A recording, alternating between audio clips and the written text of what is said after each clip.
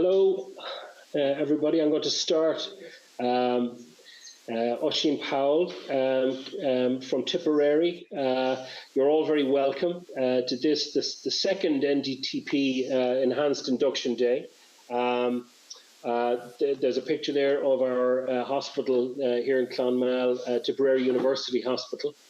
You may be wondering what the NDTP are and what they do. So I'd just like to sort of talk a little bit about that.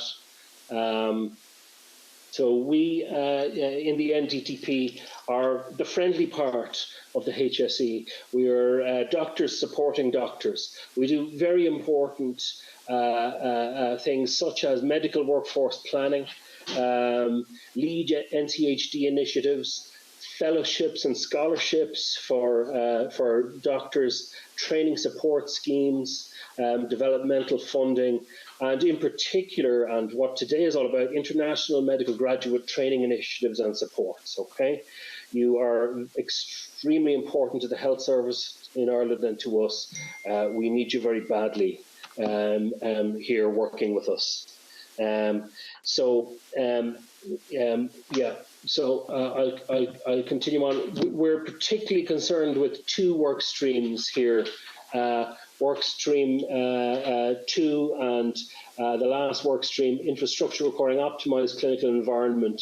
And we've been very lucky to have Professor John Cook supporting us, and he is our clinical director and indeed spiritual leader and the driving force behind these days, and without whom we wouldn't have this fantastic paid day for you. And John works and leads a consortium of people both in UCC and in the hospitals in the region, both in Kerry, Cork County, the city of Cork, Tipperary and in Waterford. And all these people are involved in this day today. It should be mentioned that I think it would be very advantageous to all of you new arrivals in the country to gain a mentor, okay? There's a program called Memento. Feel free to take photographs of this. And in conjunction with Hospital Buddy, which is an app you should all download onto your phones, we have started a mentoring program. It's important to know that mentors don't have to be your clinical supervisor. And in actual fact, some might argue it might be better that they are not your clinical supervisor, nor your educational supervisor, but it should be a sort of a reciprocal relationship between an experienced person and a less experienced person, which will be structured and provide the mentee with guidance on both professional mainly, but also personal development. And it will encourage reflection on and learning from decision making. So we will get more chat about that later. Besides the mentorship program, we're also involved in improving the work environment for you. So short-term things like putting coffee makers in the res for you, making sure that the showers work. We are involved in ensuring that all of that happens. It seems mundane, but it's a really important part of the job, okay? So that you're supported as much as possible in your arduous work, okay, which we really appreciate. Long term, we want to develop the educational supports and resources and structures. And indeed, we've made huge steps since our inception with this project, and we've gotten a huge amount of both simulation equipment and task trainers. And here in Tipperary, we've been very lucky that we've been able to set up a clinical skills workshop for all of that. So the program today, a very exciting program. The opening address is me, obviously, and session 1, which will start soon. We'll be working with others in our health service. We'll start off with a role of nursing video. There's Majid is going to talk about primary care services in a video. We're going to talk about diversity and the progression of the LGBTQ community. And then we're going to get an insight from Dr. Janush Kylanthan. Session 2 will be on communication and professional matters, and both Daniel, Rudwan and Lorraine and Anwar will be talking on that. And then we're going to have a video from the President of the Irish Medical Council, Suzanne Crowe. We'll have a little break at that stage, okay, about midday, and we'll come back quite shortly, and we'll be in session 3, planning your training in our health service. Sinead and Sean are going to talk, and then you're going to get a talk from our clinical director, 2 talks from our clinical director, Professor Cook. Mubashra is going to talk, and then at 1 o'clock, that is, and I should change that, that is Professor Leonie Heskin, the director of the Assert Centre, is going to introduce us to simulation. We're going to have lunch at that stage, and we are going to then come back after lunch at 2 o'clock for a real treat. I want you all to be paying close attention to this. This has been set up by Dr. Sean Underwood, who's an emergency medicine specialist registrar, in conjunction with the Assert Centre for some excellent sim vignettes, okay, which I want you to all pay close attention to. Professor Cook is again going to host the closing address, and our expert panel there, and Dr. Kareem Hussein, thank you Kareem, is our chair. Just a few nice pictures of Tipperary here, just to give you an idea of what we're about here in Tip, and just to remind you all that the GAA was founded here, and that the hurling cup will be coming home next year for those Cork people listening. Thank you. Okay, so that's me done. We're going straight into a nursing video, just to remind you about the mentor and mentee expressions of interest, either to me or download the Hospital Buddy app. And we're going straight into our nursing video. Thanks very much, everybody.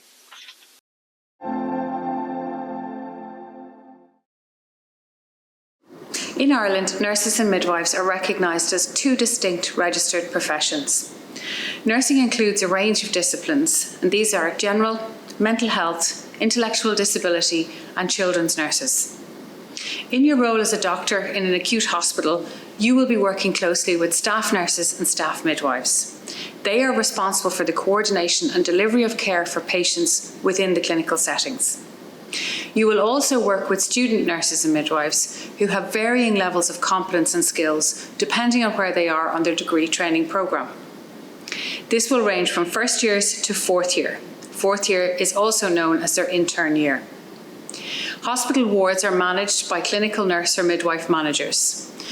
These are responsible for overseeing the safe and effective coordination of care for patients, as well as the overall management of the ward.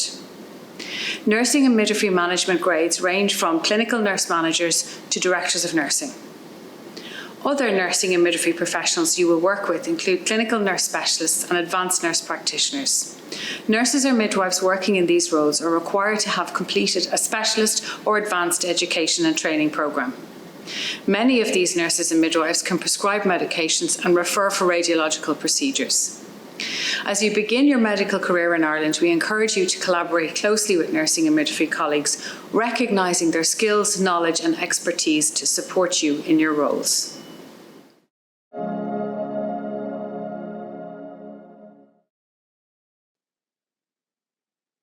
Hello and welcome everyone. In this video, we will talk about the primary care services in Ireland. My name is Dr. Majid. I'm one of the GP registrar working in one of the GP surgeries in County Donegal. Today, we will explore the essential role of primary care in the Irish healthcare system and how it serves as a cornerstone for providing accessible and comprehensive healthcare services to the population. As you know, primary care is the first point of contact for individuals in the healthcare system. Therefore, everyone should have a personal GP, and through the personal GP, one can access specialized care as well if needed.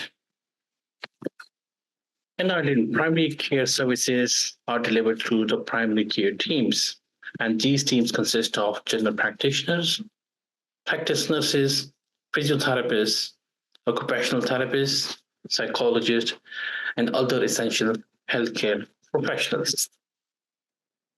And the services which are provided in the primary care are general medical care, preventive care and health promotion, chronic disease management, maternity and child health services, mental health support, rehabilitation services, palliative care, community health services.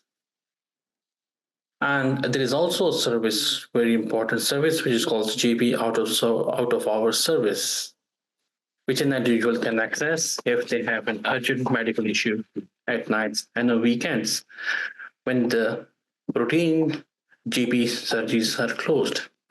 But just to remember, this service does not provide routine clinical appointments, and they only cover emergencies.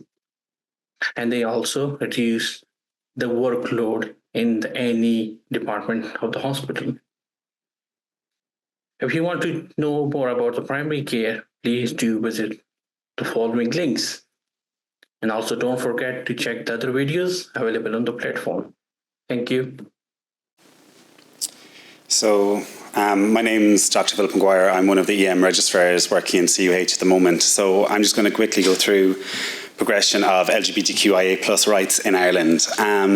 There is a little bit of a history lesson with it all, so I'm sorry if I do bore you, and I will probably try to get through it quickly. But there is a learning point in it from everything that's gone through. So just starting off really in relation to the history of LGBTQIA people, they face discrimination against their gender or sexual identity because it was different from straight and cis people. The legislative rights and freedoms that LGBTQIA plus people have nowadays in Ireland are due to the tireless activism, resistance, organising and suffering from the past generation. And although we've come a very long way with our rights and have many of the same rights as straight cis people nowadays, there's still an awful lot more to go, and still members of the community face issues in relation to homophobia, biphobia, transphobia and other bigotry in various ways.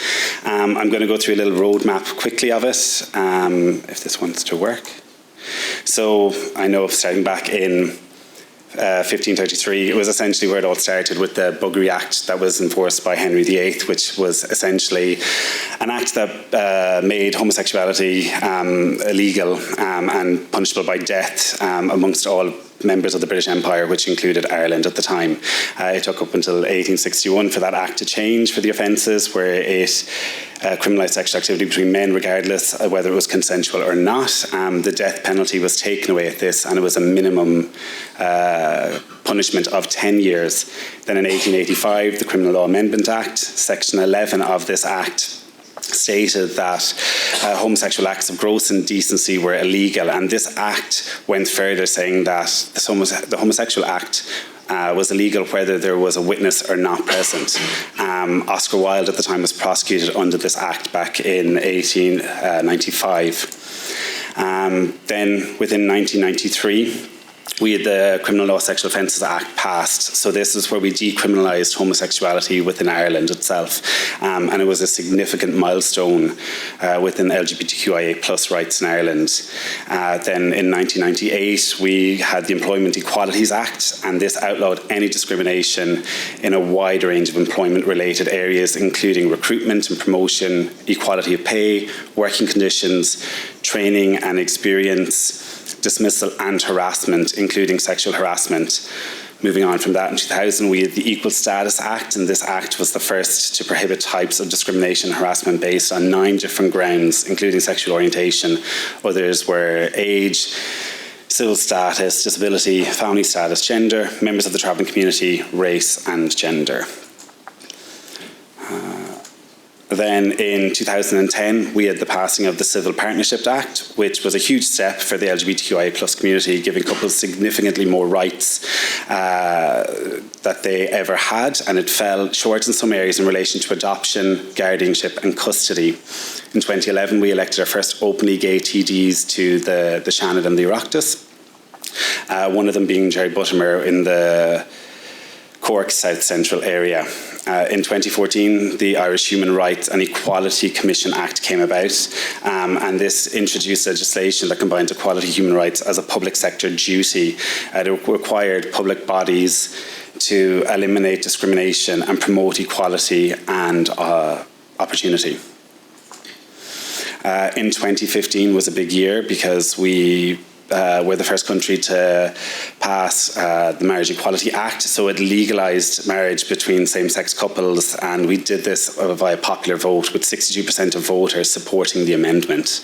The same in 2015, we had the Gender Recognition Act, and this was really pushed forward by Dr. Lydia Foy, where this act provided process for trans people over the age of 18 to achieve full legal recognition of their preferred gender and the issue of new birth certificate reflecting their preferred gender.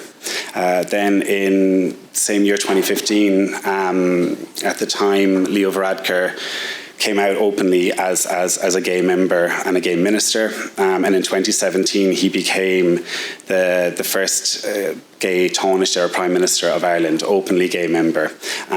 So that in itself was a big milestone as well. So I know this kind of little history lesson seems kind of futile, but I suppose the big thing here is that we went so long being discriminated against to having within 23 years going from decriminalisation to being one of the first countries to openly legalise marriage, same-sex marriage between people, to having a openly gay Prime Minister or Taoiseach within this country. I'm sure you're probably wondering, how does this all affect you? And I suppose out of the Employment Equality Act came the Dignity of Work policy. And what the Dignity of Work policy states is, for the Public Health Service, sets out how the HSE and other public health service organisations aim to create and maintain an environment where staff are treated with dignity and respect. The policy aims to protect employees from bullying, harassment and sexual harassment by the employees and non-employees. And this 40-page policy was revised in 2022, including a number of legislative codes and policies, one of which was the Employment Equality Act from 1998 to 2015.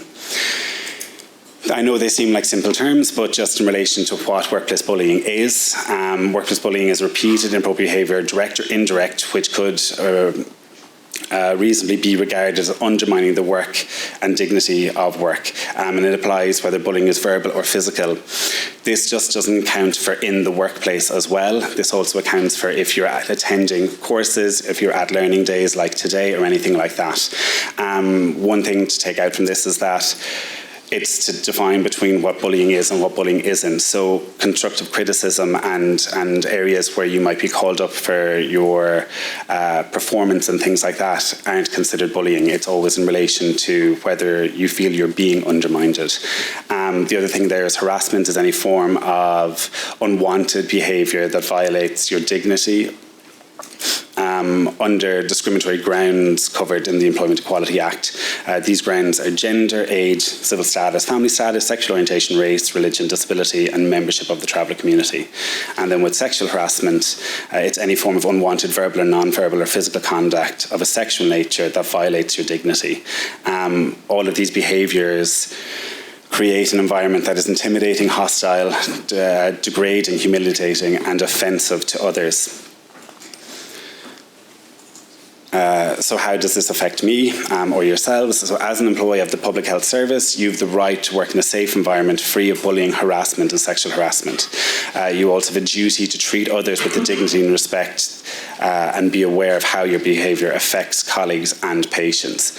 Any type of bullying, any type of harassment, sexual harassment leads to low morale, it leads to poor work outcomes and it just leads to poor mental health in itself.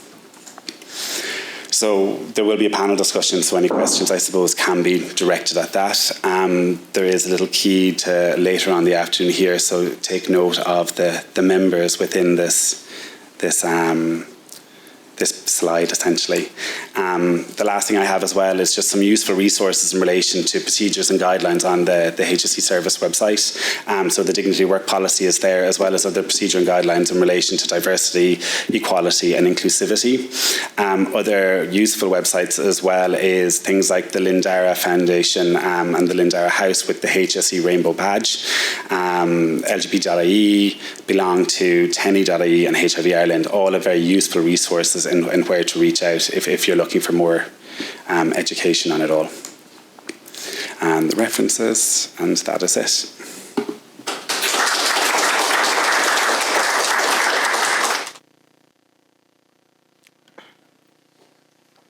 Thanks, Philip. Is a mic on? Yeah, perfect. So, Thanks so much, John, for the invitation for joining today. I think it's really important to have such an induction program for people who just joined the Irish medical system, just to explore the differences which is here rather than working in the other side in the world.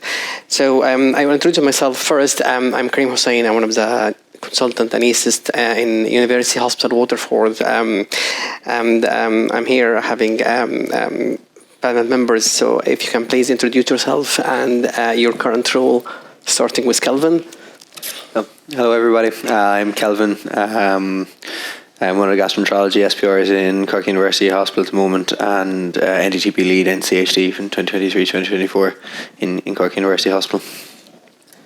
So, hello everyone, I'm Mubashra. I'm one of the CPSP HSE exchange trainees, so I have completed 2 years training in Ireland and I'm heading home back soon.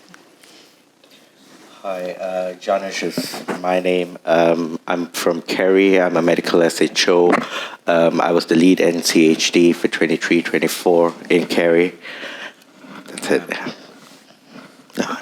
Pat Barry, I'm one of the medical consultants working in the CUH, and I've been involved with BST training, GP training, and then more recently as the NDTP lead in the CUH for about the last year and a half. Good morning, everyone. I am Anwar Rudwan, and I'm so sorry I was late. And I am currently a research registrar affiliated with UCC, and I was one of CUH NCHD leads 2023-2024. It's a pleasure to be here. As I said, I introduced myself earlier. I'm Dr. Philip McGuire, EM Registrar in CUH.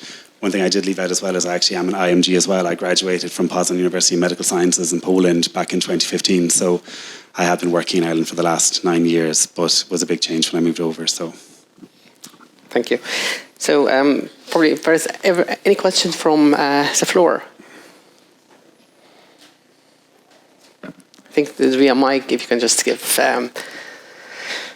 Anyone has a question? Yeah.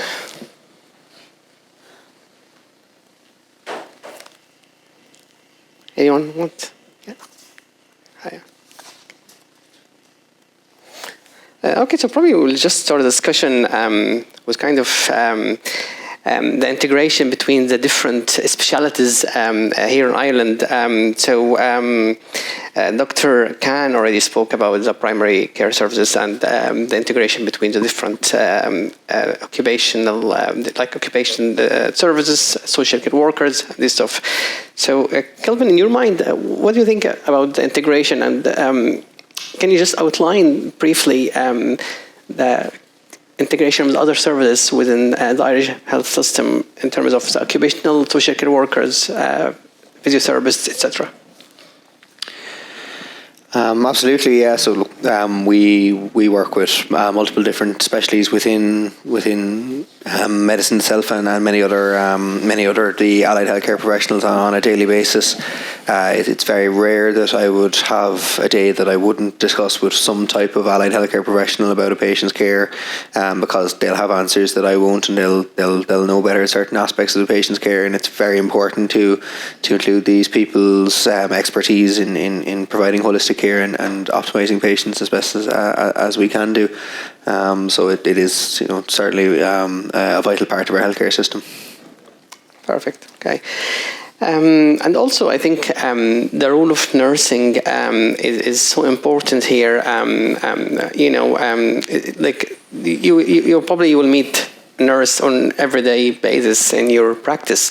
So Mubashra, what do you think, how is different interaction with the nursing staff here rather than back home, you would say?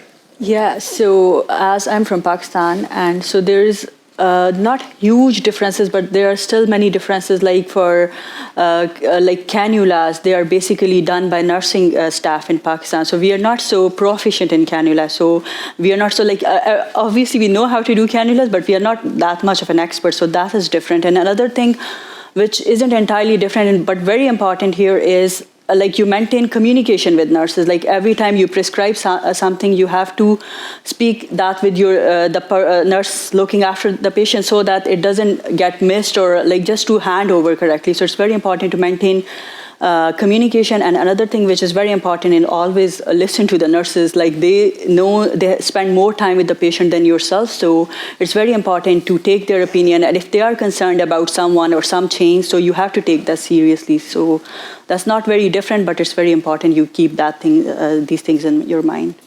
Yeah, thank you so much for that. And probably one of the other things I will ask Dr. Barry, and then I'll come back to Janush, if that's okay, about the pathway of patient from the hospital to discharge. I think it's a bit different here, the discharge process, rather than in many other countries. So if you can please, but just outline this please for us. Yeah, so I suppose I work in stroke medicine mainly, so we've acute all the way through to rehabilitation and discharge home. So I think, again, it was mentioned earlier, I think by Kelvin, just about the importance of our colleagues, our HSCP colleagues, our health and social care professional colleagues and nursing colleagues, and then people like discharge coordinators, and our public health nurses too in the community, really important to a lot of the interaction with community services might be done through the clinical nurse manager in the ward or some of the senior staff nurses, but just to be aware that we would have a role. Again, another way, we'll have a daily safety huddle on our ward, and I think ED will do something similar. We'll have multiple meetings, and you'll probably find wards you're working on will have maybe 15 minutes at a side where lots of these things are discussed, and maybe the roles of all of us will be decided who is going to ring somebody, who's going to contact the GP. So nobody here will be sending anybody home by themselves, but it's important to identify key people, so the discharge coordinators, clinical nurse manager, and again our HSCP colleagues in physiotherapy and occupational therapy are hugely useful at facilitating that onward movement to patients too. So. Yeah, that's really important, because especially the discharging patient will free up more acute beds. So you are reducing your, people on trolley, or sometimes we have to cancel elective lists because there is no enough beds. So discharging patient and freeing up patient beds is very important for the continuity of the service. So Janush, have you met any AMPs in your role before? I have actually. We have quite a few AMPs down in Kerry. One very specialized one that does endoscopy. He does OGDs and colonoscopies, and I work with him because I'm interested in gastroenterology, and they're quite specialized in what they do. ANPs are advanced nurse practitioners. They're very good at what they do. They are specialized in that specific area of interest. And in his case, he does endoscopies, OGDs and colonoscopies, and they do it with the consultant. There's always a consultant around in case they are unable to proceed on with the procedure, but they are independent practitioners as such. That's the role of the ANP. Yeah, okay. And the different roles and different specialties. For example, in the critical care, there is outreach service. The AMPs just sees a kind of nearly critical patient in the ward. They will notify the consultant anesthetist or the anesthetic registrar about this patient. They will follow up the patient, discharge it from the ward. So they have a lot of roles, which is pretty different than in many other places around the world. So, Anwar, please, would you tell us something you have learned from dealing with a nurse? Something the nurse have taught you something you didn't know before or didn't perform before? What do you think? I think there are a lot of things that you learn from, whether it was the nurses or even physio or all the team that are around you. One thing that I think it's very, very important that we're highlighting today is that you work in a team. A lot of us, when we come from different backgrounds, you come into this country, which is very inclusive with an experience of being either a registrar back home or a consultant even. And when you come in here to get into the system, you start off with probably positions that you might think that it's a little bit of a step down for yourself. I think growing in here, and I'm saying it out of my own experience, I think I was very lucky. I was almost at the end of my training when I came to Ireland, but I came here as an SHO in a small town called Tullamore. It's in the Midlands. I worked with an amazing team, Kareem. I started off as an SHO. The next year, I was a registrar, and this is my third year, actually the fourth, but the third year, I was a senior registrar here. So in order for you to grow, you have to be indulging in your hospital with everyone, including whether it was really, I'll start off from the porters to nurses to your consultant and everyone in between. What I would say is, speaking of Cork, let's say Cork University Hospitals, the colorectal service, believe it or not, is actually, the nurses run it. Our clinical CNSs and AMPs, they run it, because they've been there. You're there for a year or two and you move to the next hospital, but they've been there for years and years. They follow the system, and you learn a lot from them once you take off that gown of, oh no, I'm a surgeon back home, or I'm a consultant or a registrar. I feel like there's a huge barrier sometimes, maybe not all the times, but coming whether it was Pakistan or Sudan or any other country, between doctors and nurses. And here, it's one of the things that you'd see is that when you merge, you grow together. Yeah, mutual respect is really important, throughout the whole team, because at the end, all of us have same interest, which is get the patient well. So we are all doing our part of the job just to make sure that the patient will be safe. We are doing the best evidence-based practice to ensure safety and well-being of the patient. So Philip, probably I will just touch base about integration between the ED and the GP here in Ireland. I think it's a bit different than, for example, I'm from Egypt. It's very different than here. So would you mind just outline this interaction? Yeah, I suppose with the interactions between ED and the GP, the relationship has to be quite good in the sense that the GP is looking for access to certain specialties, certain investigations and things like that. And obviously, when it comes to acute medicine, there are certain limitations that we can do. So we have to have a good working relationship with them. It is very much a to and fro in relation to them sending in their acutely unwell patients that we can manage. But obviously, not everything is going to be ticked off on that list. So certain things we do have to have back with them. So it's important in relation to our discharge summaries and asking them to follow up on certain things that we aren't able to do immediately with those patients. Not every patient that is referred in needs to be admitted, but obviously they are acutely unwell. If we can manage them, we will discharge them back. And then those that we feel that the GP is concerned about, we will admit and discuss with our relevant colleagues. But you do have to have that good working relationship in relation to communication with the GP, yeah. Yeah, that's perfect. So probably one final thought about in the discussion about getting updated with the current litigation in the country. For example, last year there was a law signed into a bill about the open disclosure of critical incident. So every year there is a change in the healthcare laws. So you need to really get updated about that, because this reflects your work and has a direct effect on it. And there's no excuse that you are living in a country and you don't know how actually the medical service is being done and being if in case of complaints and case of litigation, how things are progressing. Hopefully nothing will come to that point, but you really need to know. So you are doing your practice in the best evidence-based, and at the same time following the law in the country. So probably we'll give the mic to Dr. Janush now, if you want to tell us one thing you wish that he knew before coming here. All right. Just a little bit about myself before I start. Originally from Malaysia. Did my schooling in Chennai, India.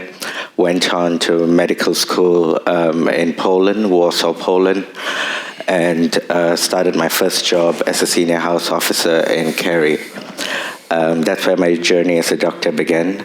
We do a 6-year degree down in Poland, and you can either apply to be an intern, or you take an exam and you start as a SHO.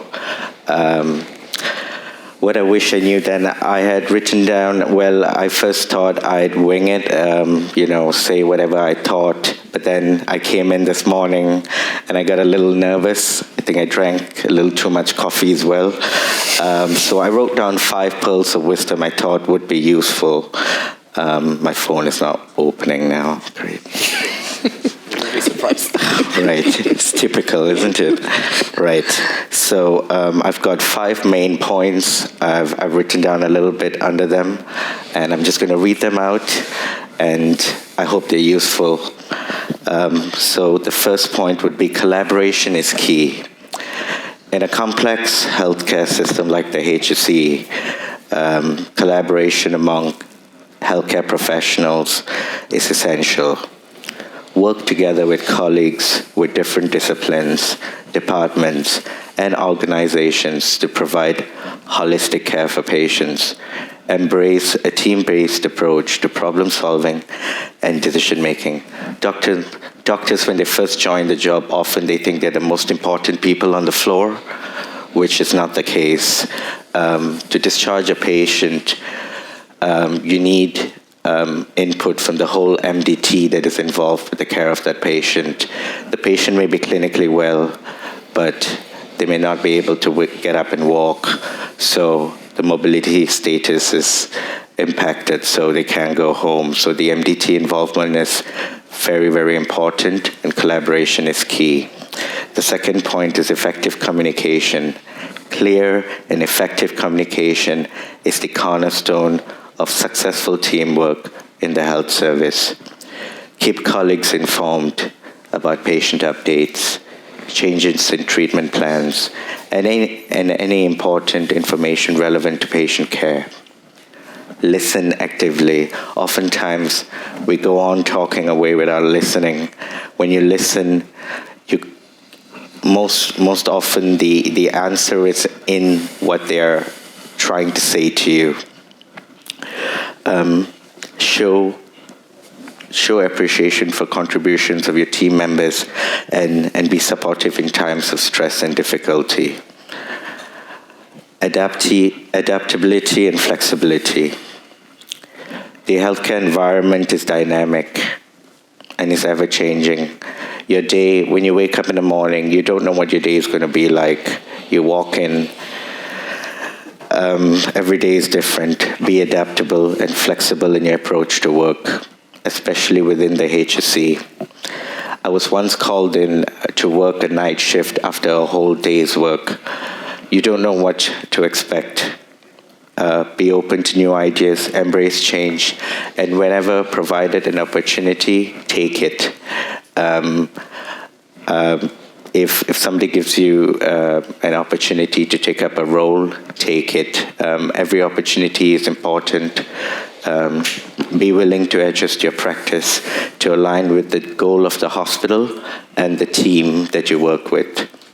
And the last point I'd like to make is self-care and wellness.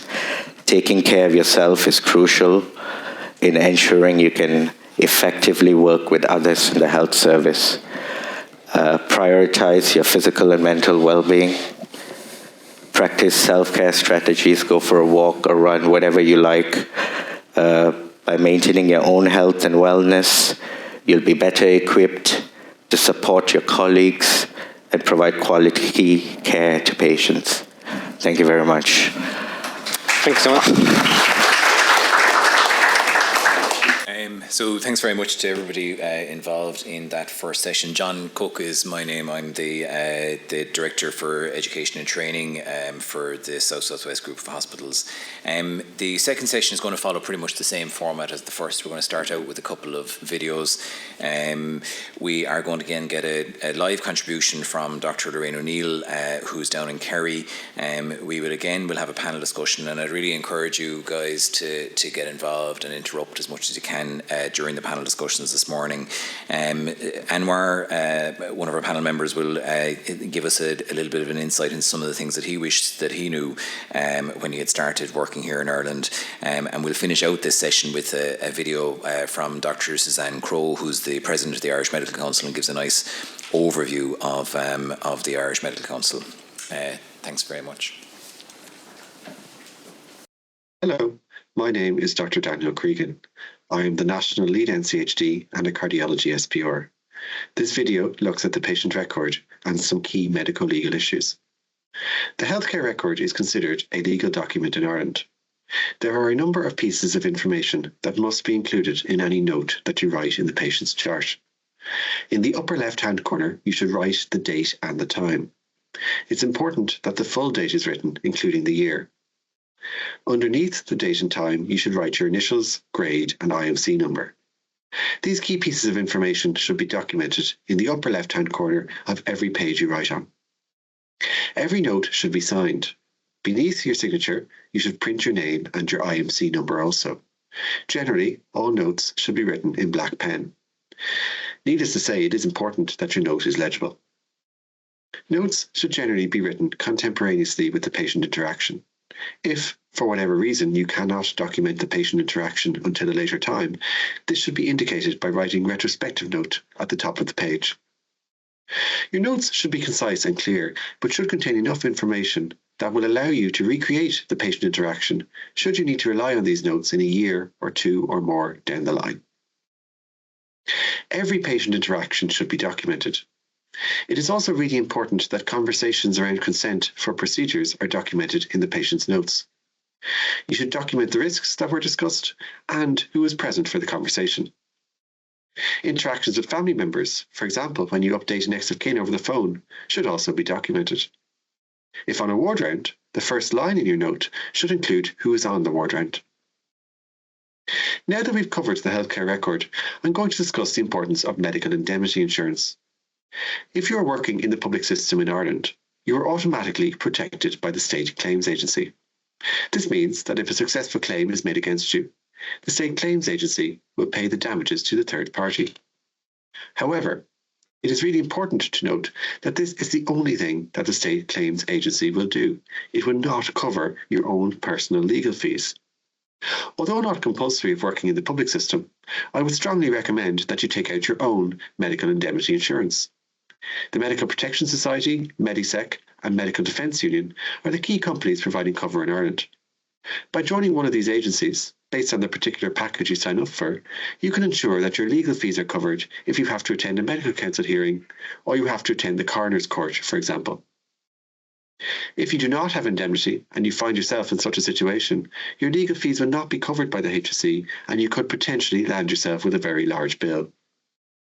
Most of the indemnifiers also offer 24-hour legal advice to their members. If you are working in private practice, you are legally required to take out full medical indemnity insurance. The Medical Council will be able to guide you regarding your legal requirements. I do hope this was a benefit to you, and I would like to take this opportunity to wish you all the best as you embark on your career in Ireland. Hello and welcome. My name is Rudwan O'Lee, and I'm a Specialist Registrar in Pharmacology and Therapeutics. In this video, I'm going to talk to you about some of the key points regarding prescribing in Ireland. First, it is crucial you know the mandatory minimum requirements for a legal Irish prescription. Handwritten prescriptions must be written in ink. For the patient details, you must include their name and address. The age or date of birth must be written for children. The date of issue must be correctly recorded, as prescriptions need to be utilised within a certain time frame depending on the drug prescribed. The prescriber details must include a legible name, signature, medical council registration number, and contact details. This is important as the dispensing pharmacist may need to contact you with a query regarding your prescription. If your institution, practice, or individual address and number are not embedded in the prescription paper as shown here, they must be written on the page. Finally, the prescribed medicine, preferably the generic name, with the dose, frequency, route, and duration or number of repeats. As of March 2024, prescriptions can allow for repeats up to a maximum of 12 months. It is worth noting that whilst traditionally only physical copies of prescriptions were accepted, recent changes to legislation have facilitated the electronic transfer of prescriptions via secure mail. When prescribing, it is encouraged to use the generic drug name in most cases. for example, the generic atorvastatin, rather than the original branded Lipitor. Generic medications contain the same active ingredient, have met the same quality and standard checks, and are usually cheaper than their branded alternatives. Since 2013, if a brand name is prescribed, the pharmacist is permitted to dispense a cheaper generic alternative, though only for a number of pre-approved interchangeable medicines. In the interest of cost-effective prescribing, it is worth noting the list of preferred drugs published and updated by the Medicines Management Programme. These are available for a number of commonly prescribed drug classes in Ireland, and uptake of these recommendations can have a profound impact on national health expenditure. For example, if the 39% of PPI users that are prescribed esomeprazole were switched to the MMP preferred drug pantoprazole, we would save the healthcare system almost €8 million per year. There are a range of medicines that display potential for misuse and harm, and their access is thus controlled by the misuse of drugs regulations. These are termed controlled drugs and are subdivided into Schedules 1 through 5 based on their potential for misuse and their therapeutic utility. When writing these prescriptions, there are additional minimum requirements. You must include the form of the medication, and the quantity of units to be dispensed must be written in both words and numbers. There are also additional limitations to these prescriptions. For example, Schedule 2 and 3 drugs cannot be repeated and must first be dispensed within 14 days of issuance of prescription. Further detailed guidelines and example prescriptions can be found on this controlled drug list from the Pharmaceutical Society of Ireland. Finally, there are a number of high-cost medicines that typically require consultant initiation. Links to the application forms and/or online prescriptions of these medicines can be found on the PCRS website under the Online Services tab. This has been a brief overview of prescribing in Ireland, and there is much more detail and support available to you. The National Medicines Information Centre produce educational bulletins and newsletters aimed at updating prescribers. The MMP produce a number of guidelines for both effective and cost-effective prescribing. This PCRS online services link will direct you to the webpage for high-tech and specialty prescription applications. As aforementioned, this is the PSI link to the controlled drugs document. The IMC, Irish Medical Council Code of Professional Conduct, specifically Section 59, relates to prescribing. Many hospitals will have their own local prescribing guidelines, and there are also both national and international guidelines produced by specialty professional societies. These may be a useful resource for you to consult when prescribing. Many thanks for your attention, and please enjoy the remaining videos in this series. Morning, everyone. My name's Lorraine O'Neill. I'm one of the consultants in UHK. I'm a rheumatologist, and I'm the clinical lead for undergraduate and postgraduate education. I'm also a Clare woman, and Oisin, you're right. Hurling is coming home tomorrow, hopefully. Hence, I had to stay in Kerry today. It wasn't safe to travel to Cork. I'm sorry, for some reason, I can't get my presenter view slides off. So today I'm going to cover iNews and ISBAR. In the interest of time, I'm not going to cover Assist, and also ISBAR is the preferred communication tool in iNews, also the preferred tool in Kerry, and I think most of the hospitals in the region.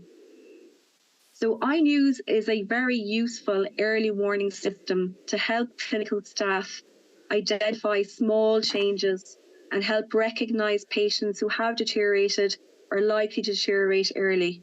And early recognition can help prevent serious adverse outcomes, unanticipated cardiac arrest, can help prevent unplanned admissions or readmissions to ICU, and often earlier intervention results in less complex intervention and shorter lengths of stay, and overall improved patient outcomes and patient safety. iNews is mandatory for all healthcare professionals. There is a programme on HSE land, and most hospitals in the region have a deteriorating patient CNS who is likely to run education sessions within your hospital, so I'd encourage you to participate in those.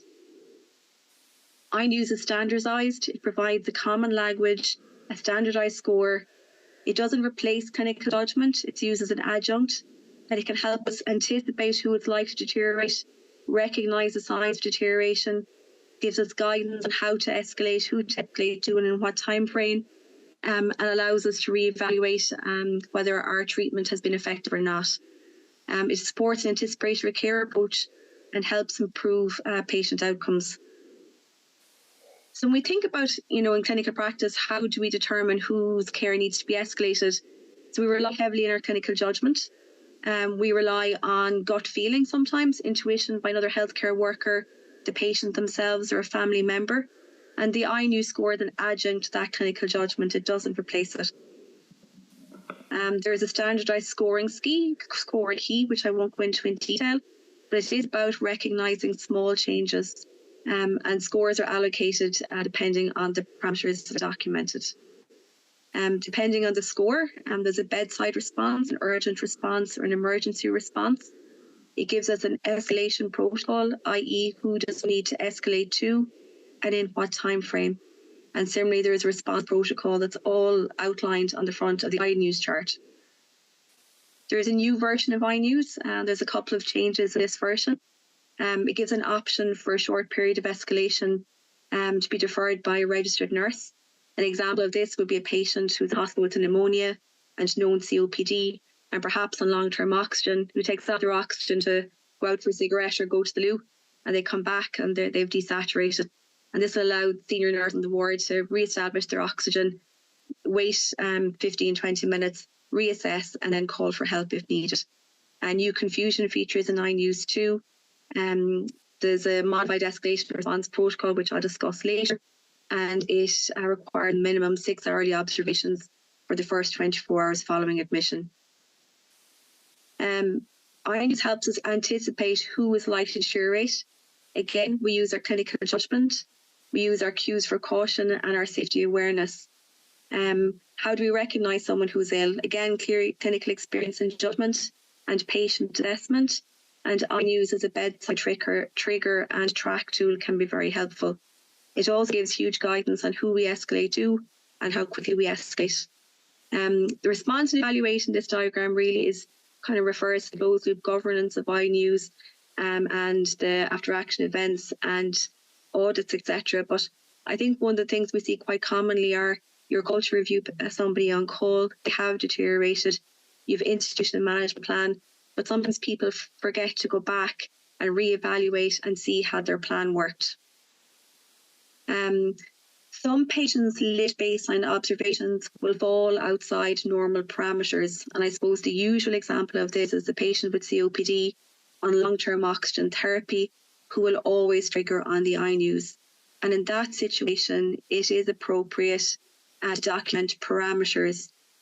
Only registrars or consultants can document parameters. It can only be done after 24 hours within hospital. If you're documenting parameters, one needs to document type parameters for the area of concern. A rationale must be documented, and this must be reviewed every 24 hours. Don't normalise the abnormal. Consider the rationale for documenting the iNews. Often I think teams feel under pressure to document parameters. If somebody has had a persistent iNews score, think why. Has our plan not worked? What do we need to do further to escalate and improve this? So I'd always consider the rationale before documenting parameters. And again, it's a registrar or consultant decision. So an example of the use of modified escalation response protocol is below. So John was admitted 24 hours ago. His baseline observation trend is consistently outside normal values because he does have COPD on long-term oxygen therapy. He's come in with an infective exacerbation. This is treated. However, his observations are never going to be normal. And the registrar and the consultant on the team review his iNews scores daily on the ward round and document parameters as appropriate. But again, this is reviewed every 24 hours and documented as needed. So in terms of communication, I suppose effective communication is key to any healthcare interaction. And 66% of adverse events in most hospitals are due to poor communication. And we communicate in many ways. We have our written communication in terms of our prescriptions and our notes, which we just discussed. Perhaps written clinical handover, our discharge letters and prescriptions, our clinic notes.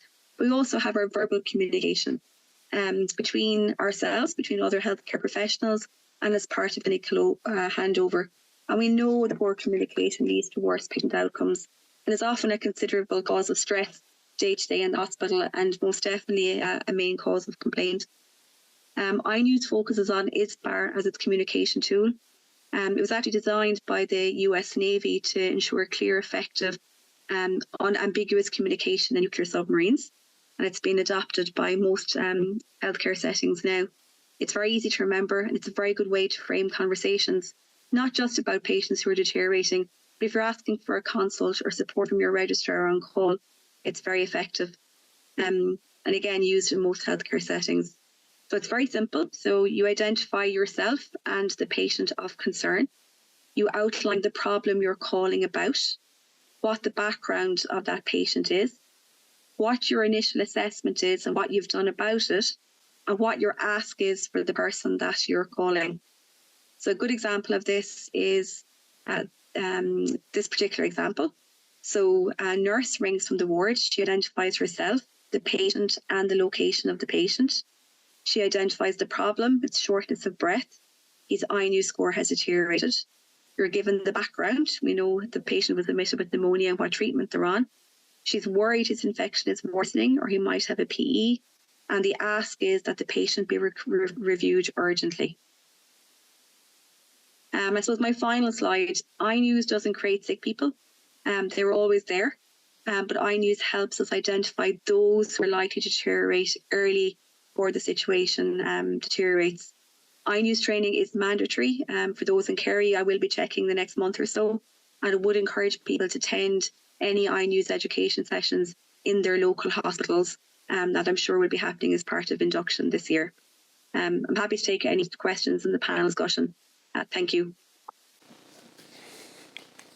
Great, thank you so much, Lorraine and Daniel, for the presentation, and Ronan as well. So probably we'll start from the floor first. Are there any questions from these sessions? Anyone has any questions? So I think Rudwan already pointed to a very important document which is dealing with many aspects of our clinical practice, which is it's a guide for professional conduct and ethics published by the Medical Council. I just wonder, like, how many of you have read this one? Anyone read it? Yeah, like I can't blame you. Like I started reading probably after a couple of years from arriving here, but I was actually surprised how important and how very well written this document and how it's really relevant to many aspects of your practice. So I really advise everyone just go download it from the Medical Council's website and have a read on it. So let's start with some questions. I will start with Philip probably because in the ED documentation is important. Like everywhere, documentation is really important. But how do you think that proper documentation can help in tackling, especially like patient complaint or kind of allegation for medical malpractice? So, as with any specialty, not just with emergency, I suppose patient documentation is key to everything. And as was said in the previous videos, that just to make it quite clear of the interaction that's happened, I suppose within the emergency department, there's an awful lot of moving pieces. You're dealing with complex patients as well that might not necessarily fall within one bracket. They could have quite complex medical needs but be presenting with a surgical issue. So it's just making sure that you're documenting every aspect of that. A lot of the patients as well may be elderly, and since things have changed slightly since the pandemic in relation to not as many family members being allowed in, those conversations between family members as well, that you're documenting them. At the end of the day, you have a duty of care to that patient, so you want to make sure that you're not doing wrong by that patient. In relation to any type of complaint that comes in, you want to make sure that your notes are quite legible. So usually within the emergency department, it can take a number of weeks to months for a complaint to really kind of surface after it goes through the complaints process. And how it ends up being is one of the consultants that was on call that day will receive the complaint, they will pull your notes and they'll want to read it. If your notes are very kind of sparse and not a lot is involved, it kind of leads for that consultant, it creates an awful lot of work for that consultant to deal with trying to kind of piece together what happened that day. But as well, since, a significant amount of time will have gone by, you're not necessarily going to remember that patient. You're seeing upwards of 20 patients a shift. You're not going to remember every single one of them. So it makes it quite difficult for you to defend yourself if there was any wrongdoing from your side of things. So it is very important as well that you manage those, that you document everything accurately, appropriately, and at the time that it happens. Even in those patients where they are complex in relation to falling between two specialties, which happens a lot in the emergency department, you want to document the conversations that are had with the different specialties. Ideally, if you can get the specialties to review and document themselves, sometimes it's not possible, as our surgical colleagues can be in theatre. Other medical teams are obviously on their rounds doing their normal day jobs. Where it's just making sure that you are taking kind of responsibility to document that for them, but making sure that it's clear, it's legible, so that way then if a complaint does come about, that it kind of creates less work and makes sure that you're kind of putting yourself in a good position to not be liable if you're not liable. Yeah, perfect. I can't agree with you more, Philip. Always remember, if it's not documented, it didn't happen. It might happen, but you don't have an evidence to prove that it happened. I think probably if you have a structured approach for your notes, for your documentation, you just have a structure in your mind, or you can develop kind of structured template, what you really need to address in each of your notes. You will rarely miss anything if you just follow this structure. Mubashra, I think medication dispensing here in Ireland is pretty different than in the Middle East and Far East and many other parts of the world. I think it's a bit restricted by prescription, and some medication we need even a specialist prescription, which is a bit different than in many other parts of the world. For example, in Egypt, you just I'm on Nexium for many ages, so I'll just go to a pharmacist, I get Nexium, I get whatever I want, even without prescription. Although this is kind of getting regulated now, but this might be kind of mind of many people who came to Ireland and then face a bit different in terms of medication dispensing. So what do you think about self-prescription, if you want to prescribe for yourself here or for your family? Wow, interesting. As a surgeon, I rarely ever prescribe, but since you asked me,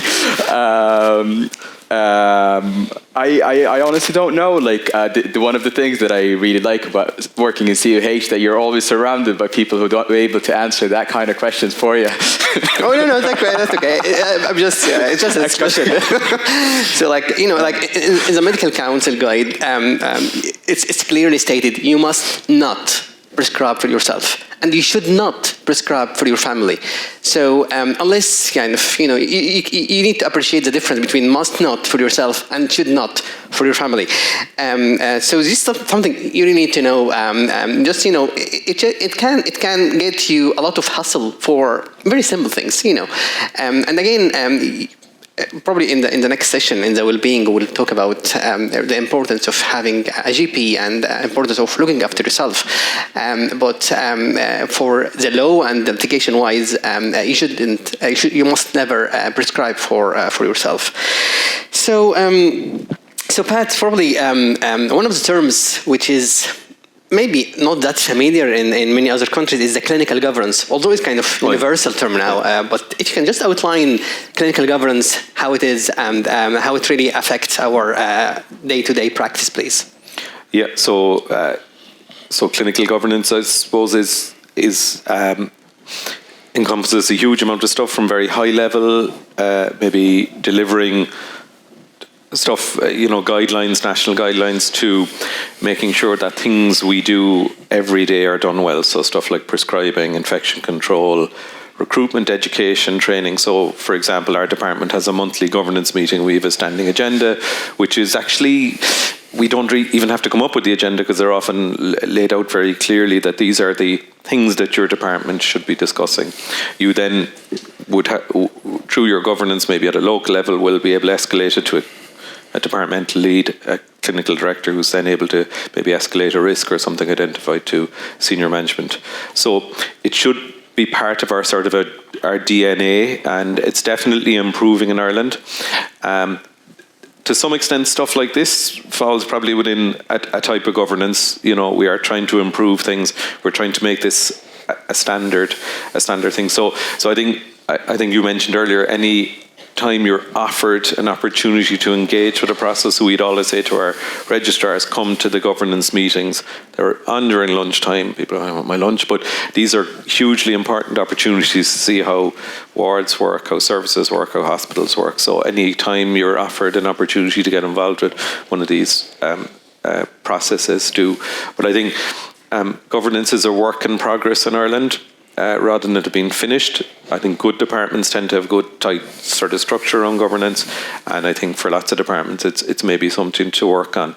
Can I make one other point about prescribing before we forget? Yeah. So lots of wards will have pharmacists, and all hospitals have pharmacists, so I think they're hugely useful resource for ye, especially coming from maybe different systems.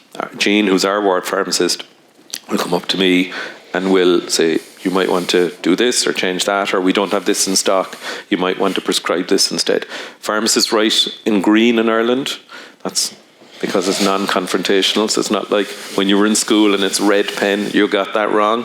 It's meant to be a suggestion. It's usually a firm suggestion that, you know, the dose is wrong, you need to change it. Your handwriting is illegible. You know, they tend to, it's very polite and it's very nice, but hugely useful resource as well for all of us. And when I'm not too sure, I need my reading glasses for everything now. I'm 50, so trying to read the BNF now is impossible, or, you know, sometimes hard to find stuff on the phone. Jean will always have the information for us, usually immediately, or she'll go, I'll look that up and I'll be back to you. So again, just about prescribing, if in doubt, find a pharmacist in the hospital. They're a really, really useful resource. Yeah, absolutely. Like even in the ICU, sometimes they will point out for interaction between some medication you never actually think about. So they are really good in medication, and you know, this stuff, because sometimes, you know, you are covering many things and it's easily slip your mind. So always listen to them, always ask them. They will give you the proper advice for dosage, for interaction, etc. So probably we'll come for some kind of, we are talking about communication basically, and if you can, Janush, please just outline the proper way to communicate like a sick patient to your consultant after you have already seen the patient, you got the data, you need to know, how to kind of get the feeling that this patient is critical in your tone of voice, in your communication skills to your supervisor, to your SPR, to your consultant. How do you think we can do that? The way to go about that would be to have a structure in mind before you present the patient to that specific consultant or registrar. Know your patient, have a structure in mind, know everything about the patient, make sure you've seen the patient. Oftentimes, new doctors go through the file, see what's been documented. The plan is refer to gastroenterology for a consult. The bloods are there. The examination by that specific doctor is there. Everything is read. The phone is picked up, and you speak to that consultant or registrar who you're referring to, but you haven't seen that patient yourself, and you may not provide the exact information and severity of the scenario if you have not seen the patient yourself. So always see the patient, examine yourself, and obviously have all the required information of the patient. And as Dr. O'Neill mentioned earlier, use the ISBAR format, and so you have everything in the right order, and it will go through well, essentially, and the person on the receiving end would get the right information and would know to come and see the patient urgently or not. based on what information you have provided. Yeah, it's all about storytelling, how you can make a good story which actually point to the main idea of your story and any background. So the person on the other side can make a decision which is appropriate to the story and appropriate to the clinical situation. So Mubashra, just a question. Do you have MPS or any clinical indemnity cover? No. What do you think about that? So I don't know. I have a friend here with me. She kept talking to me a lot of times about this, that we should get this. But we both have worked here in Ireland for 2 years, and I don't have any indemnity cover. But you definitely should get it. And I think it's really important. Yeah. I always thought if you are working in HSE, you are covered by indemnity. But I just saw the video last night that was shared by Prof. Cook, and then I was like, oh no, you might have to pay a huge bill, so you get yourself. Again, like myself, I got indemnified after 4 years in Ireland because basically I didn't appreciate how important it is. Till I attended the professionalism course in the College of Anaesthetists, and then actually you start to, oh really? Actually, I need that cover. There's many aspects of practice which can draw some potential litigation. Even to go for a coroner attestation, or it's very stressful. You need someone backing you. Go through all the stuff. So I would really recommend you consider something that's not necessarily MPS. There's many companies, I think 3 or 4 currently in the Irish system. You can just go with the cheapest, I would say. But you need something to consider. As a trainee too, it's not as expensive. Like obviously, just €50 or €40 a month, which is not that much. Yeah, please, yeah.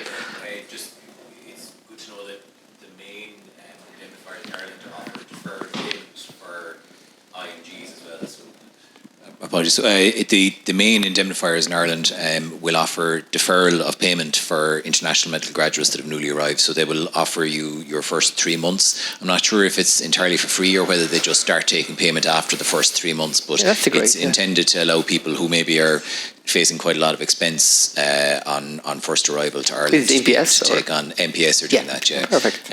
The other just short piece to contribute is, Janush talked very well about speaking to your consultant. I mean, one of the big things to say about Ireland is that there is an expectation that things will escalate.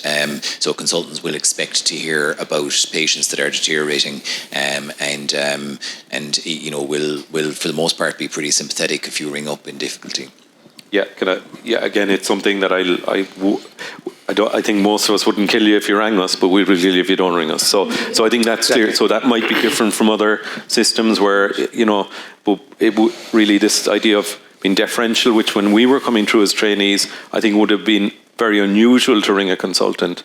It's now would be very unusual not to ring a consultant. So I think it's really important that if in doubt, you ring us. Because as I said, you won't get in trouble for ringing somebody. You might get a slightly grumpy somebody at 4 a.m, but you certainly, they'd be a lot grumpier at 8 a.m. if they found out you didn't ring somebody. So it's really important, I think, if in doubt, just make contact, yeah.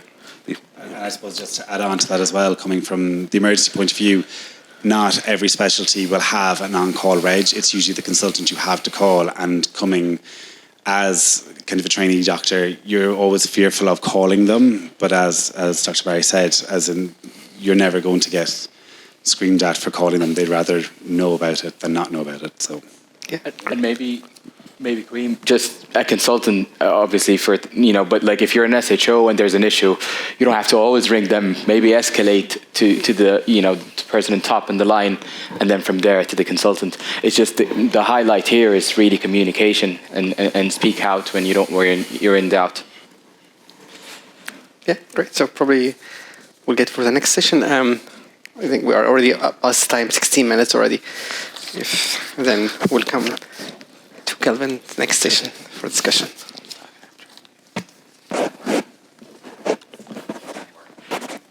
Yeah. Is that set? Oh.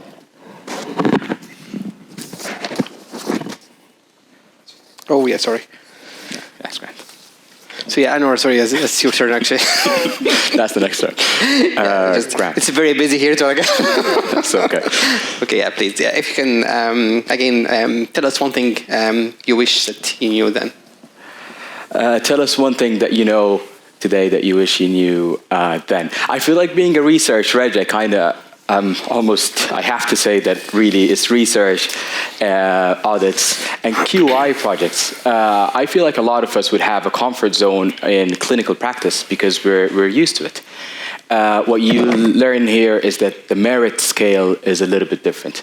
You need to be involved in it. You need to get out of your comfort zone. And I'm saying it, being there is not the most fun thing to do, but once you get used to it, you'll be able to get way more out of it. So get engaged in research, audits, and QI projects as early as you can. I worked with an amazing group with Michelle, Dr. Barry, and Kelvin, and Aiden as in NCHDs, and we actually did our first symposium of research, audits, and QI in CUH. I don't have a huge background, let me tell you that. But it was one thing, I was like, this is not our comfort zone, let's work together. And I was more than excited to work on it and together for it to reach to the light. And it did. Maybe one thing, Kareem, I was told before that I wish for everyone to know now. It's funny because this is actually the first induction in 4 years that I'm actually part of. You can tell by not knowing the self-prescription. And this is why I'm saying that you guys are very lucky. I think this enhanced induction is very important. The things that you need, and every one of us as an IMG, it's a little bit different from what a generic induction would be for everyone. As important as that is, I think this highlights things that we really need to know. Now, two things. One would be, I remember I came out of a laparoscopic appendicectomy 2021 in Tullamore. I was very happy. It went well as a surgeon. This is, that's the highlight of my day. And I remember I was working with the head of training at that time of general surgery in Ireland, and himself and a mentor, which is one thing I have to say at the end, they were like, your skills can be up here. Which I'd say most of you working in your hospital before coming here, the patient load, it will be pushed up. But if your communication is here, you'll always be looked at where your communication level is. So communicate. And that communication, whether it was with your fellow colleagues, as Janush said, or Dr. Barry, or with the patients and the community you're in. A hospital is a community, you're not alone in it. So if you come in, do not isolate. Merge with your community. That can be a cup of tea with the pharmacist, which then helps you with everything, and you don't need to worry about it for the rest of the year, or anything else, but really communicate, that's the key. A lot of us coming from different backgrounds, as Homo sapiens, we tend to cluster. That would be my second point, do not cluster. Merge. Because when you find your comfort zone, whether it was with your local community, or I feel like the space of growth is limited. While when you expose yourself to all different zones, to all different Homo sapiens, you grow, and you grow much faster, and you grow stronger. Because, as I said before, I think all of this, we're not alone in this. You are an IMG in a huge, very inclusive community. So do not cluster, communicate and grow. That would be it. If I would just put it in 2 points, always communicate, always indulge your community and grow through them. And then, of course, as a research reg, start early, research, audits, and QI projects. And that's it. Perfect. Thank you so much. Probably just before going to the next video, I will ask Kelvin quickly. We talk about communication a bit here. So in professionalism, communication is one of the domains or one of the pillars in professionalism. So how do you think the integration between being a professional with communication, especially for some people who get new in Ireland, we have accent. Sometimes you don't really understand, especially if people speak quickly. They are Cork, sometimes. So how do you think we can tackle this for IMGs when they come here? I'm from Cork myself, so I'm probably guilty of being difficult to understand at times. I think, look, everybody understands that communication is vital. Everybody understands that if you're having an interaction with a fellow healthcare professional in a particular scenario, that communication is presumably important to the patient care. If you aren't understanding what they're saying, or you feel they mightn't be understanding what you're saying, just actually it's okay to just say, sorry, I'm not sure we're quite getting things across here. We're not communicating effectively. Just take it down, break it into as few words as possible to ensure the message gets across. And I would say that actually would be my kind of headline for communicating about deteriorating patients as well. ISBAR is a very useful tool, but I think one of the sections, the second section of ISBAR is kind of what's the acute issue here. And I would say that if you've got a problem that you see, I would break it down to as few words as possible and try and communicate it as concisely what your concern is, what you need to get across, in as few words, as few sentences as possible, what's your issue, and get that message across. And from there you can discuss further, but whatever your key issue you want to get across is, make sure that's gotten across. Yeah, that's perfect. They always stop if you can't follow up whatever is being told, whatever order, always ask again, close the loop, so make sure that you got the right information so you can do the right action which is expected from you. If you just knocked your head, yes, and then you really didn't listen, whatever has been told, this is just potential for, like jeopardizing the patient safety. Good communication is a key for patient safety in the healthcare settings. Okay, so probably we'll go for the next video now, from Dr. Susan Crowe, the President of the Medical Council. Hello, everybody, and thanks for joining this video in which we will talk about regulation of medical doctors in Ireland. My name is Dr. Suzanne Crowe, and I am President of the Irish Medical Council. I'd like to take a moment and warmly welcome you to working in Ireland, and to thank you for all the work that you're going to do with patients in this country over the coming years. Medical regulation in Ireland is carried out by the Irish Medical Council, and our main remit is to protect the public in their interactions with doctors. Some of this includes the management of complaints by patients, but our role is actually much broader than that and includes registration of you as a doctor to the register, education and training, maintenance of professional competence throughout your life cycle as a doctor in Ireland, and we also provide guidance for you to practice as a doctor, both ethically and professionally. And all of these together provide a significant amount of support in protecting the public. We are very fortunate that you have joined us to work in Ireland. And as you can see from this graph, we have welcomed many other doctors onto the register in Ireland, with more than a 60% increase in doctors over the last 10 years. This is wonderful, and we need every single one of you. The way we practice in Ireland and the way medicine is regulated is done through a series of different legal instruments. And you can see these on the screen: the Medical Practitioners Act, the Regulated Professions Act, and we also operate under the Code of Practice for the governance of state bodies, because we are a statutory body. And these laws are what dictate what we as a regulatory body can do and how we can guide you towards working well in our country. One of the things that we do is we produce a guide to professional conduct and ethics. And this is a really useful guide, and I encourage you to download it from our website and have a look at it and read the various sections, which are meant to be considered really as a whole guide rather than as individual sections. But you will find that some sections are particularly relevant to the area of practice that you are going to work in. All of this guidance is informed by law, by professional standards, by medical ethics, by national and international best practice and clinical guidance. And you will also draw a lot of this information from your own postgraduate training body, the medical school you went to, and many other influences on our profession.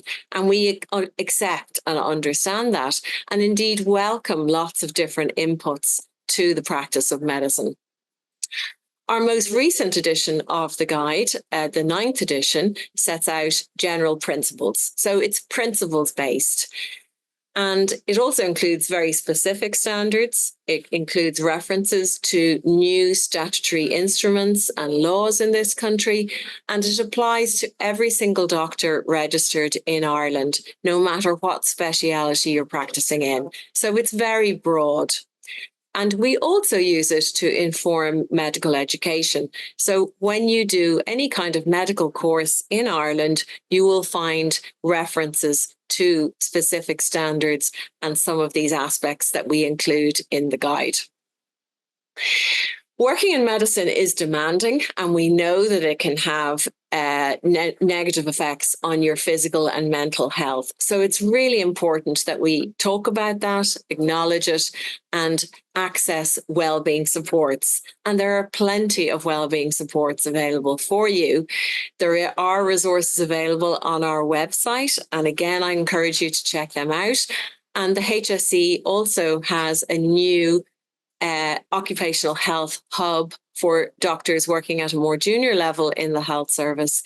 And every single hospital will also have an occupational health department. So if you feel that you need some help with your health, I would encourage you to reach out to those resources.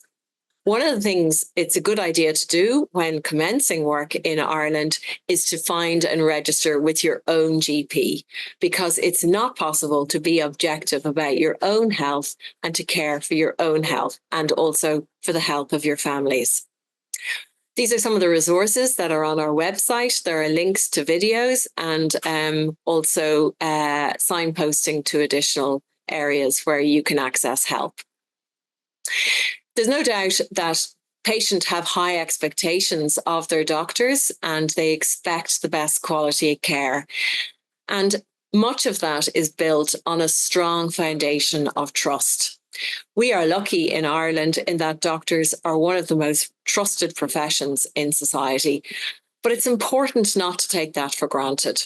And if you think about what I said about the guide to professional conduct and ethics, in that guide, there are really strong tips and guidance to help you maintain the trust between you and your patients.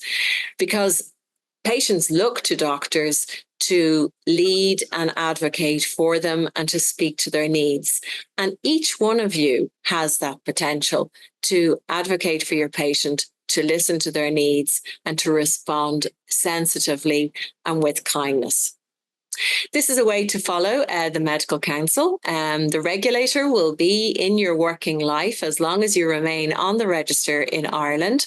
If you receive any correspondence from us, please do get in touch and engage and respond to any correspondence that you receive, because it's important that you have a good relationship with your regulator. There are lots of other videos on the HSE website for you as new arrivals into Ireland to practice medicine, and I would encourage you to have a look at those videos because they're all developed very much to help you. And I wish you the very best of luck in your career in Ireland. Thank you. It's one of the things you're going to learn about Ireland. We're all very conditioned to clap, so even though Professor Crode has no idea that she's just contributed there, we've all given her a nice clap, so that's good. Look, we are finished the first two sessions, and we're going to have a very short comfort break. There'll be bottles of water outside, but it's really just to give people an opportunity to stretch their legs a little bit. So we'll ask you to come back in again really quite quickly. I want to thank everybody who contributed this morning, but particularly the members of our panel and the chair who kept wonderfully to time, and I think really brought up a lot of very interesting items for discussion. The only other thing that I want to ask is we'll all go out now and hopefully the bottles of water will be outside. What I am going to ask is that if possible, we might all just get one quick group photo outside. The lighting is a bit better outside, and these photos we will use on things like social media, and it's mostly because actually we want to try and get funding to run these meetings on a much more regular basis, and being able to show kind of good engagement and even that there was people here is really, really helpful. So if, with your permission, we'll take a group photo from everybody outside. So we'll go straight out now, we'll get the group photo, bottle of water, and we'll all be back in here. We might ask that the other sites might also try and get a group photo if possible during this brief break, and they can be sent on to me. Thank you.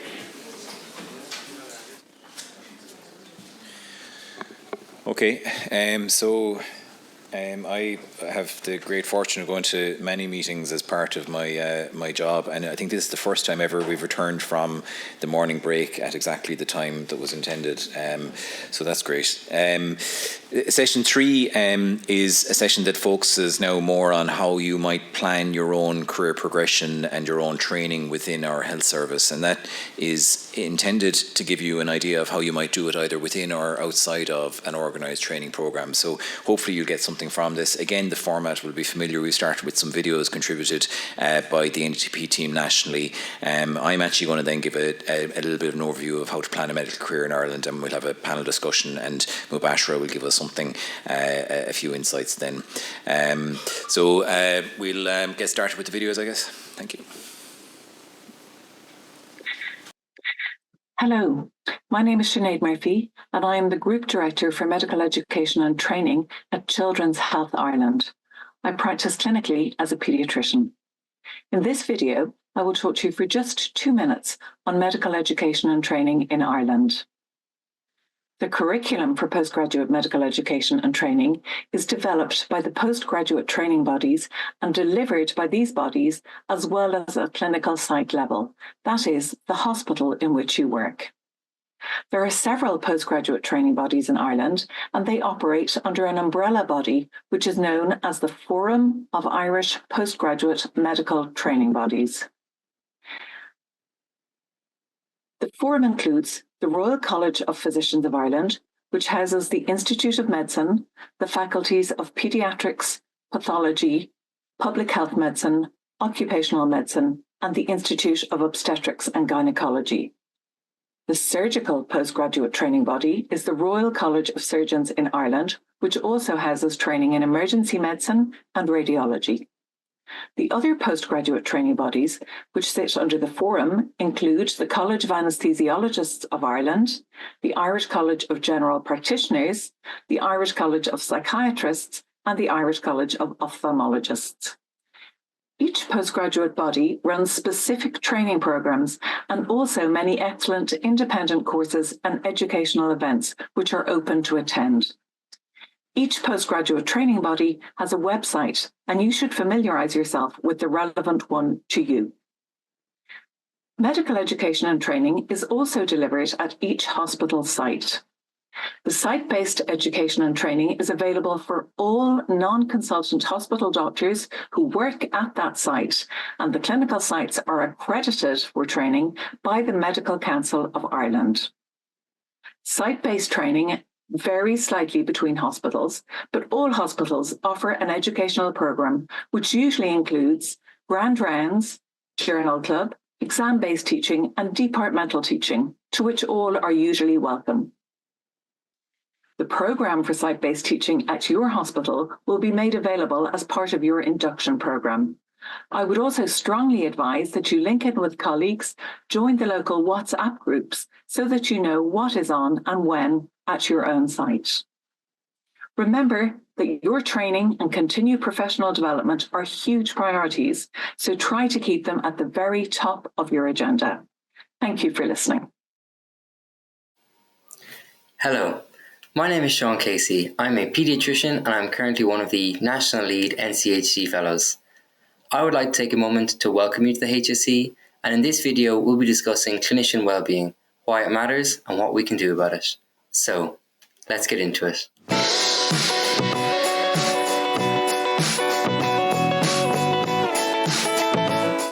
So why does clinician wellbeing matter? Well, there's been a long-standing recognition that doctors are at increased risk of adverse mental and physical health. And in 2017, the Royal College of Physicians of Ireland, or RCPI, published a landmark study. This report, which I've linked here, identified important deficits in the mental and physical health of doctors in Ireland. This is important because it affects not just the lived experience of the clinician who's suffering through these difficulties, but it also affects their colleagues, their organisation, and ultimately our patients. A recent systematic review, which I've linked here, noted a twofold increase in adverse incidents, poor patient outcomes, and patient satisfaction in clinicians who are affected by burnout. So clinician well-being isn't just a nice to have, it's an essential requirement for doctors at every stage of their training. Having identified the importance of workplace well-being for doctors, I'd like to spend a few minutes discussing interventions that we can use to optimise our health and well-being. Well-being interventions can be classified based on their scope. You have organisational or macro level changes, and you have individual level changes, and both have been shown to work. In fact, they tend to work best when implemented together. Organisational level changes include things such as optimising rostering, ring-fencing time for rest and recuperation, promoting workplace civility, debriefing after adverse incidents, and sharing of tasks across the MDT. Organisational level changes arguably have the biggest impact on staff well-being, but they tend to take a long time to implement, and they tend to involve a lot of stakeholder engagement. A good recent example of an organisational level change affecting doctors in the HSE is the 2024 NCHD Task Force report. This is a multi-year roadmap to improving the experience for NCHDs in Ireland across how we live, how we work, and how we train. And I've included a code to link you to that report here. The implementation of this report is now ongoing, and I'd like to invite you to get involved through your local NCHD committee if you'd like to be part of that change. In terms of individual level changes, well, these tend to be quicker and easier to implement, but they can often be dismissed as low-hanging fruit. However, they have been shown to be effective, particularly when used in conjunction with organisational level changes. Sometimes it can be useful to have a framework for making individual level changes, and examples such as the Healthy Mind Platter can be used, and I've posted that here. This model, which was proposed by Drs. David Rock and Janush Siegel, outlines 7 pillars of health. And I invite you to pause this video for a moment and review the contents. Consider which pillars you're good at and which pillars could use improvement, because let's face it, none of us are perfect at this stuff. And if you are planning on making some individual level changes, consider embedding that in the goal-setting sessions at the outset of a rotation, with a plan for regular review sessions throughout the rotation to monitor your progress. I'd like to take a moment to highlight some of the resources available to doctors to optimise their well-being. There are many resources available to you at local and national level, far too many to list here. To help simplify things, I've included a QR code to the RCPI guide to looking after your well-being. This document summarises tools, tips and tricks, as well as resources available to doctors for looking after their well-being. It's open access, so feel free to share it with all of your colleagues. A second guide I'd like to share with you is the National Guide to Working as a Doctor in Ireland. This is your one-stop shop for getting started working as a doctor in the HSE, and it's also open access, so feel free to share it. Because the work that we do as doctors is important, but it can also be extremely difficult, and the need for looking after doctors' well-being has arguably never been greater. So thank you for listening, and look after yourselves out there.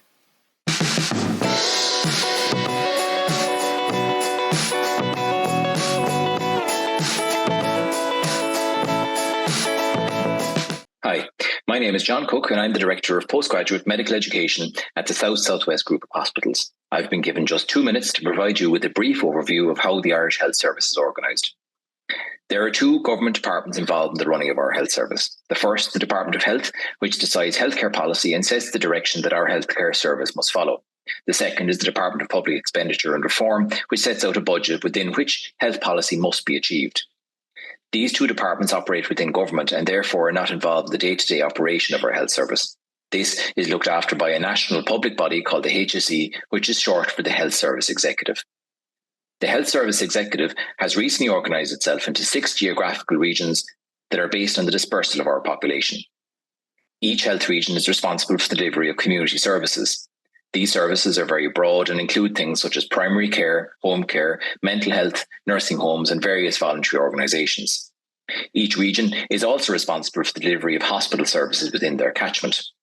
Hospitals in Ireland vary from high-tech institutions that host almost every medical specialty, right across to a collection of small community hospitals that provide more general care. The challenge that has been set by current health policy is to bring conventional hospital specialties closer to the patient within the community. The overlap of hospital specialties and community services is now referred to as integrated care. It's worth noting that there are over 100,000 people working for the HSE in Ireland. The vast majority of the care provided to patients by the HSE is free of charge. It is important, however, to point out that there is a private sector in Ireland that provides a similar array of services, albeit at a smaller scale. There are a collection of private hospitals, nursing homes and home care providers that mirror many of the services provided to the public by the HSE. You might imagine that this sector is entirely separate to the public sector, but the reality is that many of the patients accessing public services in Ireland also have private health insurance, which makes them eligible to access certain tests and treatments within the private sector. Some patients and families would also choose to pay privately for services within nursing homes and for care within the home. This has been a very brief overview of the Irish Health Service, but hopefully will give you a nice idea of how things work here in Ireland. Thank you for your time.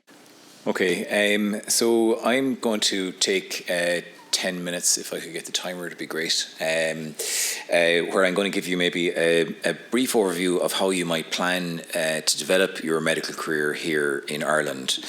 I'm going to begin maybe just by giving you a quick sense of the NDTP and who we are. Oisin covered that slightly earlier on. I'm going to talk about the e-portfolio, which is absolutely central to your career progression here in Ireland. I'm going to talk about routes to specialist registration, and that ultimately being, of course, routes to a consultant post here in Ireland. Briefly going to talk about professional competency in the CPDSS scheme, mentioning financial supports for training, and I'm going to briefly mention the Memento programme. So quite a bit to cover in the 10 minutes.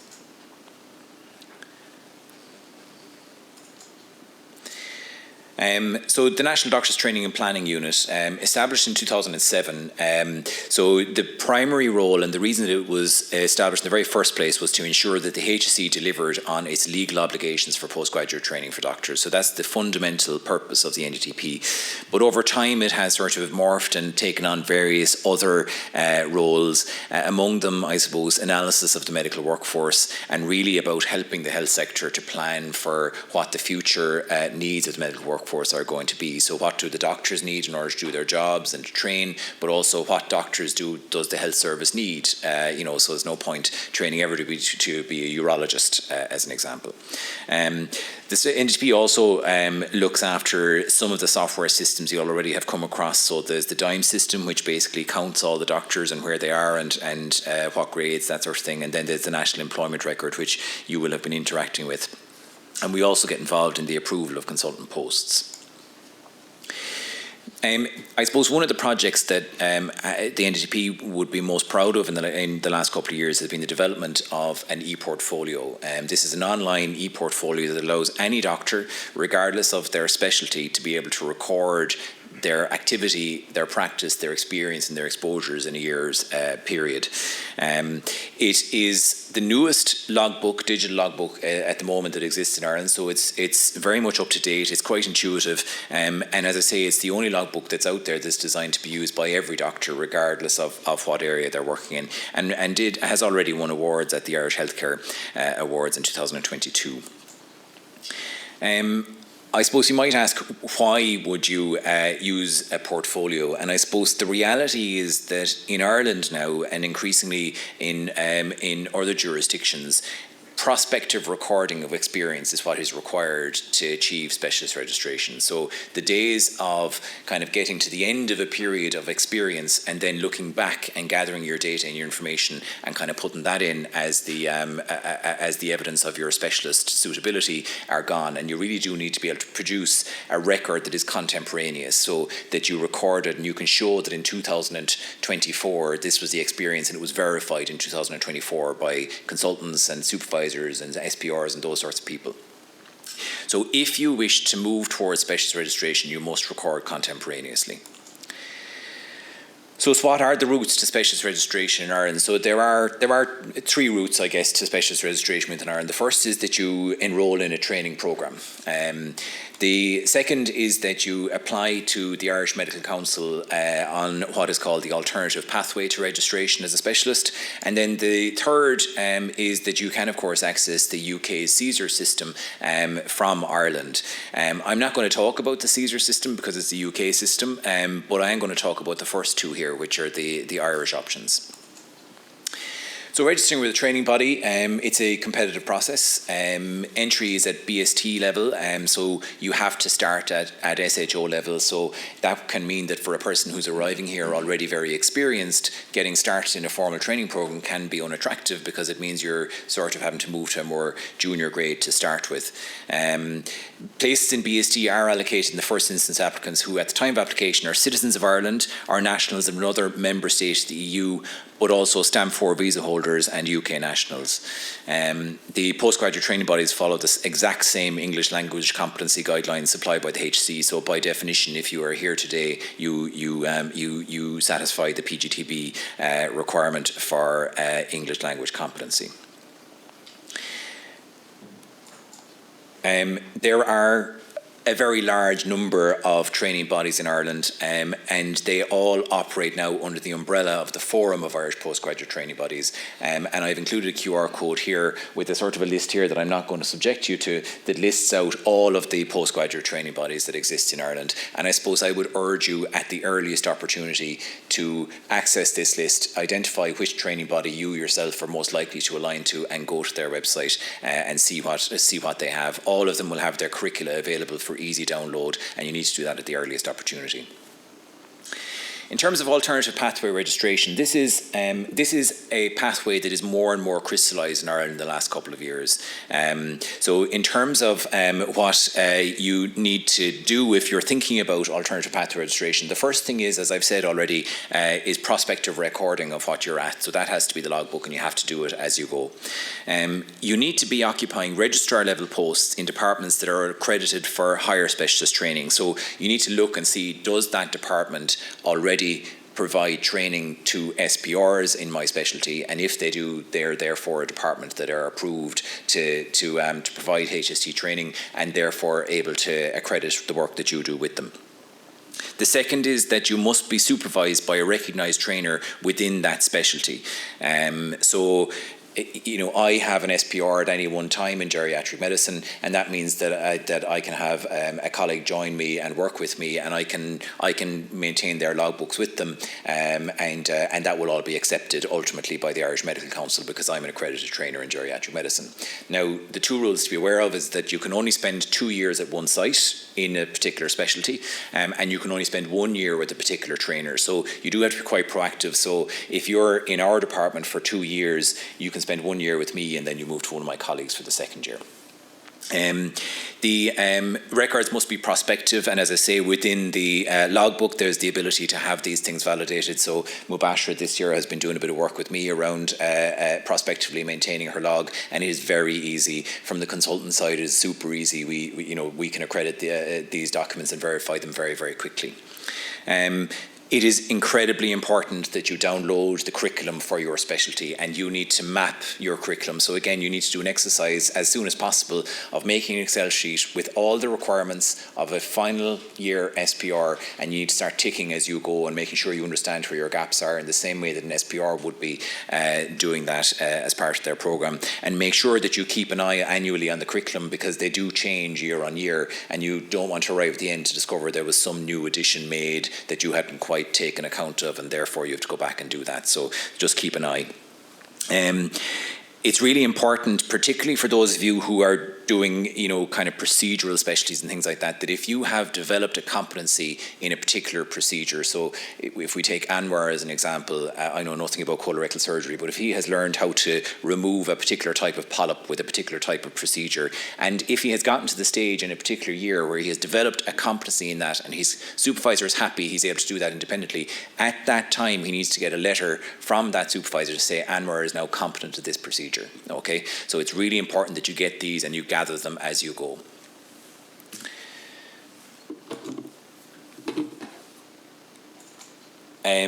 when you get to the end of your period, so again, when do you get to the end? You get to the end when you've done the same amount of experience as an SPR in that specialty would have done, so you just basically are mimicking an SPR program. You apply to the Irish Medical Council, who will send you a pack that you will fill out. It's probably worthwhile contacting the Irish Medical Council earlier rather than later, so don't wait until the end to discover the pack's contents. I would suggest that you will contact them fairly early if you're planning on making an application for specialist registration.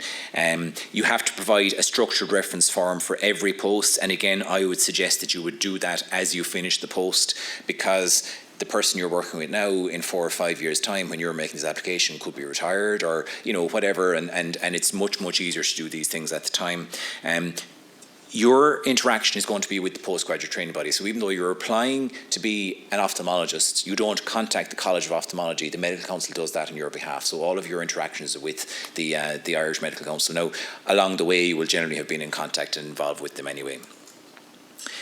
Credit for overseas training, this is very much case-by-case basis, and where people usually fall down is their ability to provide contemporaneous evidence of what they did. So if you're going to be in 5 years' time asking for credit for a year's experience that you did last year, if you haven't got contemporaneous evidence of what that involved, then you just simply won't get credit for the year.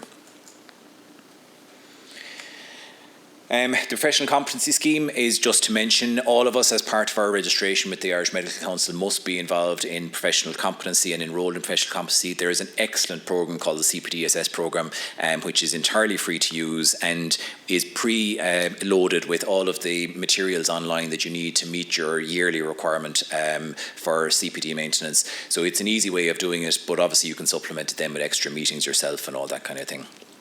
Funding supports, I'm not going to go into because I've exceeded my time. There is a QR code here. It brings you to the same logbook, the handbook that Sean spoke about in his, and there's a reasonably substantial fund called the Training Support Scheme that will, for SHOs or registrars, allow you to have about €1,750 towards courses that are eligible for the fund. And then there are additional funds which are all summarised in the handbook. Briefly to mention the Memento programme, this is a mentorship programme that will be rolled out this year in every single one of the hospitals of the South-Southwest Hospital Group. We are specifically targeting doctors who are not on training programmes. All of the mentors are consultants. You'll be hearing about it in September, and I really, really urge you to consider coming on board. A lot of work has been done to try and develop the programme and hopefully make it as easy as possible. So that's it. Thank you very much.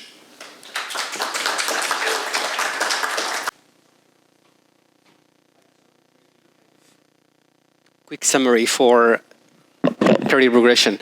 So probably I think one of the points you just went very quickly is the CPDSS and the difference between the TSS and the CPDSS.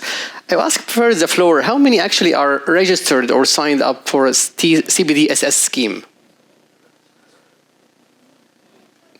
Okay. Well, it's not the same basically. So John actually will just outline how it's different between the continuous professional development or the scheme which is mandated by the IMC to have, and the CPDSS, which is just a bit different than that. Please, John. So your professional competency enrolment is a professional requirement of the Medical Council. Everybody has to take responsibility for their professional competence, and there are criteria that you must meet each year in order to satisfy your postgraduate training body, and ultimately then for them to provide a certificate to the Medical Council to say yes, this person behaved professionally and adhered to professional competence structures. The CPDSS is a resource that's available to you in order to be able to meet your PCS requirements. So as part of your professional competency scheme, there are credits that you must build up across the space of the year for participation in things like multidisciplinary team meetings in the hospital and all that sort of thing, but then also external credits for education and that kind of thing. So the CPDSS essentially gives you a suite of sessions that are bespoke to your particular college that you can access for free and will all be fully accredited, so that you can then download your certificate at the end of the year and prove that you've done the professional learning that you needed to do. Perfect. I will give you a practical example of the CPDSS. For example, I'm an anaesthetist, so I enrolled with the College of Anaesthetists for CPDSS scheme, and during my parallel training I have to finish simulation courses. So simulation course costs about 300-400 euro, or 6 points of your CPDSS. So you have 20 hours or 20 points of CPDSS, so you can spend this in 3 courses per year without have to pay any money. And again, the enrollment in the scheme is just free. You just need to contact your body. You are registered already with a continuous professional development just to register you as a CPDSS. I think the requirement that you are a registrar holding 2008 registrar, kind of working in public hospitals. It's all very normal requirement, which everyone will meet this requirement. So it's really important that you register for it and use it, because it's a valuable resource. Probably Anwar, from your CV, like I can see, like you are very active. You have been around many good positions. So if you can give an idea how someone just recently joined Ireland to plan their career and to have goals to be consultant in a certain time frame. How do you think we should do that? That's a very, very good question. Thanks, Kareem. Can I just ask the floor, how many are surgeons here? Good. It's also now the colleges as well, but did anyone hear about the ESR route? The equivalent standard route? No, good.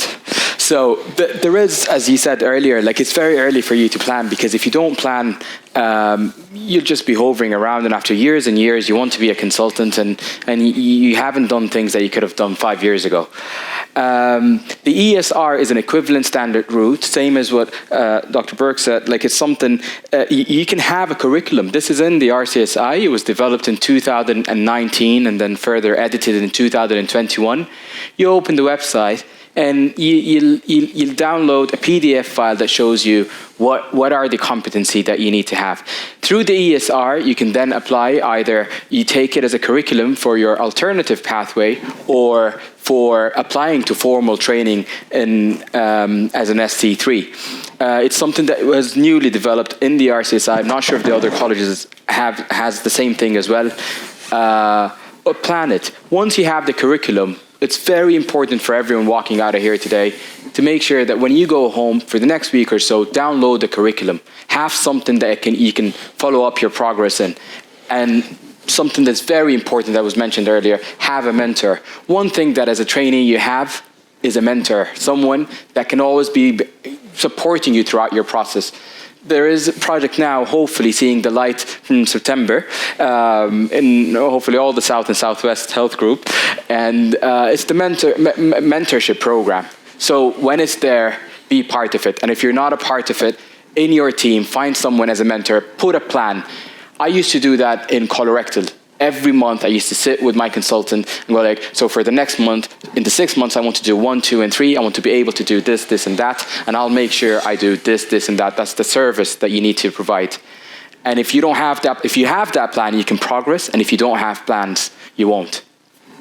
Perfect. Thank you, Anwar, very much.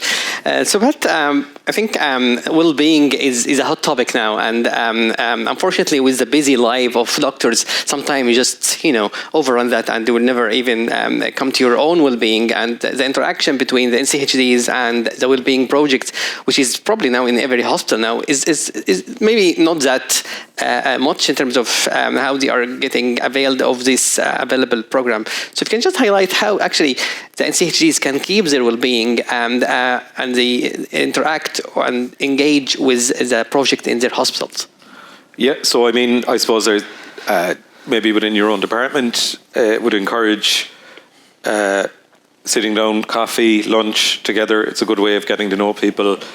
There may be specific communities. Again, I think there would be a large, let's say in the CUH, large Muslim community. They pray. There will be maybe Sudanese community groups. So communities may naturally link together. Within the CUH, for example, we have a wellness coordinator who arranges seminars for different staff. We've tried to develop social programs in the past as well, and they're a bit variable. But I think, again, I think most departments will run some sort of meet and greet, maybe at the beginning of the year or in January, and again, sort of big holidays in Ireland will be usually Christmas celebrations and stuff like the summer.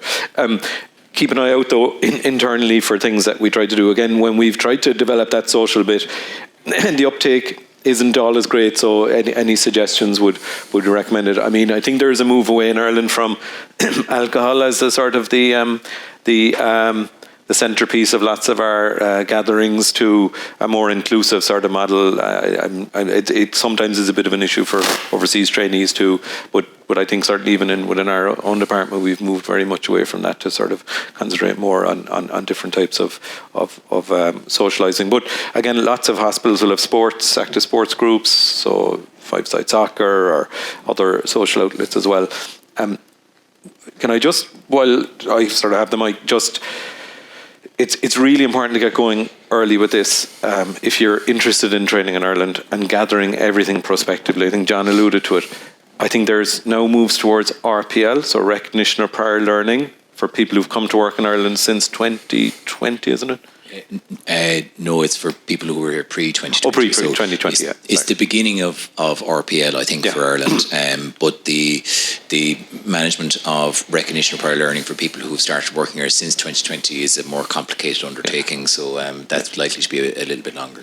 And then the other thing is, whereas it's laid out reasonably clearly how to do your HST training. So let's say you come and you've finished your SHO equivalency in medicine or psychiatry or paediatrics, and you can move prospectively to do parallel training and register. For the BST trainees, I mean, I think it's important if you're coming here as a medical SHO, similarly to think about the jobs you're doing, you know, ideally being, you know, in a rotational sort of scheme. So again, we have training doctors and non-training posts in the CUH, and myself and Dr. Kayat, who would oversee the BST, we try to make sure that everybody rotates through posts every 3 months, getting the same sort of exposure to the core specialties that a BST trainee, let's say in medicine, would have to do, so cardiology, gastroenterology, geriatric medicine, in their year or two, so that, again, it's important that, you know, these trainees get the exact same access to, you know, the BST training. So they, you know, nowadays, if you're a SHO in medicine, even if you're not part of the RCPI BST scheme, you should be going to all the same teaching that the BST trainees, and that teaching is open to everybody. So it's really important that there's not a sort of a two-tier system. Certainly, like, it is no national policy that all this training is open to everybody. Some people happen to be in a formal training team and other people are parallel training. So that'd be fair to say, John? Yeah, I mean, I think any training opportunities that exist within the hospital are open to every NCHD equally regarding their training status. Clearly, there are some training opportunities provided specifically by the colleges within the colleges that are a bit more confined, although the colleges themselves are starting to become a lot more generous with their access to their training resources now than they would have been maybe 5 years ago. So you can get access to most things except for a small number of courses where they specifically have kind of small group work and that kind of thing. Yeah, 100%. Like probably numbers have been doubled in some of the colleges over the last 3-4 years, which is actually great. So always like have a plan for yourself, set the goals. If you are overqualified, overtrained, probably the parallel route will be more convenient and easier for you. But if you are still beginning, so compete with a training post, because probably this will suit you more. So again, just like there's no one size fit all. Like everyone has their own circumstances, and they can tailor their training goals just depending on that. I just wanted to say one thing about the Caesar pathway. You mentioned that it's specialty specific. For example, in anesthetics, the college pharmacists won't consider anyone from the UK who have the Caesar rather than if they have the CCST. So just make sure, you know, if you are planning this route, just to read up well about your specialty. So Janush, please, I think that burnout now is, again, another hot topic, and it's very common. So what you can tell us about the effect of burnout and how, like, NCHDs or every medical practitioner can prevent that? I'm a very bad example. We all are. Hello. Is it working? Yeah, it is, yeah. I myself am a very bad example of someone who tends to overwork. You tend to get too involved in your day-to-day activities without taking a break for yourself, essentially. Plan your annual leaves in advance to prevent burnout. Like in my case, I don't plan my leaves, and when the time comes to actually take leave, you're unable to take your leave, and you end up working continuously without looking after yourself. Look after yourself, essentially. Eat well, drink well, do things that you like, take time off, leave work on time. If you're unable to, pass on the job to the person on call. Essentially, look after yourself. Yeah, it's something you can learn, basically. Yeah. You know, like some people are workaholics. You know, in some countries, for example, like I remember working 3 years in a row without a single day annual leave, working 110 hours a week without being tired. But I think now I'm just getting back. Oh, that's crazy. You know, you are completely burning out yourself without being even noting that. I'll give you a very simple example from our life as anesthetist. So I have a smartwatch. I was anesthetizing one patient. She was kind of suspected difficult intubation, something. So a bit stressed. So I'm just checking my pulse. It's 130. I'm sitting beside the patient doing my pre-oxygenation, completely quiet, but from inside, I'm just burning. And immediately after successful intubation, 75 the pulse is now. So you see how actually you are getting stressed and burned out without being even noticed. So you really need to care about yourself. You really need to take actions to prevent that. And always think about yourself, because if you looked after yourself well, you will look after the patient well as well. Okay, so Mubashra, probably if you can outline a little bit about the CPSP scheme. I think there's numerous people now from Pakistan are undergoing this scheme. So if you can just outline how this scheme and how the NCHD is doing that scheme, get the best of knowledge, the best of career progression while here in Ireland. Okay, so a little bit about my background. So I graduated in 2019, and then I started training in internal medicine from 2020. So I did 2 years training in internal medicine back home, and then I started so I came to Ireland for 2 years.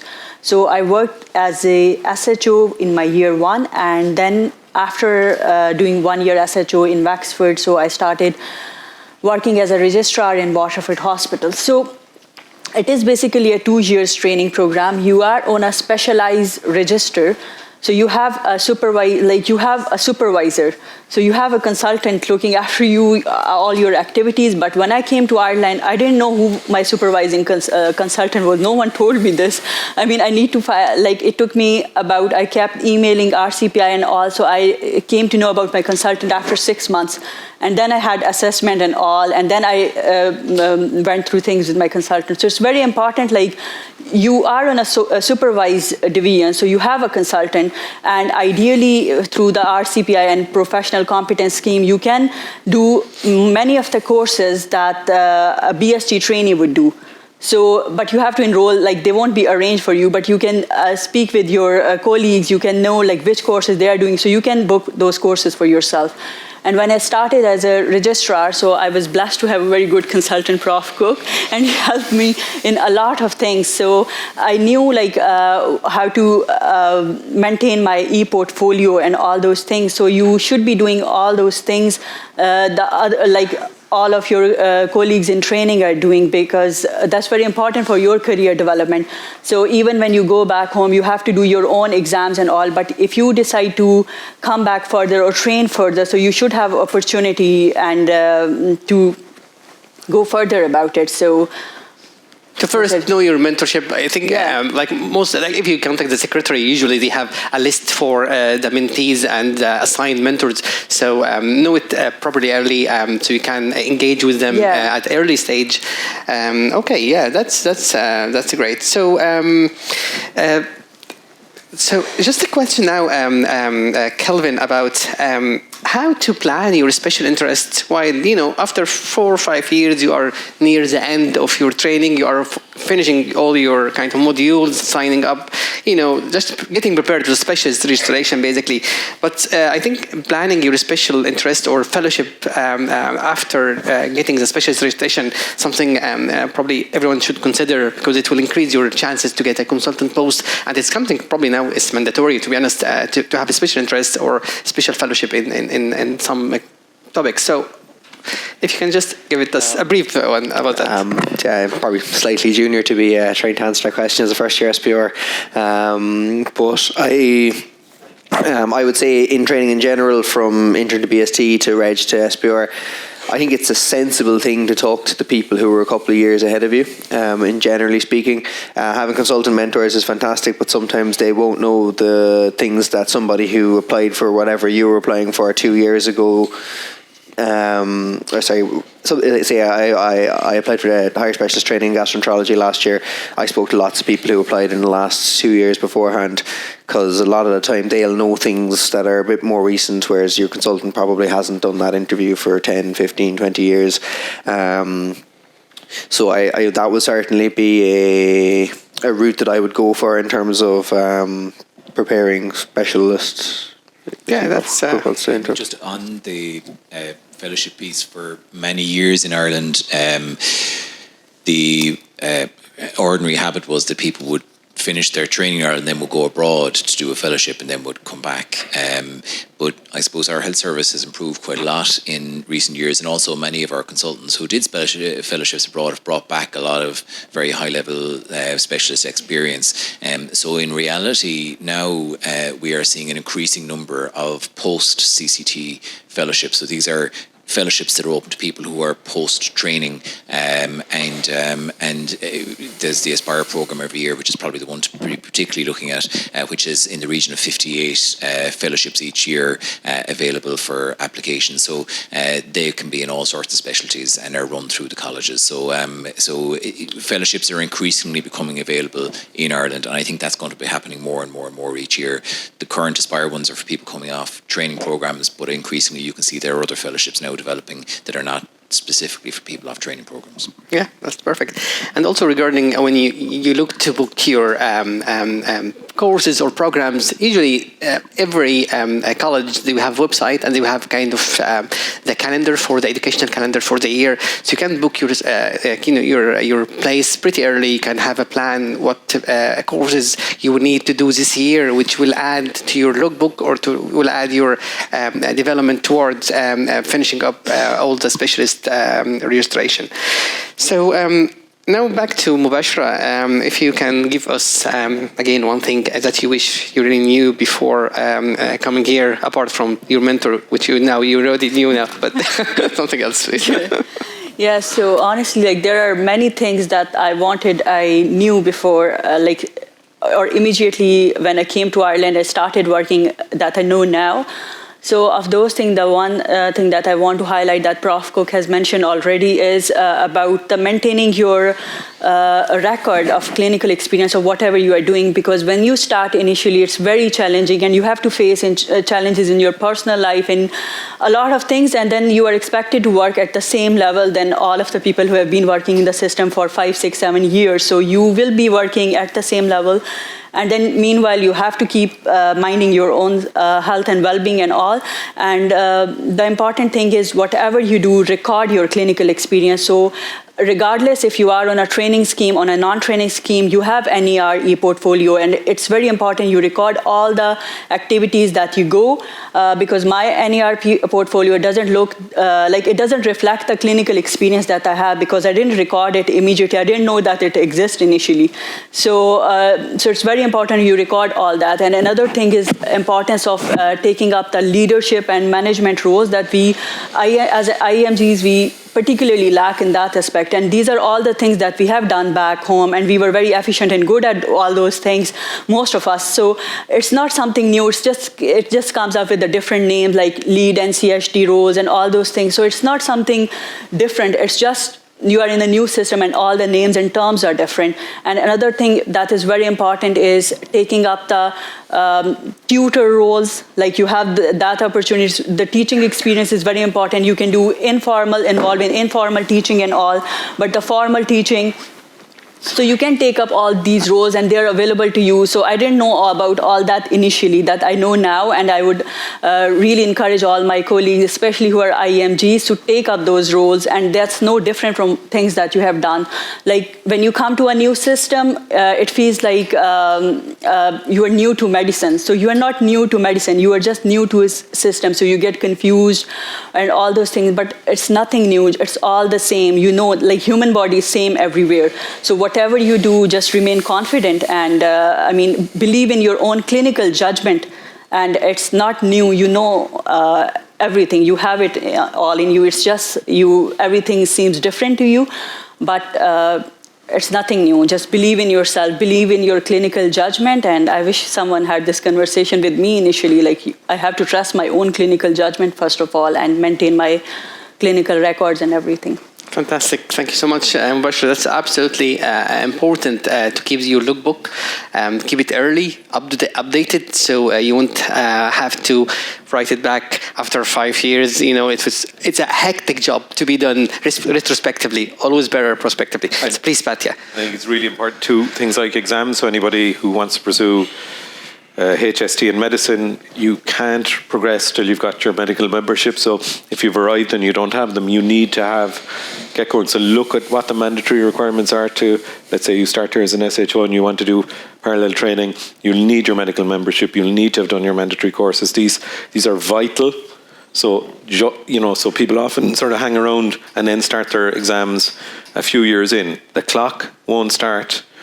John can correct me if I'm wrong here now, but the clock won't start till you meet the requirements to get on a HST. So in Ireland, that will be that you have your membership exams. So you got to get those out of the way really quickly. They're a pain, but you got to get them out of the way. Yeah, absolutely. As John said already, it's pretty good to email the medical council, get your application pack early, have a look on it, so you will have a plan. Okay, what I'm doing in this hospital, what I'm getting from this hospital. Also have a plan in your mind, what documentation you need before leaving the hospital, because there's a bit of confusion. Okay, I just finished my 6 months here. What I'm gonna get to prove that? So you will get the structure reference form from every hospital. You will get a form outlining if you did an audit, if you did a teaching. So this all can be outlined in the structure reference, but also can be like a separate letter, whatever they will give you. So have a plan, set your targets, and good luck for all. So I think now the Leonie.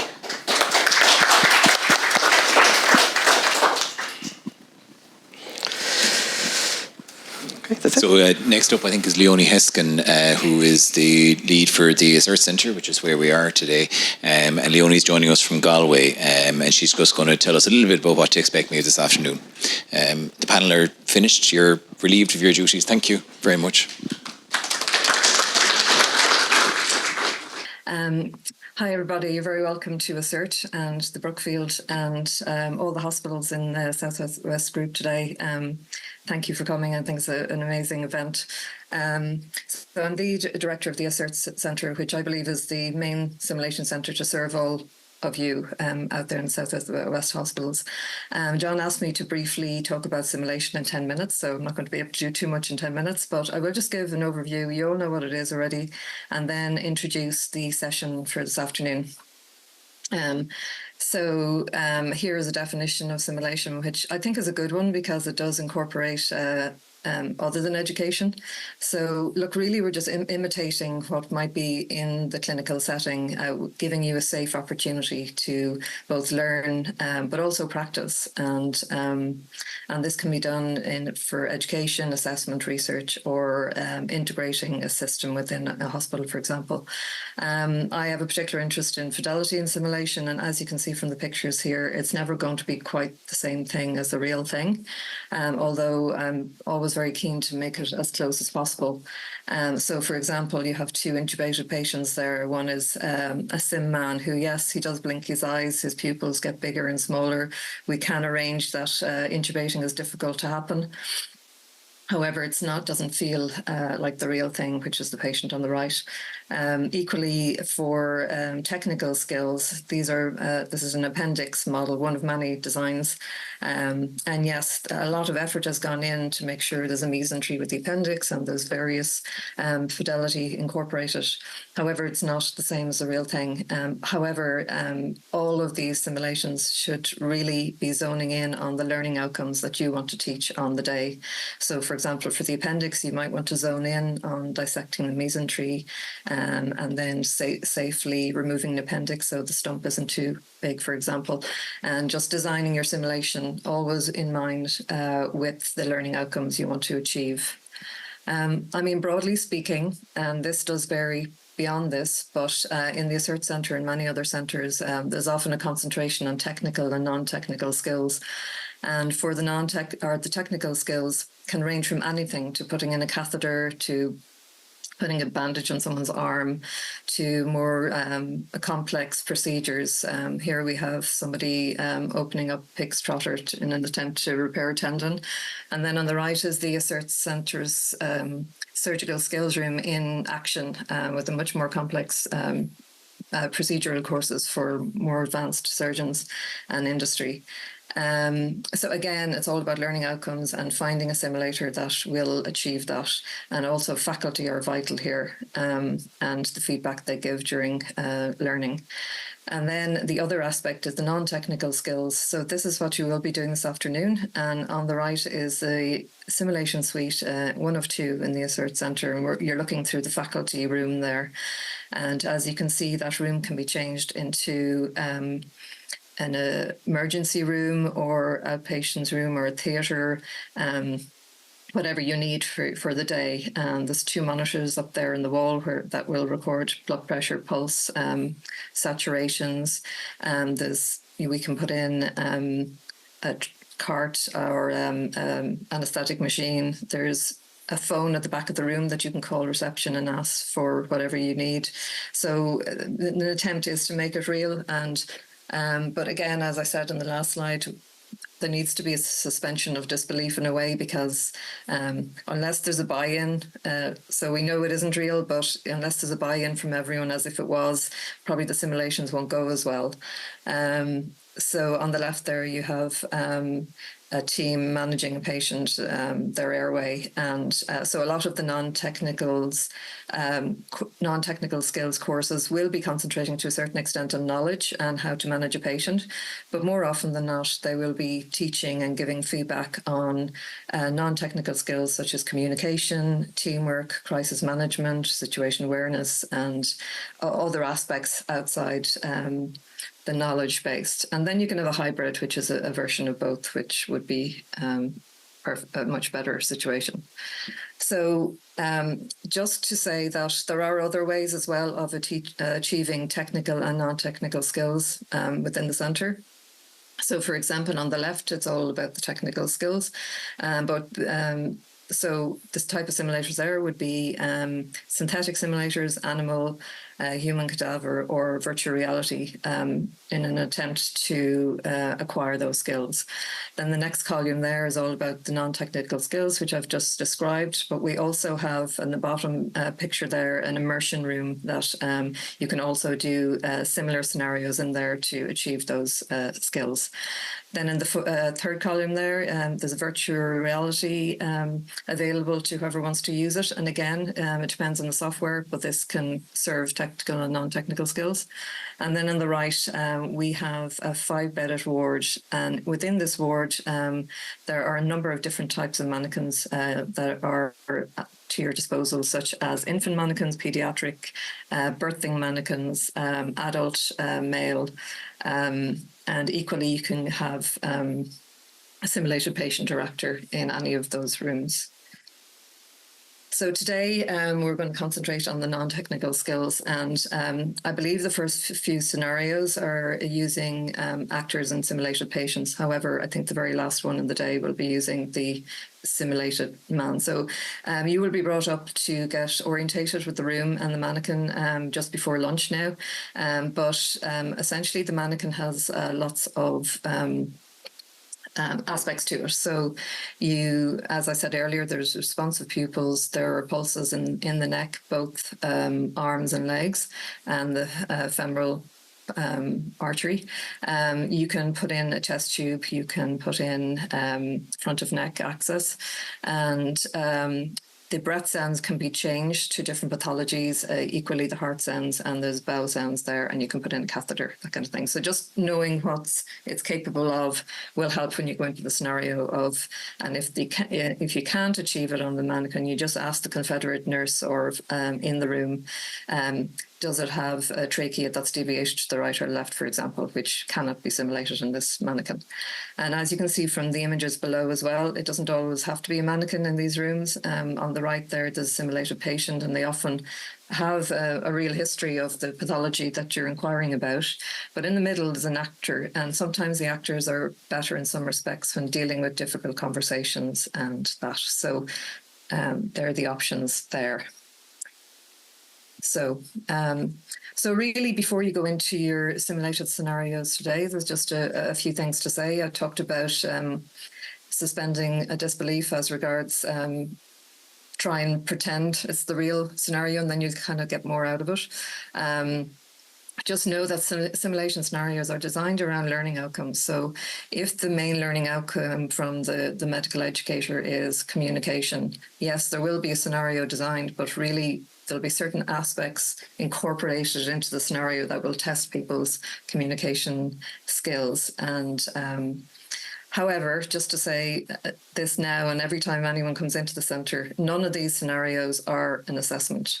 It's a safe environment to practice your skills and get some feedback that's valuable for going back into the hospital. So, and also, even though a number of hospitals are looking in today, and it's very, very important that what happens in SIM stays in SIM for many reasons. First of all, people are more comfortable when they know people are not going to talk about it after. So we would encourage not even to talk about it to anyone, even at a coffee after the day-to-day, as regards people's performances and within SIM. And the other reason is there's no point in sharing simulated scenarios for one group and then they come into the other and they know what's happening, so they get less out of it. So this is a very supportive, safe environment. You're here to learn, improve, and ultimately increase patient safety. And once the scenario is performed, it's more about curiosity on how it went and respect, and we all assume that everyone is capable and cares about learning and improvement. So, as it says in the picture there, it's a safe zone. So for this afternoon, there's going to be 3 scenarios. You will just go over now to have a look and feel the pulses in the mannequin or whatever needs to be done there. Then you'll have your lunch, and then before lunch, Sean is going to ask for volunteers for people that might want to be involved in the scenarios. So there's 3 scenarios, they're 10 minutes each, and then they're in the Sim 2 in the Assert Centre, which is on the next floor. And then you will be walked back to the theatre to have a debriefing session. I think you're in GO5 today, and that'll go on for about 30 minutes. And then the next group will go back to do scenario 2, and same again, walk back to do 30-minute feedback, and then it'll happen one more time. And then there's a demonstration at the end of the day on the mannequin. So just before lunch, I think Sean is going to look for volunteers, and I hope the day and the afternoon go very well for everybody. Thank you very much. Yeah. Right, so my name's Sean. I'm one of the emergency medicine SPRs up in CUH, and I'm the last man standing between yourselves and lunch. So basically, from 2 to 4 p.m, we'll be doing 3 different simulations based on non-technical kind of communication-based skills. There's a set of actors in the room. Do you want to stand up? Fantastic. Who are all going to be playing parts to help you get through the scenarios, all right? They're going to be taking it easy and you spoon-feeding you through it. So we're going to be looking for 3 volunteers, all right? So does anyone, yes, fantastic. We have 1, 2, so what do you want to tell your name to everyone? Yeah, my name is Kenna. Fantastic. And where are you from? I'm from Ukraine. Fantastic. All right. And second volunteer? My name is Ahmed, and I'm from Sudan. Thank you, Ahmed. Welcome. And third one, who do we have up there? That's Kaylin. Fantastic. All right, so we've 1, 2, and 3. What we'll do, if you stay back with me, just after everyone breaks for lunch, we'll bring you up to the room, show you around, and kind of tell you what's required. What it'll look like for everyone else in here is that at 2 p.m. you're going to come back and take your seats, and we're all going to be watching on a screen what's going on upstairs. Is that okay? After we do the 3 simulations, what we'll be doing then is kind of a showcase event of what the Assert Centre can do, kind of a high-fidelity, high-octane resuscitation situation, which the crew of embedded actors will be running autonomously. Is that okay? Fantastic. So I think we'll meet you back at 2. Can I just... Please, the QR code here is a feedback on this morning's session. It would be great if we could get feedback from all of you, even people who were here today as faculty.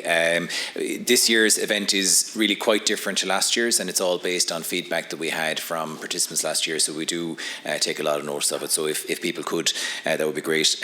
We have lunch just outside. I think that there will be the option for anybody who wants to go upstairs and see the sim labs, even those that aren't going to be learners, to pop up and see them, because it is an interesting facility and it's really cool to be able to see it. So over lunch, if you want to go up, just let us know and we'll be happy to take you up in small groups. Okay, thanks very much for everything. We'll be back. We need to start at 1 p.m. At 2 p.m. on the button. Yeah, thanks million. So what's going to happen now, guys, is Sean is going to introduce the sim from the sim suite, and you'll go through what the first scenario entails. What you all have in front of you is just kind of props that you'll need for the discussions afterwards and everything like that. If everyone also has their phone out as well for afterwards, there's just a little Kahoot quiz for fun. So, as we said, this is all sim, and what happens in sim stays in sim. So Sean will go through it all with us now. Hello. So this is Tammy, who's playing our patient, and there's Amy, who's playing their Sandy. So just to introduce you and everyone watching downstairs in the peripheral centres what the situation is, there's Mary O'Sullivan, a 55-year-old shopkeeper who's here now in Ward 3B. She was admitted to the hospital 3 days ago and underwent an emergency laparotomy for a perforated appendix. She's now post-op day 3 and has been recovering well up until this morning. It's now a Saturday, and clinical nurse manager Sandy was checking on Mary when she noticed she had a tachycardia with a resting pulse of 115. Nurse Sandy has called you, the surgical SHO, to review the patient. You've got 3 tasks: review the patient, to commence the appropriate treatment, and to call for help. Is that okay? So I'm going to leave this here, and Nurse Sandy will be able to assist you with everything. All right? Off we go. Hi, how are you? Sandy is my name. I'm one of the nurse managers. Nice to meet you. Thank you so much for coming up. Thank you very much for coming. I'm not sure if you've met Mary before. I'm just quite worried about you this morning. Basically, she's 51 years old. She had a laparotomy for a perforated appendix 3 days ago. She was actually doing fine post-operatively, and just this morning, you can even see her there. She just looks like she's struggling a little bit, and she's got a tachycardia. I was just hoping you might be able to assess her, please. All of her bits out here as well. Okay, hello, Mary. My name is Perico. I'm a surgical SHO here. Hello. Do you mind if I call you Mary? Yeah. Okay. No, that's fine. Tell me, how have I've got a lot of pain, doctor. Okay, and where is the pain? In my chest when I breathe. In your chest when you breathe. And when have you first noticed that pain? Only after breakfast this morning. After breakfast this morning. And you had breakfast like an hour ago, 2 hours ago? It was a little while ago. A little while ago. And would you say that during this time frame, is this pain getting any better or any worse? Any change? In fact, I really need something for the pain, please. Doctor, it's sore. Okay, how would you describe the pain in your own words? It's there all the time. is there all the and time? it's worse when I'm breathing, and I'm breathing all the time. Okay. And have you ever had this kind of pain before? No. No, okay. But I've also never had an operation before, you know? Yeah, I understand. Okay, just give me a couple of seconds. I'll review the chart. I've got a lot and I'll of come pain, back doctor. to you. Please give me something for the pain. Yeah, I'll... Should I need to grab something for her? Not at the moment. Maybe a bit later. I just need to see the papers first. So this is the recent odds that I took this morning. So what's the score? How can we? So it's 26. So stachypnoic. Doctor, can I have something for the pain, please? Yes. I've got a lot of pain, you know. Yeah, we just need to choose the best medication that will be safe in your situation, right? That's why we need just a little bit of time to understand what's going on. Will it take Okay? very long? I'll be as fast as I can. I promise you. Good. So it's going to be 6. She's going to. Maybe I'm just looking with the oxygen. Will I start her on some nasal pumps? Yes, we can actually start the non-rebreather mask on 15 liters. We're going to give you some oxygen. We're going to put a mask on you if you don't mind, okay? If at some point it will get hard for you to breathe or feel uncomfortable. It's already hard to breathe, doctor. If it gets any worse, can I have something for the let pain, us know. please? Yes. Just give me a second. Heart rate 125, and it's like it's just sinus tachycardia, right? What's your? You have it up here, and I can do a 12 lead once I get. Yeah, but I just need your opinion because I believe that it's just a sinus tachycardia. There's no like. I wouldn't say that there's some kind of. Just a sinus tachycardia. Okay. Blood pressure is a bit high. She's alert. And could you tell me if you ever had this kind of chest pain before? No, I've never had this before. Never had this before. So, okay, well, we're going to start giving you some oxygen, and if anything changes... I know. We've been watching them. They're nice and careful. Would you like me to add some fluids as well, just as we to help with that tachycardia? No, not yet. Not yet. Okay. So, I have to listen to your chest if you don't mind, okay? Doctor, you still haven't given me something for the pain. I understand. Will you be able to sit for me just a little bit? I really want something for the pain. I understand. Will I get a gram of paracetamol IV to start off? Paracetamol IV. Yes. Let's start with paracetamol. And can we do troponins? Troponins, yeah. Yeah, troponins and full blood count. And maybe we can do like 12 lead ECG, not just like the. Not just an orbital side. Yeah, the conventional one, not. Do you feel any change after breathing through your mask? Is it getting easier to breathe or anything? I suppose it feels a little bit better. I feel like I can talk a bit better now. Have you got me that painkiller yet, doctor? Yes, we're giving you. This is the paracetamol just starting to hang in now. I'm wondering at this point, do you want to, I suppose given the high EWS, will we escalate up? Yes, I would like to, yes. It's 8, so we'll go with. Yes. We need to notify Registrar. I can call myself if you wish. Yeah, I have these bars that I used earlier to call you, so if you want to use that, and the number is just up on the wall here. Now, Mary, so your oxygen is flowing through. And is there any change in saturation after the oxygen? With the saturation, she's gone up to 98%. Okay. Can I have this the description of the patient? Hello, my name is Perico. I'm surgical SHO. I'm calling in regards of Mary Sullivan. She's at ward 3B, 55 years old. She had laparotomy, perforated appendix. She was feeling fine, but now it's a third day post-op, and she has a chest pain, tachycardia, and shortness of breath. We have started oxygen. We're giving her some paracetamol. We might start fluids, but I'm a bit worried it can be ACS or some cardiac issues. So I would need some senior help, maybe Registrar or someone who's on call. Okay, thank you very much for calling me. And I would suggest, can you give her more fluids and more analgesia to control her pain? By more analgesia, you mean just more paracetamol or something like the opioids or? Yeah, you can give opioids as well, just small dose of opioids. Okay. 1 milligram of morphine. That is 1 milligram of morphine. The patient myself. Okay, we'll start the fluids, we'll give the morphine, I'll be monitoring you, and I'll be waiting. And what's the roughly time frame? Where are you able to come down? It's like half an hour, 20 minutes? Just 5 minutes. I'll be doing 5 minutes, okay. Got Thank you for calling me. Thank you so much. Thank you. Bye. See you in a minute. We got some help coming.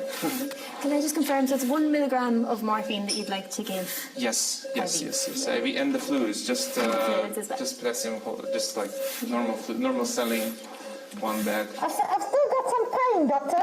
That's exactly why we're giving you this medication. It's stronger than the one we gave you previously, and it should help you with your pain. Okay, so we have tachycardia, we have CO2 is normal, still tachycardia. So we're sending now blood count or troponins. Where are we expecting results? Like, how long is it going to take? Just to confirm what I've done, so we have the OBS on. She started on the oxygen. She's had paracetamol, 1 milligram of morphine. I'll do now a 12-lead ECG, and we'll take off the normal blood. So I'm doing FBC and ECRP, troponins. Would you like a D-dimer? No, not yet. No.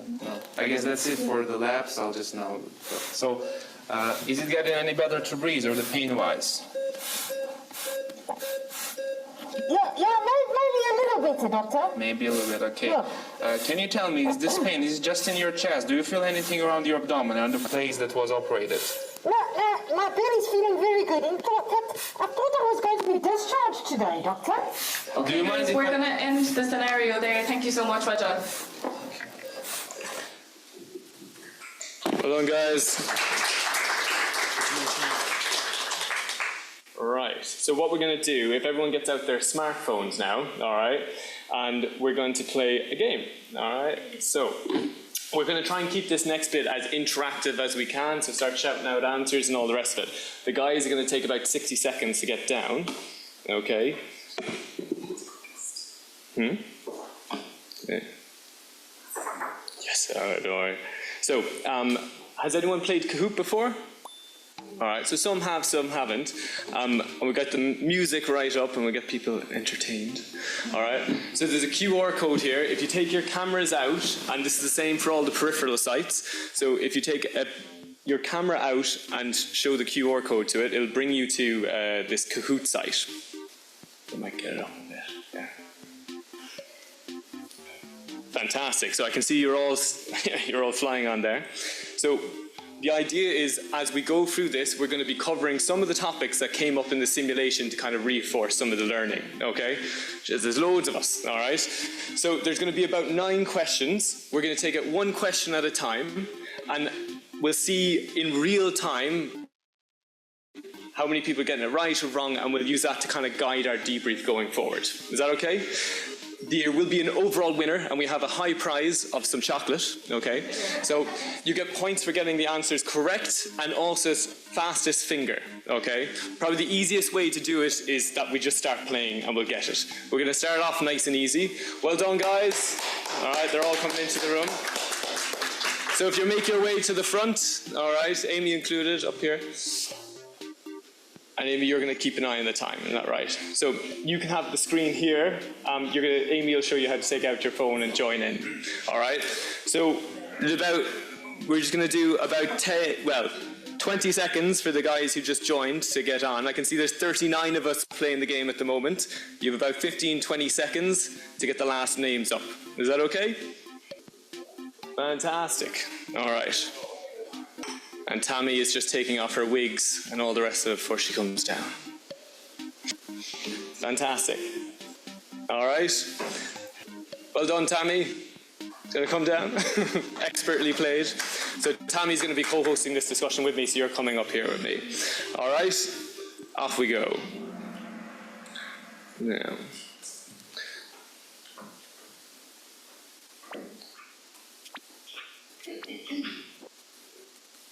So, which of the following physiological parameters are not on the iNews chart? Alright, remember it's fastest buzzers. Johnny, come up here with me.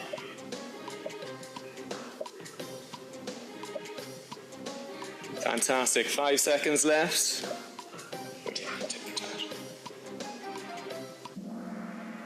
Excellent. All right. So that's a nice, easy one to start off with. Does anyone know why the other parameters, maybe feature and capillary refill, not so much? Well, I'd say it's more or less subjective. Yes. It doesn't offer any extra information. What does it tell you? Oh, yes. So what we're going to be, we might, actually, the people who are answering, we need to really get you to shout out loudly for the mics at the peripheral hospital. So what's your name? Ufoma. That's excellent. So yes, some measures are objective and some are subjective. So the kind of ones that make the scale are the objective, meaning there's less inter-rater variability. Okay. Has anyone any experience using early warning scores before they come to Ireland? No, so it's a relatively new thing in the Irish system as well, you know. And I suppose the reason for its existence is that people don't just deteriorate all of a sudden on the wards. So when we look at kind of the cardiac arrest registries that have happened in hospital and we follow their charts backwards, there's usually a clear pattern of deterioration over the preceding hours and indeed days. And I suppose by earlier recognition, we can intervene earlier, which is better for patients, but it's also better for the hospital in general, because if you can imagine someone who maybe gets slightly tachycardic, a bit of a fever on day one, if you had started intravenous antibiotic then, I caught them rather than 24 hours later when they're hypotensive, multiple organ failure. Now they're going to ICU, getting tubes in every orifice. So this is why the early warning scores have started. So we're off to a strong start anyway, okay? So let me put this here and we'll move on. So Charlie RSA is in the lead, all right? Do we have Charlie RSA in the room or is that a peripheral site? Oh, well done, Charlie, fair play to you. All right, let's see if you can hold on to it. Okay, patient concern triggers a point in iNews. True or false? Yes, you're really going for the fastest fingers now. Fair play to you. Should have made it a 5-second counter. Yeah.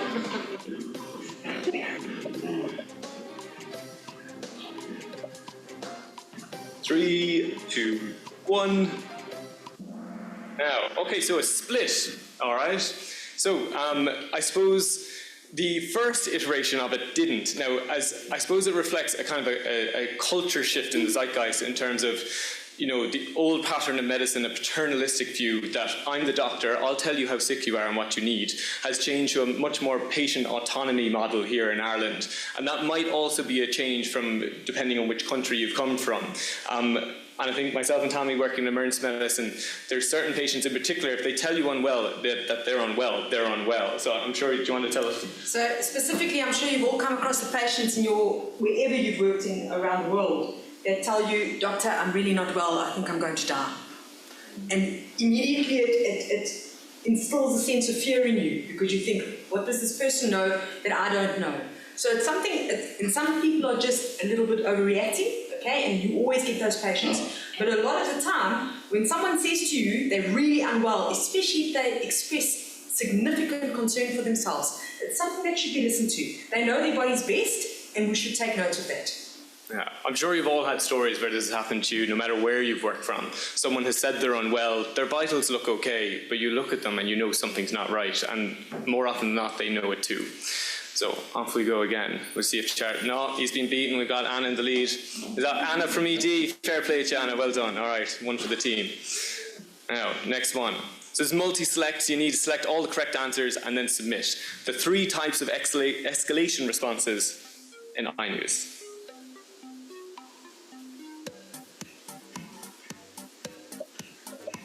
So you need to hit submit at the end of it.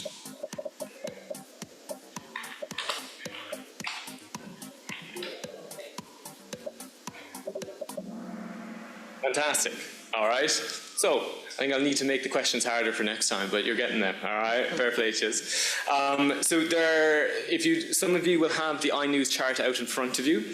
The whole concept here is it's not just a score; it's a system. All right. There's no point like in the sim we saw. Tammy had an iNews of 7. All right. So there's no point in calculating that unless it gets you to take the next step to intervene, all right? So the early warning score is not an early warning score, it's an early warning system, all right? The idea is that certain thresholds will trigger an appropriate senior response, okay? So that, the tachycardic, hypotensive, febrile, septic patient isn't getting seen to as the most senior by the new intern on the wards. Is that okay? And as we heard in the talks earlier, there has been a change, a culture shift in terms of, it used to be the way, you'd sign out for your own call and it was seen as a failure if you'd called someone more senior. That is very much not the way anymore. The senior colleagues want to hear about your concerns. They want to hear about the deteriorating patient. So for instance, in that situation, what was handled very well is you made a call to your senior, who was very obliging and agreed to come down in 5 to 10 minutes, all right? It's very rare that you'll get a backlash if there's a sick patient that you are concerned about. But what would you do if the reg didn't answer? In the out-of-hours structure, if you're the surgical SHO in that situation, the simulation, and you called the registrar, and there was no answer, does anyone have any other thoughts what you could do? Call someone else. So yeah, a consultant is fair. If you've tried to call the reg, now usually I would maybe try a second time, all right? But so your options, if I'm the surgical SHO and I'm worried about patient, I want to get the registrar down. The usual way, like we saw in the room, is to go through switch, all right? So are you familiar with what I mean by a switchboard? Some people yes, some people no. So there's a central number that you'll call. For instance, you pick up the phone and say 9. There'll be someone sitting in an office embedded in the hospital who has everyone's numbers, and you ask, I want the surgical reg, I want the medical consultant, and they'll patch you through. If that doesn't work, there are other ways, and I suppose what I would encourage you to do when you're starting your on-call shifts is when you meet with everyone that you exchange numbers personally, because sometimes switch might be not informed that there's been a change in someone was sick and someone's covering them or whatnot, so it's best to have the personal mobiles with your on-call team. If you can't get through to the reg, you could try other places where a surgical reg might be living, all right, the theatre, all right, or the nurse in charge, the CNM of whatever ward that patient is on will often have an idea. But certainly if you've got a clinically deteriorating patient and you can't get an appropriate senior response, you go up and up again. So certainly if you can't get through to anyone, the consultant is the next number for sure. Is that okay? Just resting on that, the importance of going through switchboard is that those lines are recorded and then there's a record of you trying to get hold of someone. So if you immediately go to your private phone and phone someone and something goes wrong, if something happens, you need to have a good trace of that. You need to say, listen, I did try and get hold of you 3 times, okay? Although it's very unusual and nobody will ever take you out and say, oh, you didn't try and get hold of me. You want to have a paper trail. It's like taking notes. Bonus points. Anyone know who the lead singer of that band is? Oh no, fantastic. You're only in the country a week, you're flying it. Alright. So, is that Amy? That's cheating. Come on now, Amy. That's cheating. Alright. Okay. So we kind of covered this. This is exactly what happened in the simulation. So it should be nice and quick.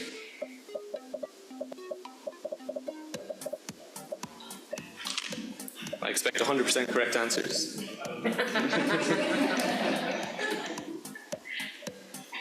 It was anonymous, I can't actually see who gets it wrong. Your jobs are secure and safe. Fantastic. So who clicked? No, I'm just joking. We'll move on. Don't worry. In the interest of time. So Anna's back out in front. So, true or false? Halloween was invented in Ireland.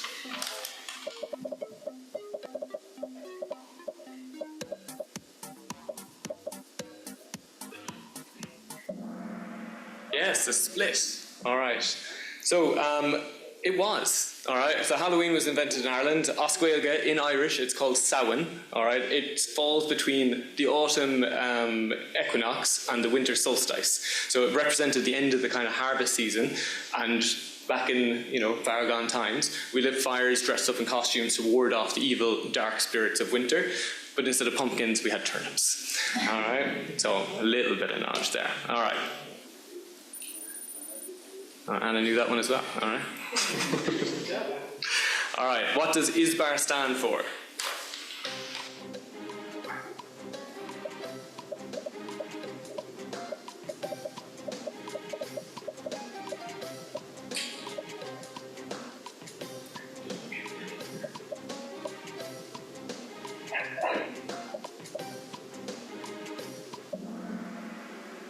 Excellent. All righty.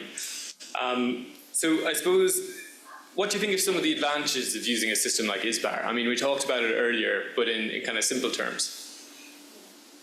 Not all at once. Nice and loud now, yeah. So it's straight to the point. You're not faffing around. You are listing your problem, what you need help with, who needs the help, and how quickly. And I think with time as well, you get used to a system and you start thinking sequentially. So what do I need to communicate? What do I need done right now? So it cuts out a lot of maybe you should, maybe you shouldn't. It's clear. I need help now, immediately at this location, and this is my role in this. Yeah, I think it puts a very straightforward plan. Do you add that, Tim? Yeah, and if you think about ISPA, it's actually a really nice way of formulating something in your head. You identify yourself, you explain it to somebody else, even if you're not in a medical environment and you're in an environment that, like they said, they were using it in military environments as well. It helps you understand somebody, even if you don't speak the same first language, even if you don't have the same way of communicating. It has a system of helping you identify where the problem is and how you're going to solve that problem. What it also does, and what I find it helps with, is creating a system in my own head of how I'm going to approach patients. So I tend to use ISPA for myself. You talk to yourself, you go, all right, this patient's got this, what am I going to do? And you have a process and you have a recommendation of what treatment you're going to start. So it's really just helpful across the board. Yeah, absolutely. I think, we work in a very complex atmosphere. What I mean by that is patients are seldom simple. They've got complexities. The actual hospital system itself is somewhat complex to navigate, and we all have clearly here varied and complex backgrounds. So by using a structured approach that I know, you know, and is encouraged to use across the board, we can bridge that complexity to bring the clarity to a conversation when the patient needs to get the help that they need. Does that make sense? Yeah. So, and I think the more you use it, the better it becomes, the more kind of second nature, that you won't be taking out the sheet and then identify a situation. It'll just become second nature and it will flow out of you. All right? So moving around now, where is it? Am I pronouncing this right? Waj? Get that in the room? No? We have a peripheral hospital coming up for the lead here, do we? Fantastic. All right, they're on a roll. So, when should ISBAR be used?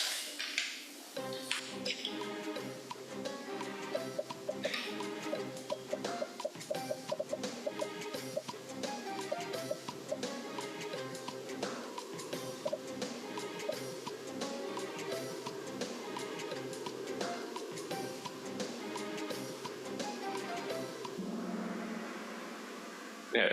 So, I think it's something that sometimes gets lost in translation, that it need not be an emergency, as kind of Tammy was saying and you were saying. Always. Yeah, it's a very handy structure to put on many things. And now some people here might grin who know me, but I like to keep very kind of cheesy phrases in my back pocket. But there's one that I think it applies to, well, I think about it a lot in emergency medicine, but it applies to all of us as doctors and allied healthcare working in hospitals in general, that we don't rise to an occasion, we sink back to our basic level of functioning. It's very unlikely that you're going to perform your best at 2 in the morning in a ward you've never been in for many people, a foreign country that they've only just started working in, with a patient that's scaring you, you know. But if you're using something every day, you'll bring it to that situation as well. But it's not it's not that situation that you want to whip out this thing you've never used before. So I really don't believe in that phrase that we rise to the occasion. We sink back to our comfort levels and what we know and what we're good at. All right. So the more you practice something, the more you rehearse it. You practice not until you get it right. You practice until you can't get it wrong. Does that make sense? Yeah. Yeah. Fantastic. All right. We've got 2 minutes. We're really at the end. So. Yes, Ahmed, you're up next. They're going to be getting ready upstairs. Thank you, Tammy. So, last couple of questions. Okay, which part of ISBAR involves stating that... No, you can read this one off. It's a personal bugbear of mine.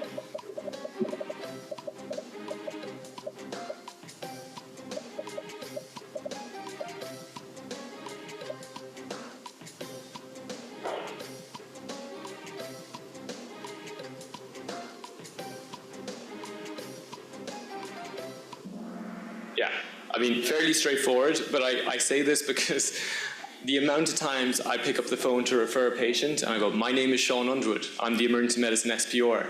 Can I confirm who I'm speaking to? And they go, yeah.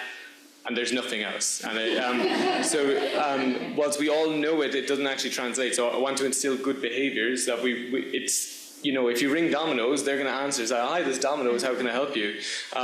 Ring the pharmacy, ring the bank. We should be like that as well, in terms of it's very important, not just for patient safety, but also data protection, that I know who I'm talking to. There have been times in my career I've unloaded a full 2-minute diatribe on someone, and they've been like, who is this? You know? So it's important to say who you are and confirm it with the other person. So last question in this quiz, and we'll see who's won. It's very tight, all right? The top 3, they're very close together. So fastest finger might secure this.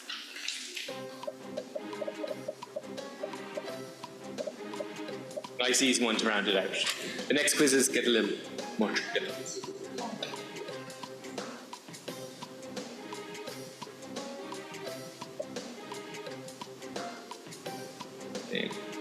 Fantastic.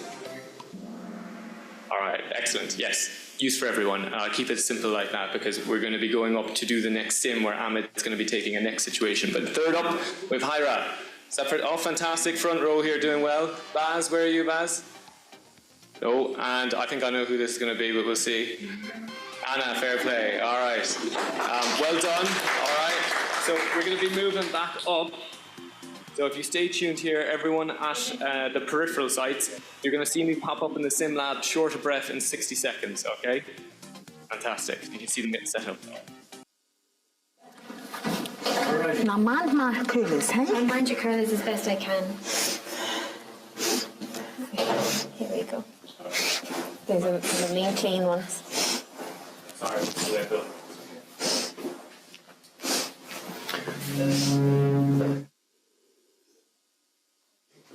So welcome everyone to situation 2. Mary O'Sullivan is back. She's still in bed. She's thought to be suffering from a pulmonary embolism. Okay, so you're the surgical reg who our previous contestant called in. Okay, she's normotensive but is tachycardic and hypoxic.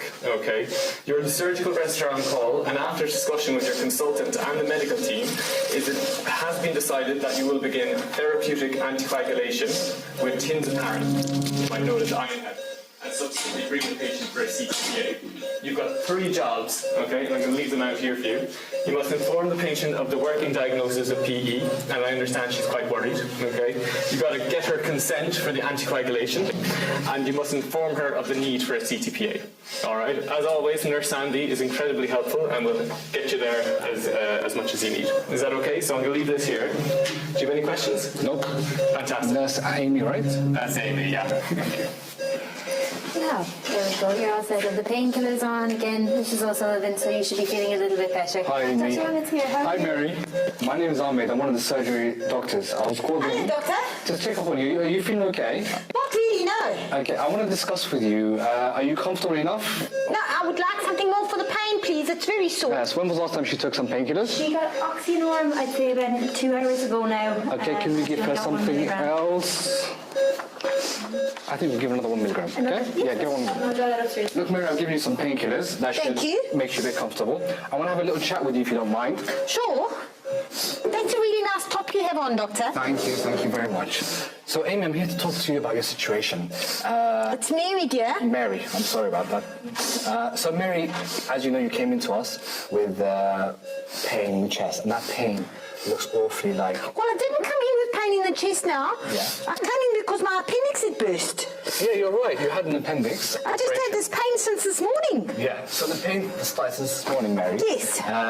It looks like we suspect that you might have a clot in one of the arteries in the lungs. Oh, my goodness. Yeah. What do you mean a clot? A clot. So the blood... Like a blood clot? Yeah, so like a blood clot. So what happens Can I is... die from that? So it's potentially very serious, but if we treat it early enough, and I'll let you know what we're going to do for it, we can manage it, okay? So that's very worrying, Doctor. Yeah, I understand, Mary. So Mary, let me explain to you what blood clot is, okay? So a blood clot, like yourself, you've had an operation, you've been lying down on the table for a while, and then in hospital for a while. So what can happen is the blood doesn't move around like it used to, because all the muscles aren't working. So because of the pooling of the blood, so blood can sometimes clot, okay? Okay. But what we can do for that, okay, is we have a few options.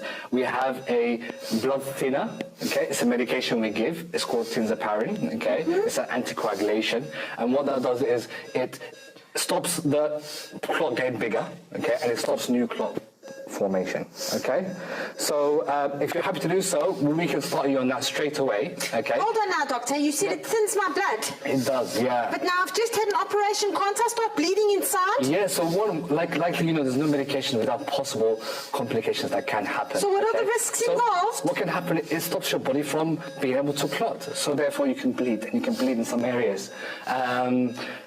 Bleeding risks are between 1% and 5%, okay? You can bleed. But if bleeds do happen, then we are well equipped and ready to treat it. Okay? Now, is there anything else you can do instead of giving me this blood thinner? So there is another special consideration. There's a blood buster called thrombolytics, but that's usually used in special circumstances where the blood pressure is low because of the clot, okay? We need to intervene straight away. So my recommendation is that the blood thinner would be the best option to start now. You would take a dose now through your veins, okay, and then depending on a study that we do, okay, an imaging study that we're going to do, it's called the CTPA, okay, now, and that's basically fancy for we're going to take a picture of all the arteries and all the veins in your chest and see where the clot is and what size it is and how and what we can do for it. Depending on that will depend on how long you will take the anticoagulation for. Okay? And is that dangerous, that CT scan? So it's imaging, so it's not directly dangerous. It won't harm you directly. There might be some noises, you might feel that the room is very tight, okay? But other than that, it'll be okay. Can I ask you some questions, Mary? Sure. Do you have a history of clots before? No, well, I've never had clots, doctor, but I think my mom had some clots somewhere, but she didn't die from it. I don't know where it was. I think it was in her leg, but she didn't die from that. No. Okay, that's fine. And have you had a recent pregnancy? No. Okay. Would you be happy for us to go ahead and start this blood clot therapy? Yeah, I think I would be. Doctor, do you think it's because I smoked that I got this blood clot? Smoking is one of those risk factors as well that can increase you. Maybe I should stop, hey? Yeah. So we wanted to stop smoking, okay? Okay. I'll just have one last fag before I go home. Okay? We might hold off on that. It might do harm you, okay? So we might hold off on that one. But Mary, what we'd like from you is I'm going to prescribe it now, the blood coagulation, and Amy will give it to you, okay? And how long do I have to be on this? We want you to fast, okay? Oh, good. For a few hours, and then you get a dye you drink, and that's for the imaging we're going to take. And then depending on that result, we might shift our management, okay? Okay. Sound okay, Mary? Okay, yes, that's fine. Thank you, doctor. Doctor, we just have, these are the guidelines in this hospital. Okay. EMED. Do you know her weight? Her weight, 85 kilos. Okay, so she's here. So we're going to give her 14,875. And a vial has 20,000, that's 0.75 mil. Okay. Now just double check, Mary. Yep, your Mary. name band. Can you read out her date of birth? Perfect. So the date of birth is, maybe you might read it out for me and I'll double check it down here. The 15th of April, 1969. Perfect. And is that right, Mary? What's your birthday? Gosh, yes, it's in April. It's just before Easter last year. Yep. MRN 783284. Very good. We'll get that sorted now, Mary, for you.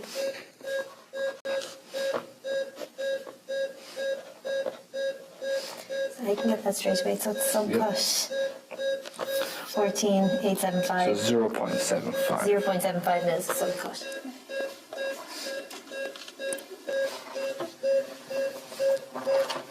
And today's the 20th. Yes.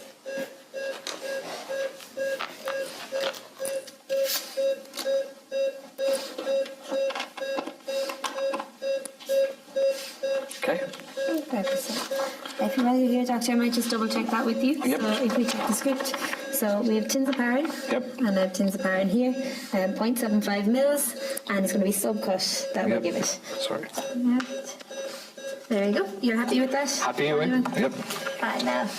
Mary, so it's just going to be a small injection into the tummy, and this is the start of the... Oh, now don't look at my rolls, dear. We will not. It'll be a little pinch. Okay. And we'll grab it. And now 1, 2, 3. Oh, that's done. That's the last over, Mary. Well done. Thank you. Thank you so much. Well done.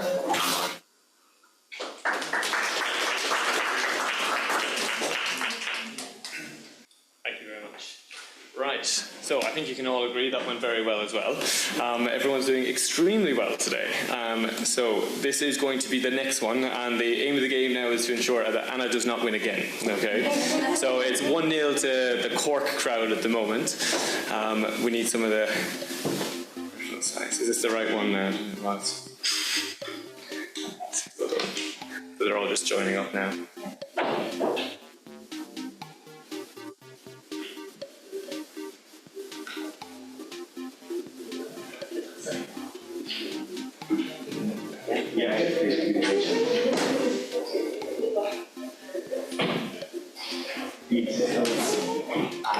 It's a communication. This is observation. Professional communication. Click on the just click that. Yeah, I think that's the one we did. Fantastic. So we have 30. Waiting on a couple more. So 5, 4, 3, 2, 1. And we're gonna start. All right. So I need to make sure this is the right one. All right. So remember, fastest fingers with the right answer. So multi-select. Which of the following require consent?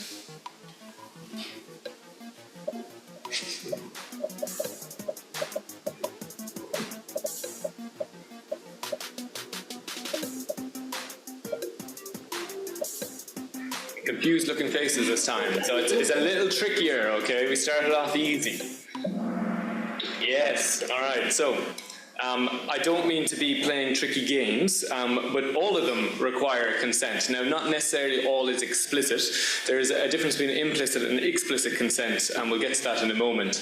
But I suppose what we saw in that situation was a very vocal patient. Where are you there, Tammy? Do you want to take a seat at the front? We saw a very vocal patient, and speaking to Ogi and Ahmed, that was something that you both found surprising when you came to Ireland, just how vocal our patients can be. So do you want to mention something on that? So I think, as Ashraf said, all this need consent, and the most important thing is that the consent does not need to be written, can be verbal as well.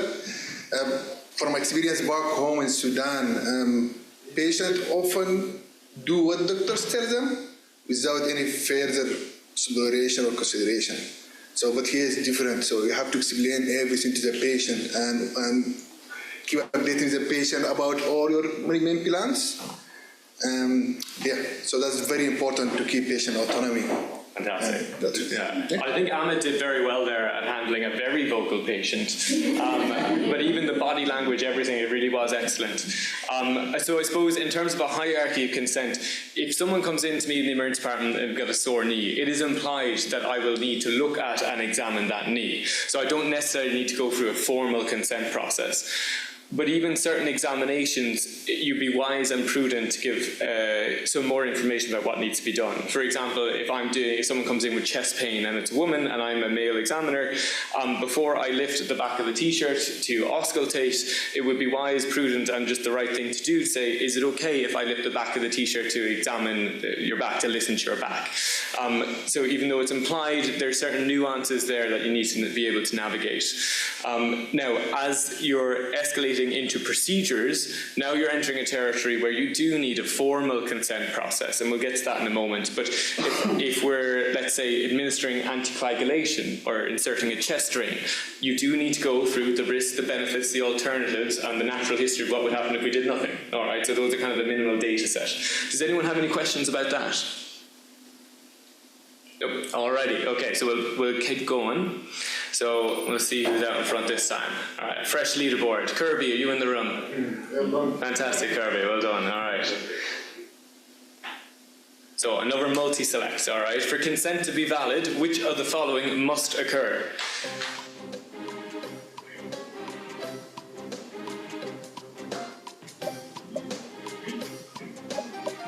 Ahmed already gave you a bit of a heads up there.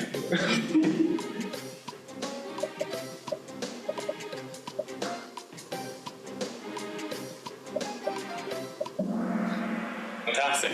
So yeah, we're getting plenty of different answers here. So there is a bit of, this is a topic that if it's people new to the country or sometimes people 5-10 years, there can be questions and knowledge that we think that we have that maybe isn't as kind of definitive as it needs to be. So the three things, you can see the ones with the ticks there, you need to give sufficient information given, which Anna showed very well in the simulation, that why we're doing it, the risks of doing it, the benefits and the alternatives, okay? The patient needs to be acting voluntarily and the patient needs to have capacity, and that's a phrase that we'll get to in another question in just a moment. Contrary to popular belief, it does not need to be in writing. That doesn't mean it shouldn't be, but as long as it's documented one form or the other, so someone who can't write or read, for instance, can still give valid consent, but you'll need to write it on their behalf. So, for procedures, it's all recommended to get it in writing, but the important thing to remember is that those other three factors are actually the legal precedent for it. So if you have a signature,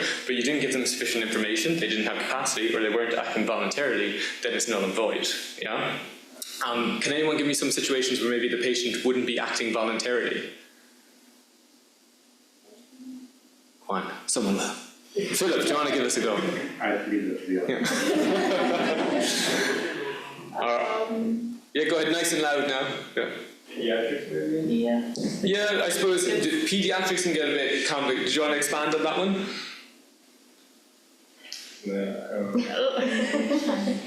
Alright. Oh, Tammy, yeah. Hands on Tammy. Mrs. Mary O'Sullivan, go ahead. Where I've got an abusive partner. Yeah. And the partner says I have to do something, and it's not maybe, but it's signified by my body language, or the partner's there and the partner's giving consent.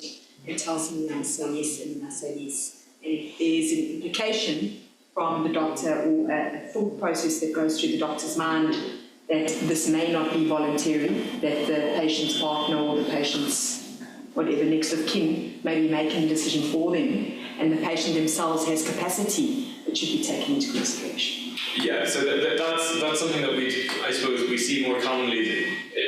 Well, I suppose the eyes only see what the brain knows. That's another one of my cheesy phrases now. But like, if you're not looking for something, you won't spot it. And certainly, we see a high volume of patients in the emergency department presenting all hours of time of day. Excuse me.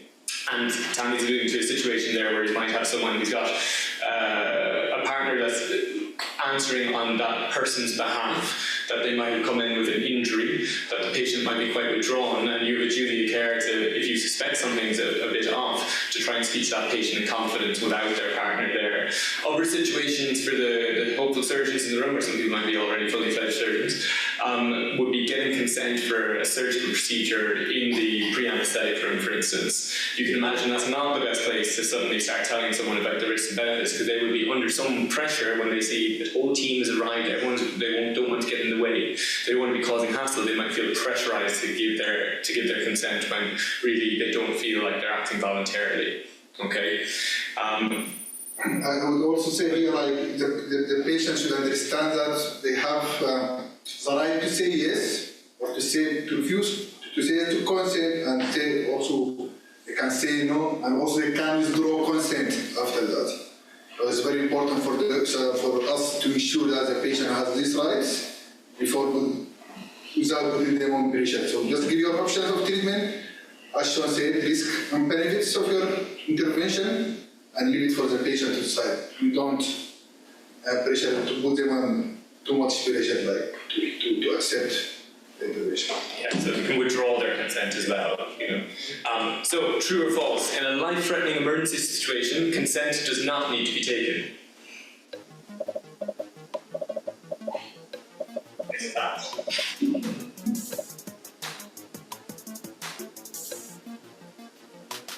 You're not taking this time in.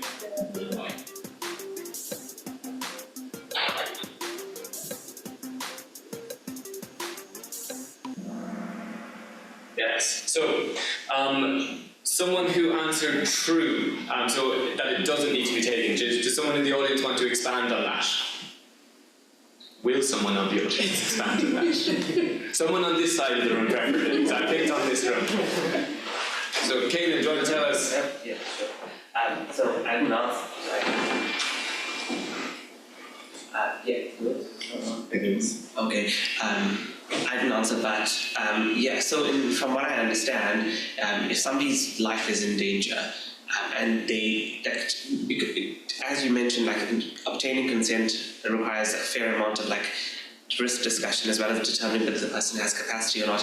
And for example, somebody who's like actively suicidal, for example, if you need to save their life, they're not in a mental, from what I understand, they're not in the right state of mind to give consent. So from what I recall, you treat and then you can discuss afterwards if there's anything to be done. And it could very well be wrong. I'm not 100% sure. That's okay. So it does get a little bit more complex when it comes to psychiatry and mental health. But there are routes that we can talk about. That actually might talk about it at the end. But if we say, so you are right that would have a capacity assessment discussion on that point. So that they may not be able to, they might not have capacity to give consent in that situation.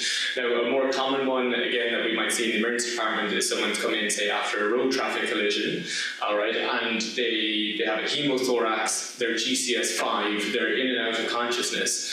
I'm not going to be able to have the conversation about the risks and benefits of that chest drain in that situation, but I need to act in the patient's best interest to preserve life in a life-threatening emergency, so I can act even though there are high risks associated with a chest drain.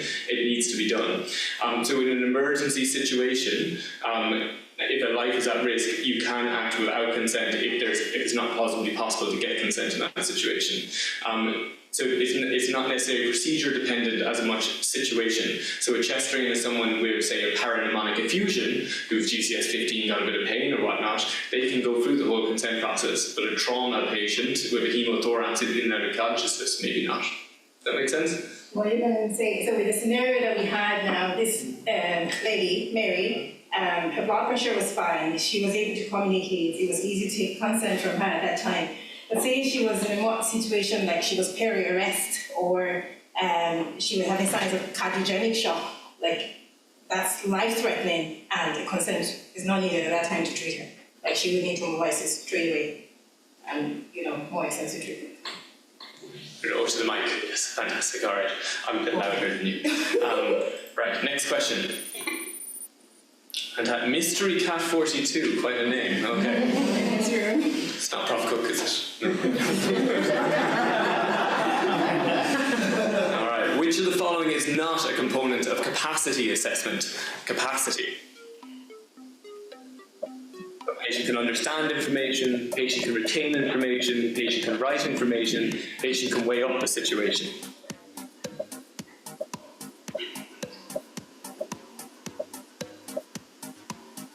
Oh yes, yes, so the vast majority of people got this right. What we're trying to get at many of these things is that people put a lot of weight on the written word when in actual fact that's not the be-all and end-all. So the easiest way, I think, to teach capacity assessment is that there's four main tenets, all right? That we saw happening in the simulation as well between Ahmed and Mary. So that Ahmed communicated to the patient the risks, benefits and whatnot, but for the capacity, Mary has to understand the information that's given to her. So it has to be done in a kind of common layman's language without jargon, such that she can understand it. She has to be able to retain that information so she can keep it in the brain to weigh it up is the next thing. So understand, retain, weigh up and communicate back to the doctor. So Tammy communicated, yes, okay. After her concerns were addressed, she demonstrated that she weighed up the pros and cons, she communicated back. So the four main tenets are that they can understand, retain, weigh up and communicate back to you. The communicate back to you can be verbal, it could be sign language, it could be through an interpreter, it could be in writing. So we're not saying it has to be in writing, it just needs to be documented thereafter that decision was made. And certainly there are situations where capacity assessments need to be documented quite clearly, and we're going to get to that in just a moment. But does anyone have any questions about the capacity assessment? Or does anyone have any difficulties in a capacity assessment in the past? Not all at once. Yeah, all right, that's okay. We'll move on. So, Lily, this one's going up and down. Do we have Lily in the room? Oh, fantastic. All right. So true or false, capacity is situation specific.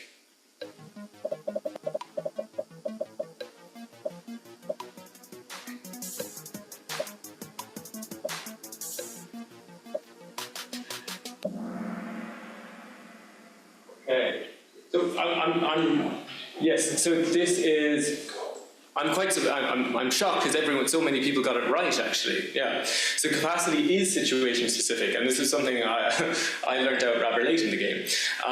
But so capacity, it depends on the situation in that, let's say if I have a patient with dementia, say moderate dementia, and I'm asking her maybe what she wants to eat for dinner, a roast chicken or a roast ham or the vegetarian option.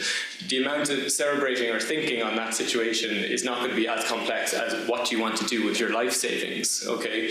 So different situations, depending on the patient, can have different knock-on effects for the capacity assessment. So the more complex the situation, obviously, the more demanding it is upon the patient's cognition, which can be variable in hospital depending on dementia, delirium, or opiate use and whatnot. The other thing is that it's time specific, okay? So there's certain patients that may not have been fit to give consent at night time when they were on their zolpidem or benzos or what have you, and maybe have been delirious, but the next day they emerge from their, their cloudiness and suddenly they are able to give full consent and they have capacity. Does that make sense to everyone? Yeah. Do you have anything to add over here, Ahmed? I think, here in Ireland we have what we call the assisted decision making. Assisted decision making act. So the patient is deemed to have capacity until proven otherwise. So you should make all the effort to help the patient and in also capacity assessment. And so they have they promote some motto that's nothing about me without me, nothing about the patient without the patient. So physicians should make all the efforts to help the patient to make the decision. That's sort of it. Fantastic. The Assistant Decision Making Act is actually it's a new legal framework in Ireland that I think came in is only last year, April 2023. And we might discuss that right at the end here before we go into the next simulation, because that's got some important connotations on this capacity decision. So true or false, if a patient lacks capacity, we should rely on their next of kin to make the decision for them.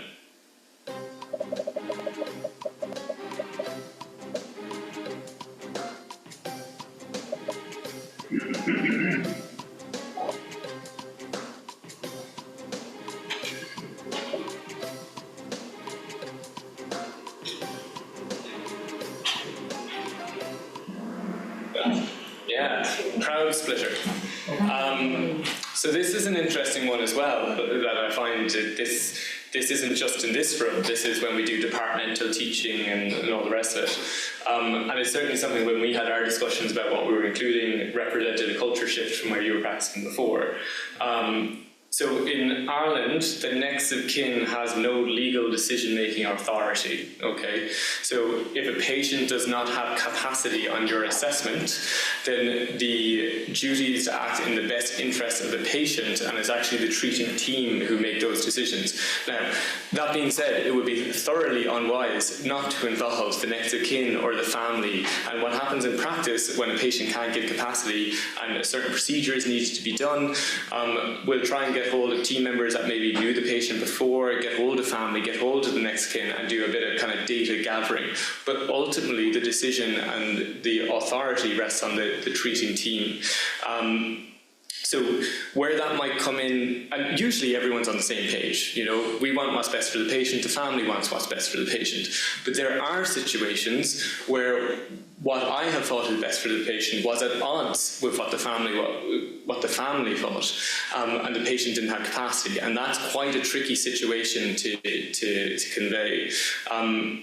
Has anyone had that experience before they came over here?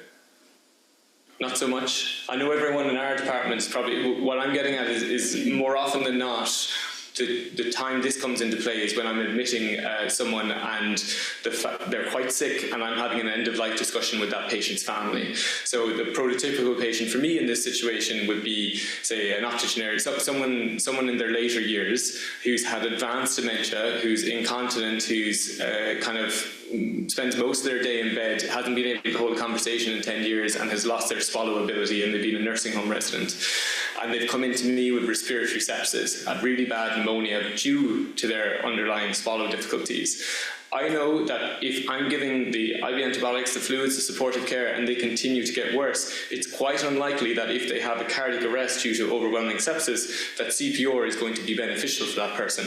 And in fact, I would consider that in some cases that I am robbing them of a dignified death.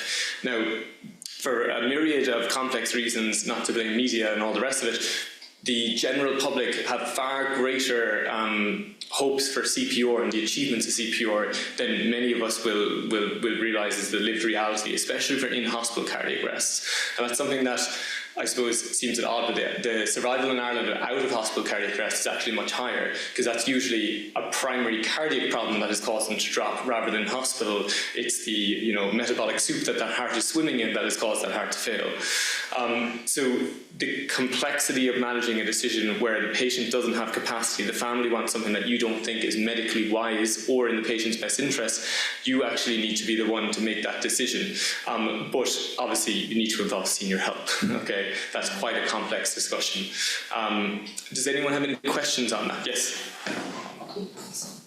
If there is a lasting power of attorney, is the decision theirs? So this is actually the new landscape now of the decision, the Assisted Decision Making Act that came in April 2023 in Ireland. So that has laid out 5 different interventions. What is known as the power of attorney in other jurisdictions, for here, when it comes to healthcare, that does not apply. There's a designated healthcare maker appointed, which is kind of like a power of attorney for healthcare-based decisions. Now, this act only came in last year. I have not encountered a patient situation where they actually had a designated person for healthcare decisions, but certainly I'm sure they're out there, and it's something we're all going to start seeing. So if they come in this situation and they have the designated power to make healthcare decisions under the jurisdiction of that act, they should have the appropriate paperwork with them, and it will all be there clearly displayed. And there should be an out-of-hours helpline that we can call if we have questions for like the next couple of years. I think that's the case. So it's complex, and it's very jurisdiction dependent, but in Ireland, the state at the moment is that there will be a designated healthcare decision maker under that act. They should have all the paperwork. Is that okay? Fantastic. Any other questions? I would comment here. Back home, I think it's a little bit different. It's one of the major differences I have noticed since I came to Ireland. People, when they lack capacity, for example, in Sudan, it goes to next of kin without any further consideration or discussion. I do remember when I was doing my internship, there's one lady, in my Hussein shift, there was one lady who came in was postpartum hemorrhage, and despite all the measures to control her bleeding, my senior, they couldn't, unfortunately, to stop the bleeding. Although it was a very high-risk procedure, and she was consented for the operation. She was consented for it before the surgery, but we have to go again to obtain further consent from the husband, because the decision was made to go for hysterectomy, and unfortunately the husband refused to consent because it's just in the sense that we would like to get more kids, so that's understand to be disastrous, and I think it's very important. So I feel that doctor will be the best person who treats the patient and best of the rest if they lack capacity. And I agree with that. And in that situation, we have to involve more family, next of kin, to discuss with that husband, so to convince him to go for the hysterectomy at the end. So it's can be messy. Sure. A big change. We're on the last couple, we're on the home run here now. Al has taken the lead. So to mix it up a bit, name this sport, all right? You can pump up the music.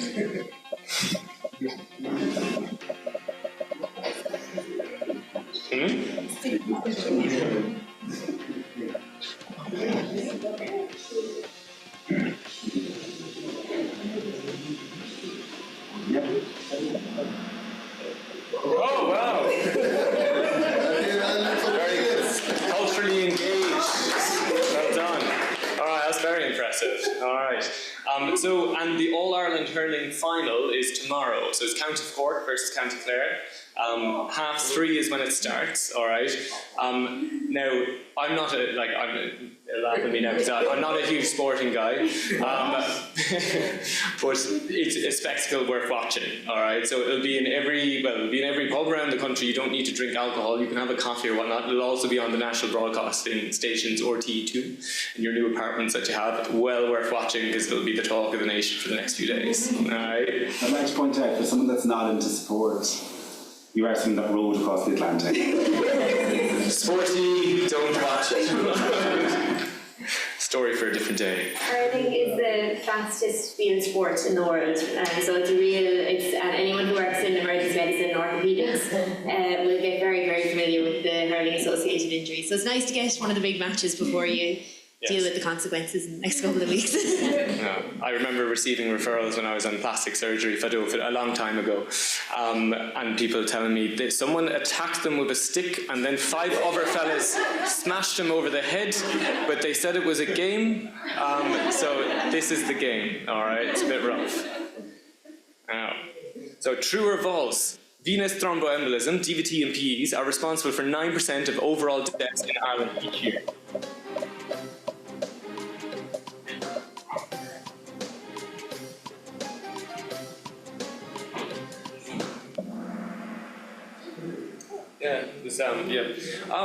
This is one that surprised me, and I had to double check and triple check it, but it was on HSE reports, that VTE is actually responsible for nearly 1 in 10 deaths in Ireland. Now, 63% of these cases happen in hospital, and you could make a significant argument that a lot of these are potentially preventable. So the case that we're seeing in the sim at the moment is PE from a post-op complication, and we're going to see in the next sim that this may have happened because someone forgot to prescribe the prophylaxis, the tinzaparin, after the surgery. So this is something, as people on the wards, that we should be risk checking everyone who's coming into the hospital, and every time you're doing a ward round. And you'll see on page 3 of the prescription charts we use is an assessment for VTE. So you'd be surprised how many people are eligible for chemoprophylaxis and TED stockings and the like.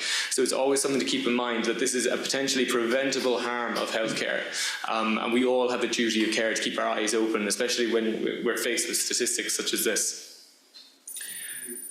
So it's a totally new landscape. Anna, where are you at the moment? No? Alrighty. Now, so last one. A patient decides to refuse a life-saving treatment. Respecting this decision reflects which ethical principle?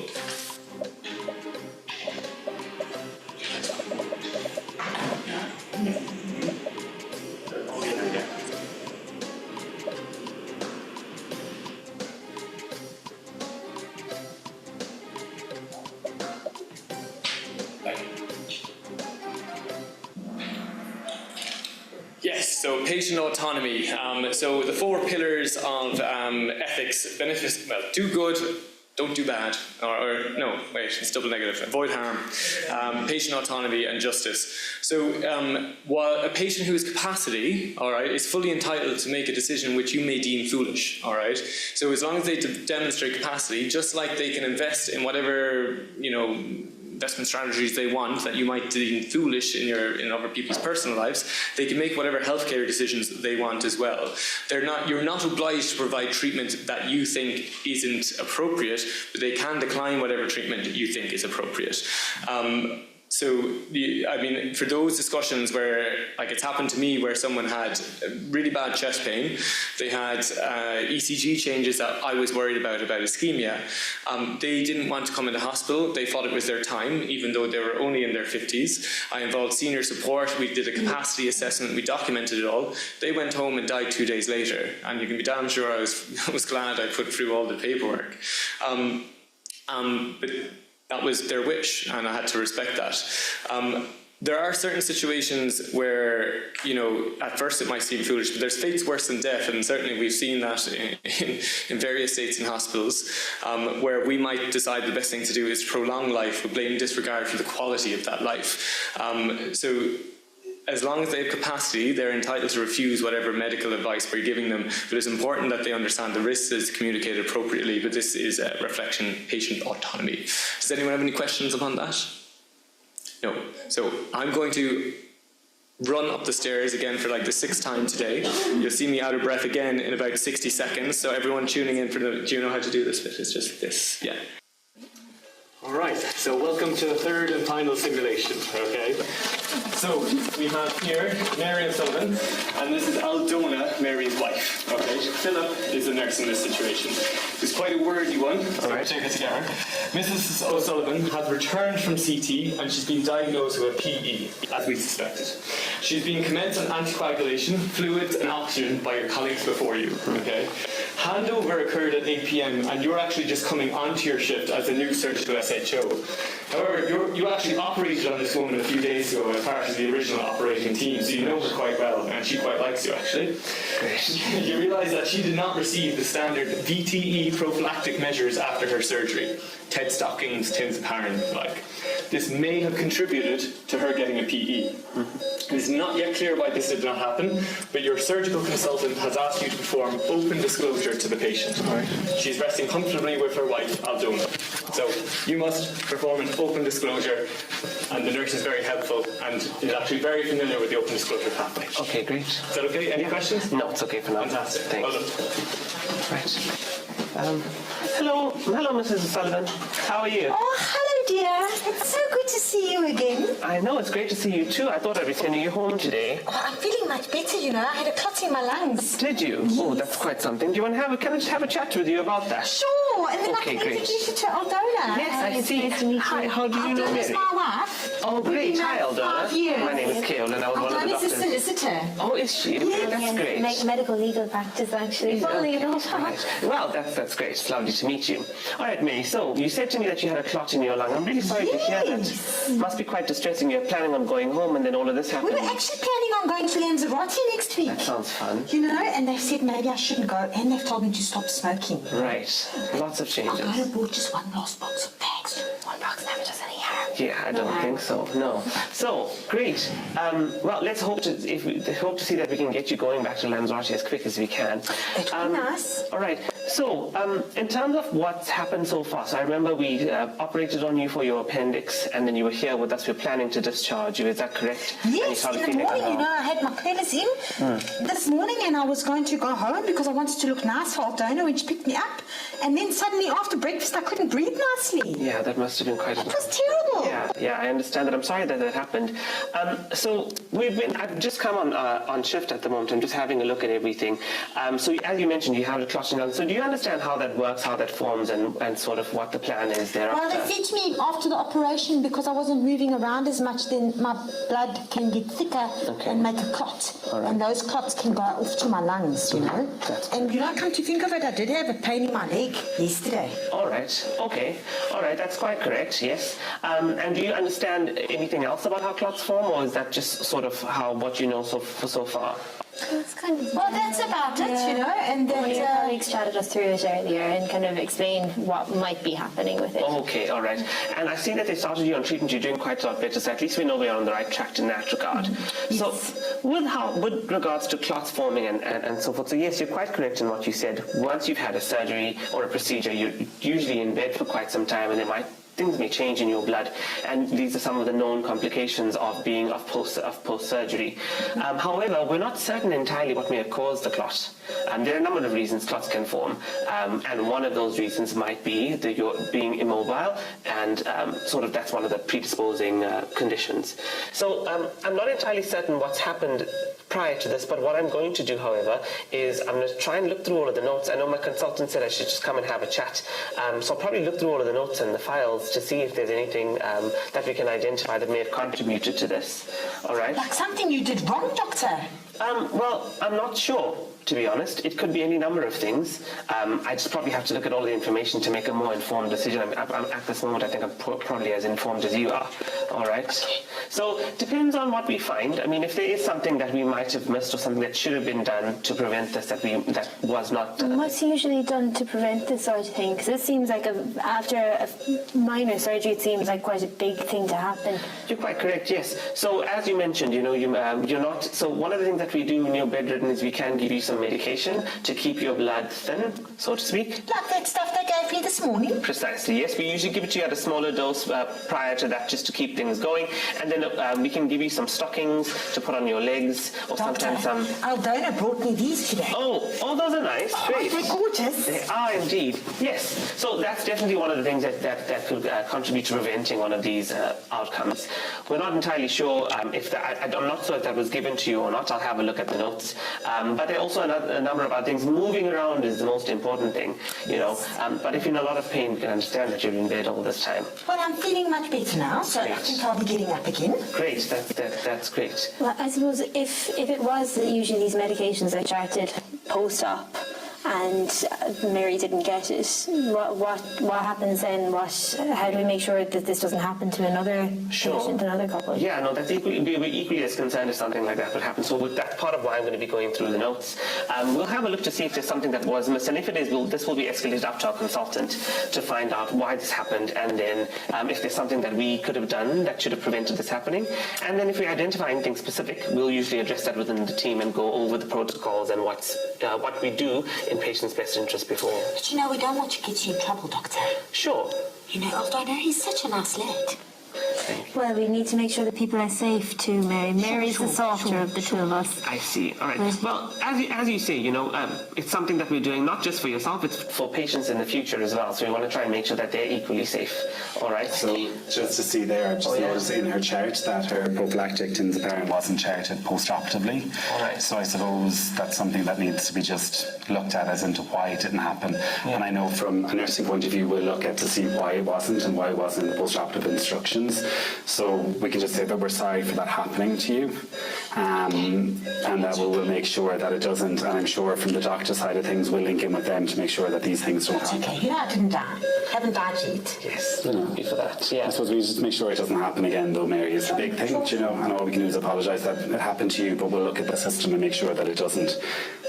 Yeah. How will we know? I suppose my biggest worry is that this would happen again, or this could happen. If it's happened to Mary, it'll happen to someone else. Mm-hmm. How will you let us know what you found? And will definitely. you? So we'll, as my colleague mentioned, so we'll escalate this, and then once we've had our discussion in terms of this, I'll come back down to see you and to explain what we've done and what the plan is going forward, just to make sure that people can close the loop appropriately. Is that fine? Yeah. Okay. We can link in with you as well, from in your post-operative care, as in from the nursing point of view, we'll make sure that it doesn't.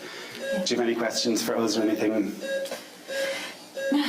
Do you have any questions, Aldona? I don't think so. No, thank you very much for telling us. No problem. I'm glad we were able to. Thank you. And we do appreciate it. She's much better now. I'm glad that she's doing better. Okay, great. Mary, okay, guys, that's the end of the scenario. Thank you so much, well done. So last one. So we're going to go through this one very quickly, lightning speed, so that we can get the high-octane resuscitation simulation going. Is that okay? So tools of communication. What you saw in that sim was an open disclosure, okay? And we're going to be going through that now. So you'll see, once you've joined here, for the people here in this center, you can see you have the assist framework in front of you. That's the green sheet, okay? For those people in the peripheral centers, you can look up assist HSE open disclosure. And it goes through what Kylanthan did there inside very, very well, actually, I might add. I hope you all agree. Right, so we're going to be nice and quick through this one so we can get that last resus situation in, all right? So, everyone ready?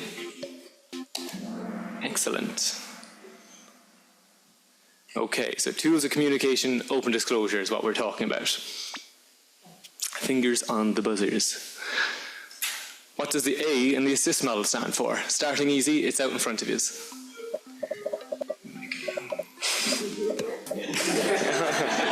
You went too fast and pressed the wrong one, is that what happened?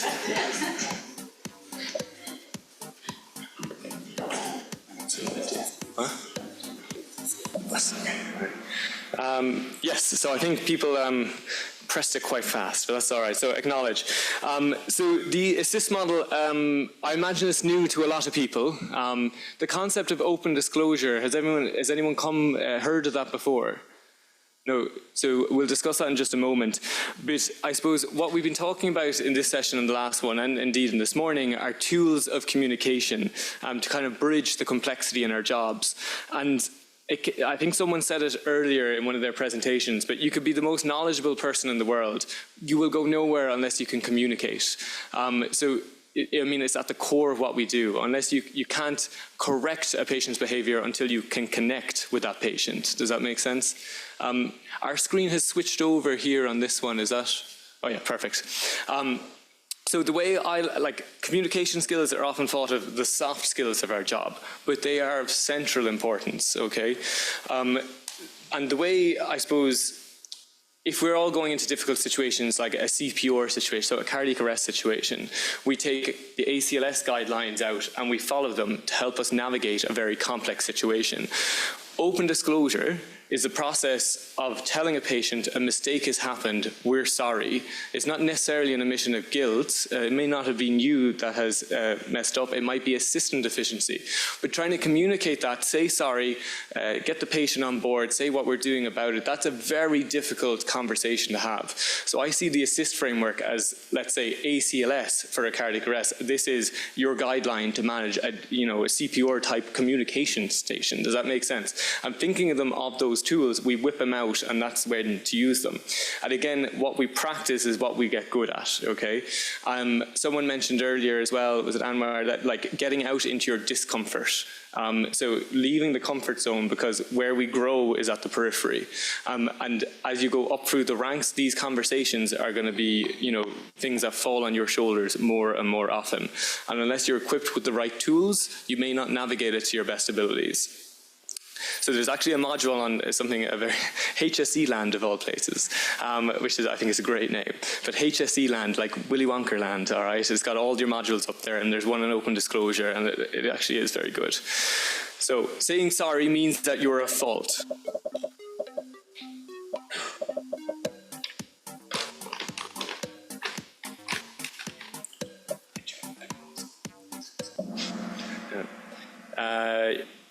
Yes, all right, so the vast majority of people got that right. You are not necessarily at fault if you say sorry. For instance, welcome back, well done. All right, so saying sorry is not an omission of guilt, it's an expression of sympathy and empathy. I don't know, if I visit you next week and your dog has died and I say, oh my God, what's your name, sorry? Your name? Ahmed. If Ahmed, you tell me your dog is died, I go, oh my God, Ahmed, I'm so sorry. You don't go, Jesus, Sean killed my dog. So it's a nice thing to do. And this is exactly what we get caught up in hospitals is, oh my God, something bad has happened to Mary. Don't say sorry, she might sue you, okay? That's not what happens. And actually, to be a cynic, the reason the HSE and the medical protection societies are pushing it is because it actually reduces litigation, all right? Saying sorry, offering a platform for the patient to be heard, discussing with it, sitting them down, that reduces the litigious, things that come from it.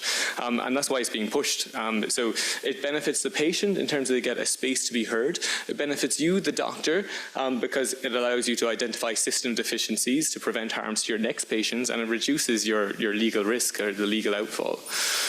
All right. So Ahmed is coming up the ranks, and Anna is hot in your tails, but we can't let her get a second. Ireland was the first country in the world to legalise same-sex marriage by popular vote. True or false? Were you listening to Phil? It's been a long day, I know, but we're nearly there. Right, so 7 people did not listen to you, Phil, all right? I'll find out their names in a minute. Ireland was the first country in the world to legalise same-sex marriage by popular vote. We're a bit of a trendsetter sometimes. We do like to have a bit of a flair. We were also the first to ban smoking in the workplace, okay? So Phil took you through earlier. Do you have anything else to say on that? No, as in, I suppose the kind of big thing here is that it was by popular vote as well. So I think Holland were the first, or the Netherlands were the first to do it legally or legislatively, but it wasn't by vote, whilst here it was by vote. Back in 2015 it was a big thing. The Yes campaign put in a lot of work for it, and it just came to front that a lot of people in the country were of the same opinion of it. But yeah, no, as in we are quite trendsetters, and just where we've come from then is big. Have you shown everyone your socks, seeing as Tammy showed everyone her tights? What? No. Okay. All right, Alice in the lead. We need you, Sarah. Where are you, Sarah? You need to take it down. Now, true or false, discrimination based on sexual orientation is illegal in Ireland?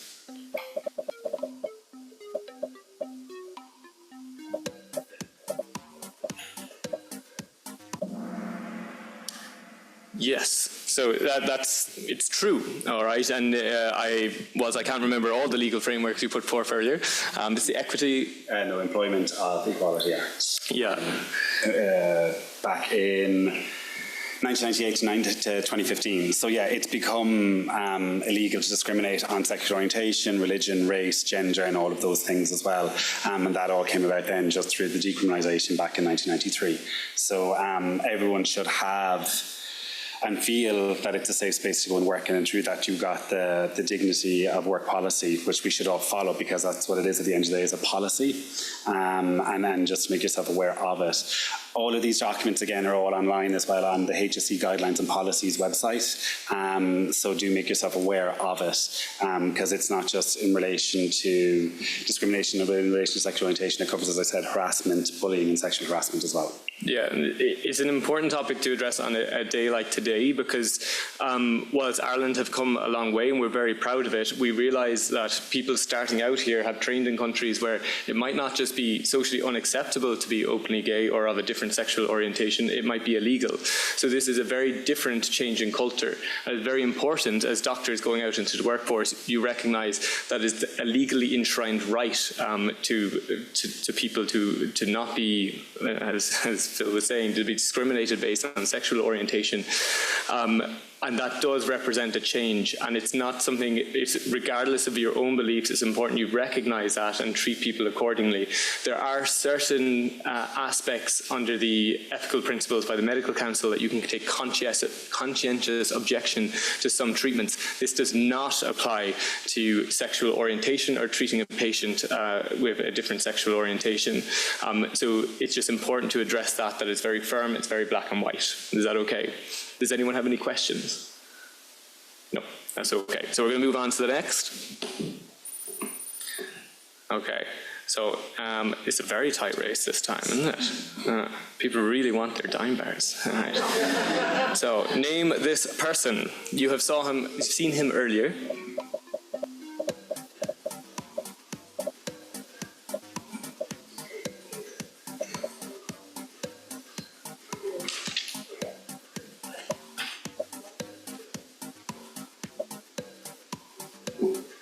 Again, this is more checking that you were watching Phil's lecture, actually.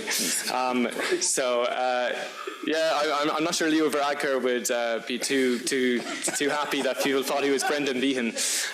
But Leo Varadkar was our first opening gate Taoiseach, or leader. I suppose in other countries it might be known as the Prime Minister, but we call it Taoiseach. Okay. He was also the youngest, the youngest Taoiseach at the time, and he's a doctor. So I suppose his work.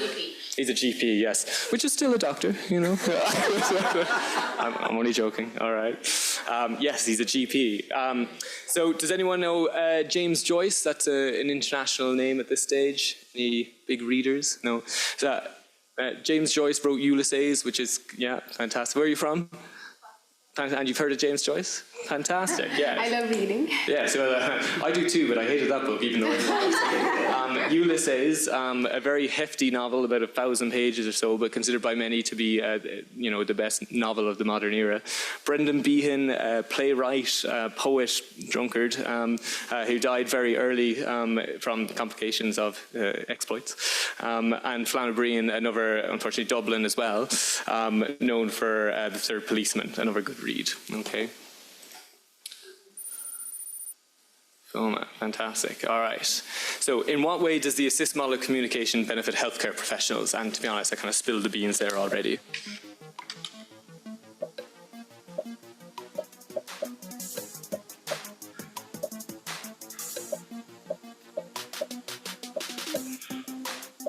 Running tight on time. Well, I think yeah, I'll wrap it up. Fantastic. Yes. So does someone have a question there? I heard yeah, no, that's all right. So I suppose that the whole concept is of supporting a culture of safety and learning from our mistakes. People recognise this as the Swiss cheese model, which is popular across many kind of atmospheres, not just healthcare. I'm sure you've all seen that one before. But I suppose, does anyone know what we mean by a safety culture? Is it just a buzzword, or what does it mean? Go on, yeah. I just thought of something when I saw this actually. There's a book called Black Box Thinking. I don't know if anybody's read it. And it actually relates a lot of what happens in aviation to what happens in healthcare. And it's very similar. And in aviation, everybody learns from their mistakes. They have open disclosure and they have safe platforms that they learn from each other's mistakes. And medicine has started following that way of doing things as well. And that reminds me of that. Yes, I heard we've all heard those analogies that we should learn from the pilots and their safety culture. The key difference in a pilot and us is that when the patient goes down on a plane, the pilot also goes down with them. So there's a slight difference. But I suppose the safety culture is trying to identify mistakes, own them, learn from them, and improve the system. And it's trying to avoid blaming individual people and acknowledging that we work in a very complex situation. I suppose it can all be distilled, to put it in plain English, the culture of a place is kind of like the way things are done around here. And what we're trying to do is turn it into a place where we're proud to acknowledge that mistakes do happen, that we say sorry, and that we improve the system. Again, another choice phrase, the standard we walk past is the standard we accept, okay? So, if you were walking past something or you're providing care that you wouldn't be happy to receive, nor for your family member to receive, then you should be vocal and try and do something about it. And there's many different avenues, which many speakers earlier in the day dedicated some time to, but it's about improving the safety of the place. Now, Anna's kind of going for a two-time win here now. So we're going to go quickly now because we've got two questions and then the big recess.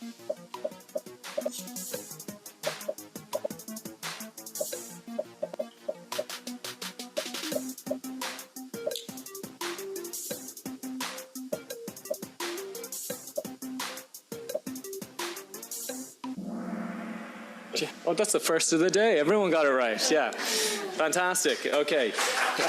Well done, everyone. We call that a big boulabus, a big clap. All right.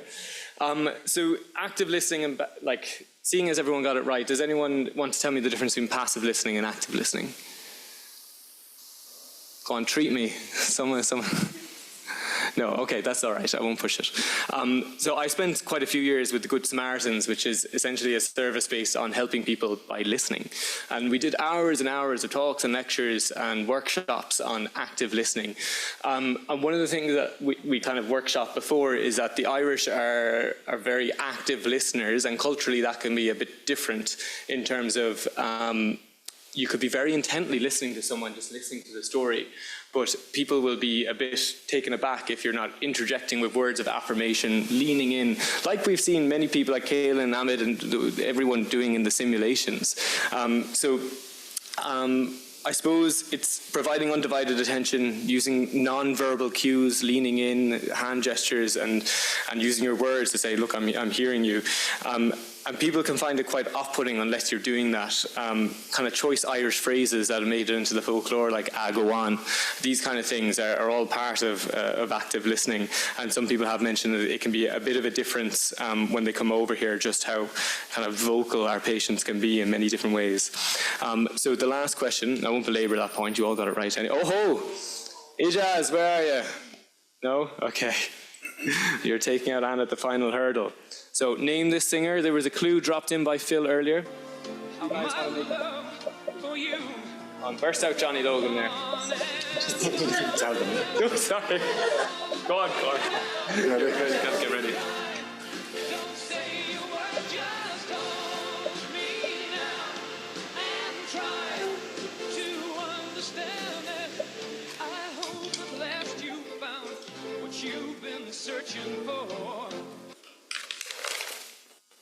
So, let's see. Johnny Logan, yes. So, has everyone heard of the Eurovision? I imagine not everyone has. Heard of it, yeah. So it's a singing contest. These are Philip's words, not my own, but he considers it the entrusted gay Olympics, is how he puts it. But there is a very proud, I suppose, history to it in terms of LGBTQ.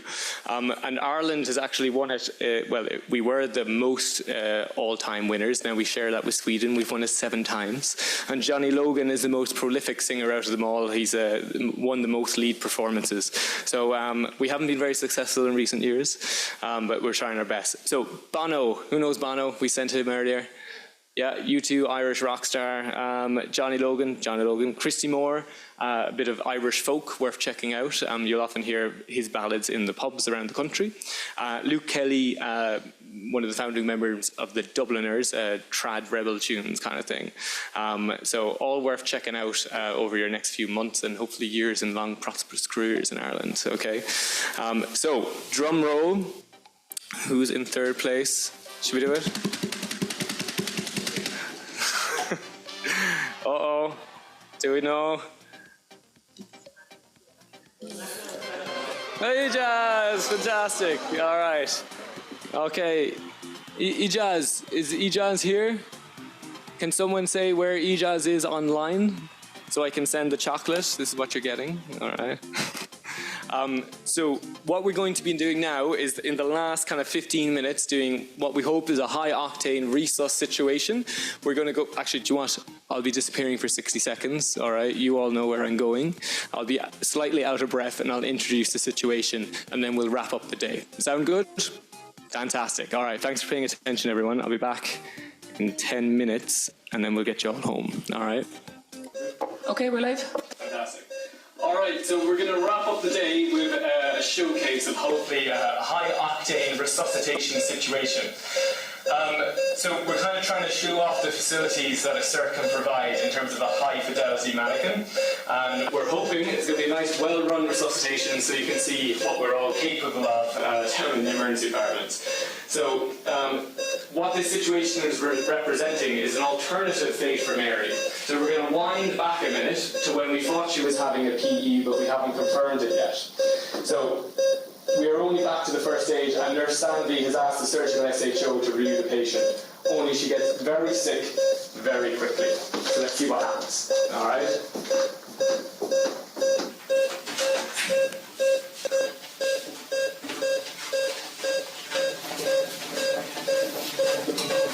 Hi, Mary.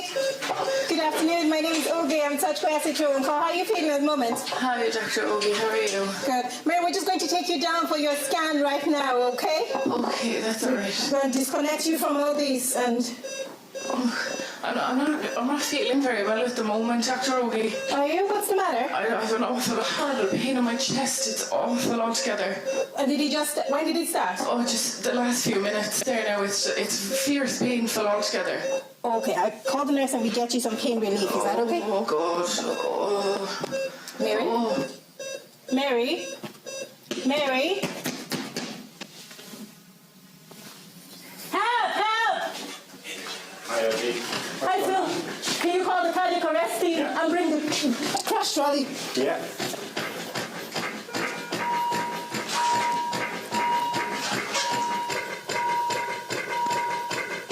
Hello, Chris. Hi, it's cardiac arrest 4B room 3. Cardiac arrest 4B room 3, thank you. Okay, the arrest trolley is gone. I'm going to get the trolley. Put the pads on her, please.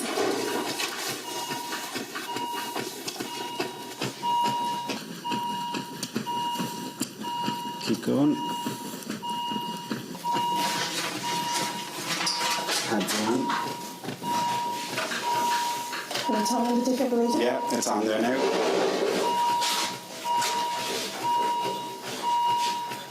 So we're a little effort in there. Okay, we're going to prepare to shock. Okay, yeah. So charging to 50. Charging to 150. So charging.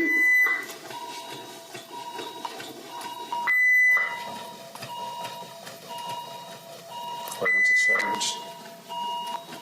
Analyze ECG.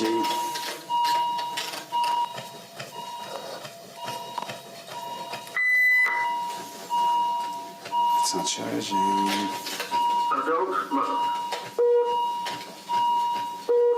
If you just go to 10 joules and check the pads.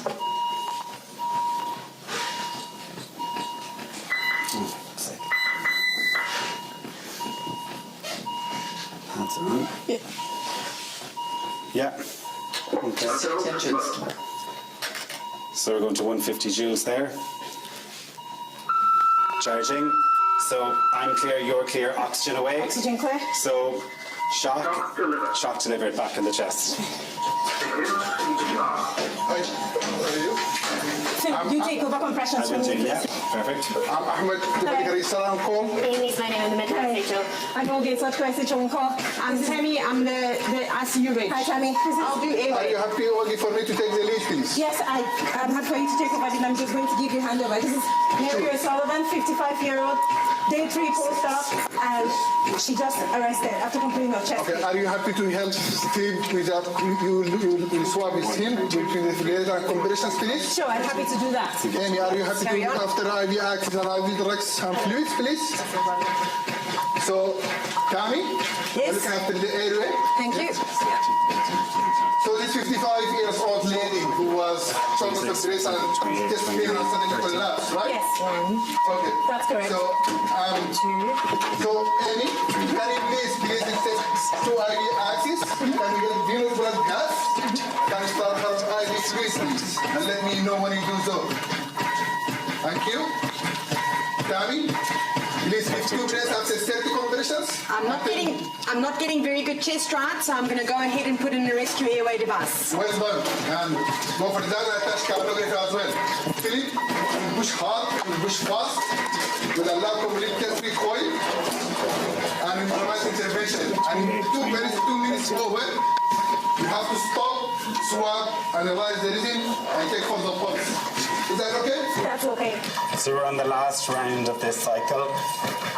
Okay, so we'll stop with swab and analyze. 17, 18, 19, 20, 21, 22, 23, 24, 25, 26, 27, 28, 29, 30. So that's 5 cycles. So I do not have a pulse. there's no pulse, so I can see there's organized rhythm here. We don't have a pulse, so this muscle critical activity back on the chest. And I have 2 IVs in, I have fluids going, Now, can you give adrenaline normally your arms and please give it push pull-us followed by 21 of normal slide. 25, 26, 27, 28, 29, 30. Not checkable rhythm. This is going through. So now let us discuss 4 H's and T's.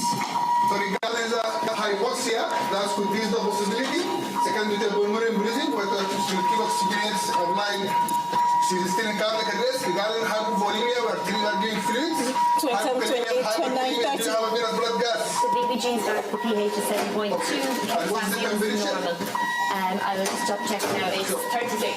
So, yeah, well, so the other regarding for H. Regarding the T's, thrombosis, pulmonary thrombosis, that's what I use of course.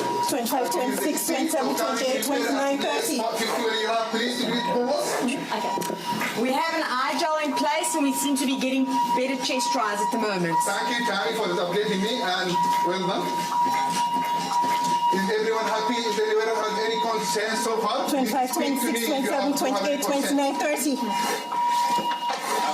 50 milligrams IV bolus, and we can prepare 50 just in case if we need it further. So this is the 5th cycle on this round, so we need to do a rhythm Okay, check. give that to less. So once regarding the section in Musolek, it's unlikely. Time is easy to back. Regarding turbulence, you can consider ultrasound in the next rhythm checks. And I do have a pulse. Okay, we have organizing, we do have a pulse. Yeah. Okay, so when there's no, this will take for. There we go. Okay, we have a normal size in now. Do we still have a pulse? Yeah. Yes. Okay, so well done, guys. We've got Ross. We will go for post-cardiac arrest management. Tammy, regarding the airway, I'll give a breath. has any respiratory efforts? He has no respiratory effort, but I'm going to assist with the breath every 6 seconds. Well done. And also you can be prepared for intubation. I'll do so. Okay? And regarding the P, so we have C saturation. She's still... we'll give her oxygen to maintain normoxia and normcardia, and we have carbonography as well. Amy, can we consider booking, can we book portable chest X-ray now, please? And regarding the C, we have 2 IV axes, we will do ECG, and the blood pressure here we will give her fluids, and we also, when we take her to the ICU, we'll consider IV arterial lines, central lines, and inotropes as well. And we also do a CT scan to her brain CTBA. Regarding the DCS, she's still unconscious. Yeah. So we'll target temperature management from temperature 33 to 36. And Amy, can we check blood glucose for us, please? Yes. And we'll do ECG as well, guys. Fantastic. Well done, everyone. And so I will call the consultant to update him, and I will also speak to the family myself to update me, to bring the bad news to them. Okay, guys, that's the end of the scenario. No. Thank you. Thank you, well done. All right, so that's the end of our session. Thank you all for your attention throughout the whole day. Well done to all the winners. I'll send the chocolates to the various people if you put your names and your address in the chat, okay? Hopefully you've all taken away quite a number of things. I think it's been a very informative day, and I'm ashamed to say I've been working in the HSC for 10 years, and I learned quite a few things this morning that I probably should have known already. So I imagine it was a fruitful day for everyone. The survey, you did one this morning. My career is on the line here, so please fill out, okay? If everyone could give some feedback, but it does make a meaningful difference. You know, things do change. This is only the 2nd edition of this enhanced induction, and obviously it's something we want to continue. So if you have suggestions for its improvement, or if you want it without me next year, you know, say so. It's important that we get the feedback. Is that okay? I'd like to thank everyone who was involved in putting this together. Prof. Cook in particular was very helpful for our side for putting the morning together, so thank you very much. All right. The Med Cafe team and the AV team, thankfully it all went off just fine, it seems, and I didn't have to worry about things exploding, which was great. And the actors from the emergency department, who I hope you all agree put on quite a show there at the end, so I'd just like you all to thank them for everyone. Is that okay? All right, thank you very much. Prof. Cook, do you have any closing remarks? I really am going to keep anybody. Thank you all for coming here today. Thanks particularly to everybody that participated in preparing for today. There's some important people behind the scenes, the NDTP team, so Michelle, Joan, Marguerite and Donna, who have done immense amounts of work to get us to the point whereby we could deliver today. There's funding that comes for all of these things, so NDTP have produced quite a bit of funding to support today. The partnership with the Search Centre today was really useful, and certainly something we'll work at doing more going forward. Please tell your friends about today if you thought it was good. Maybe don't mention it too much if it wasn't great, but certainly if you thought it was good, tell them, because we really need to try and scale this up and try and get more and more engagement with it as we go. But today you were really great. You made the whole thing much more enjoyable, and thank you for coming. Best of luck during your year. The NDTP team are available to be contacted, so we have all of your email addresses, so we might just make contact with you just so you know how to track us down if there's anything we can do for you during the course of the year, and make the best of it. Thanks very much.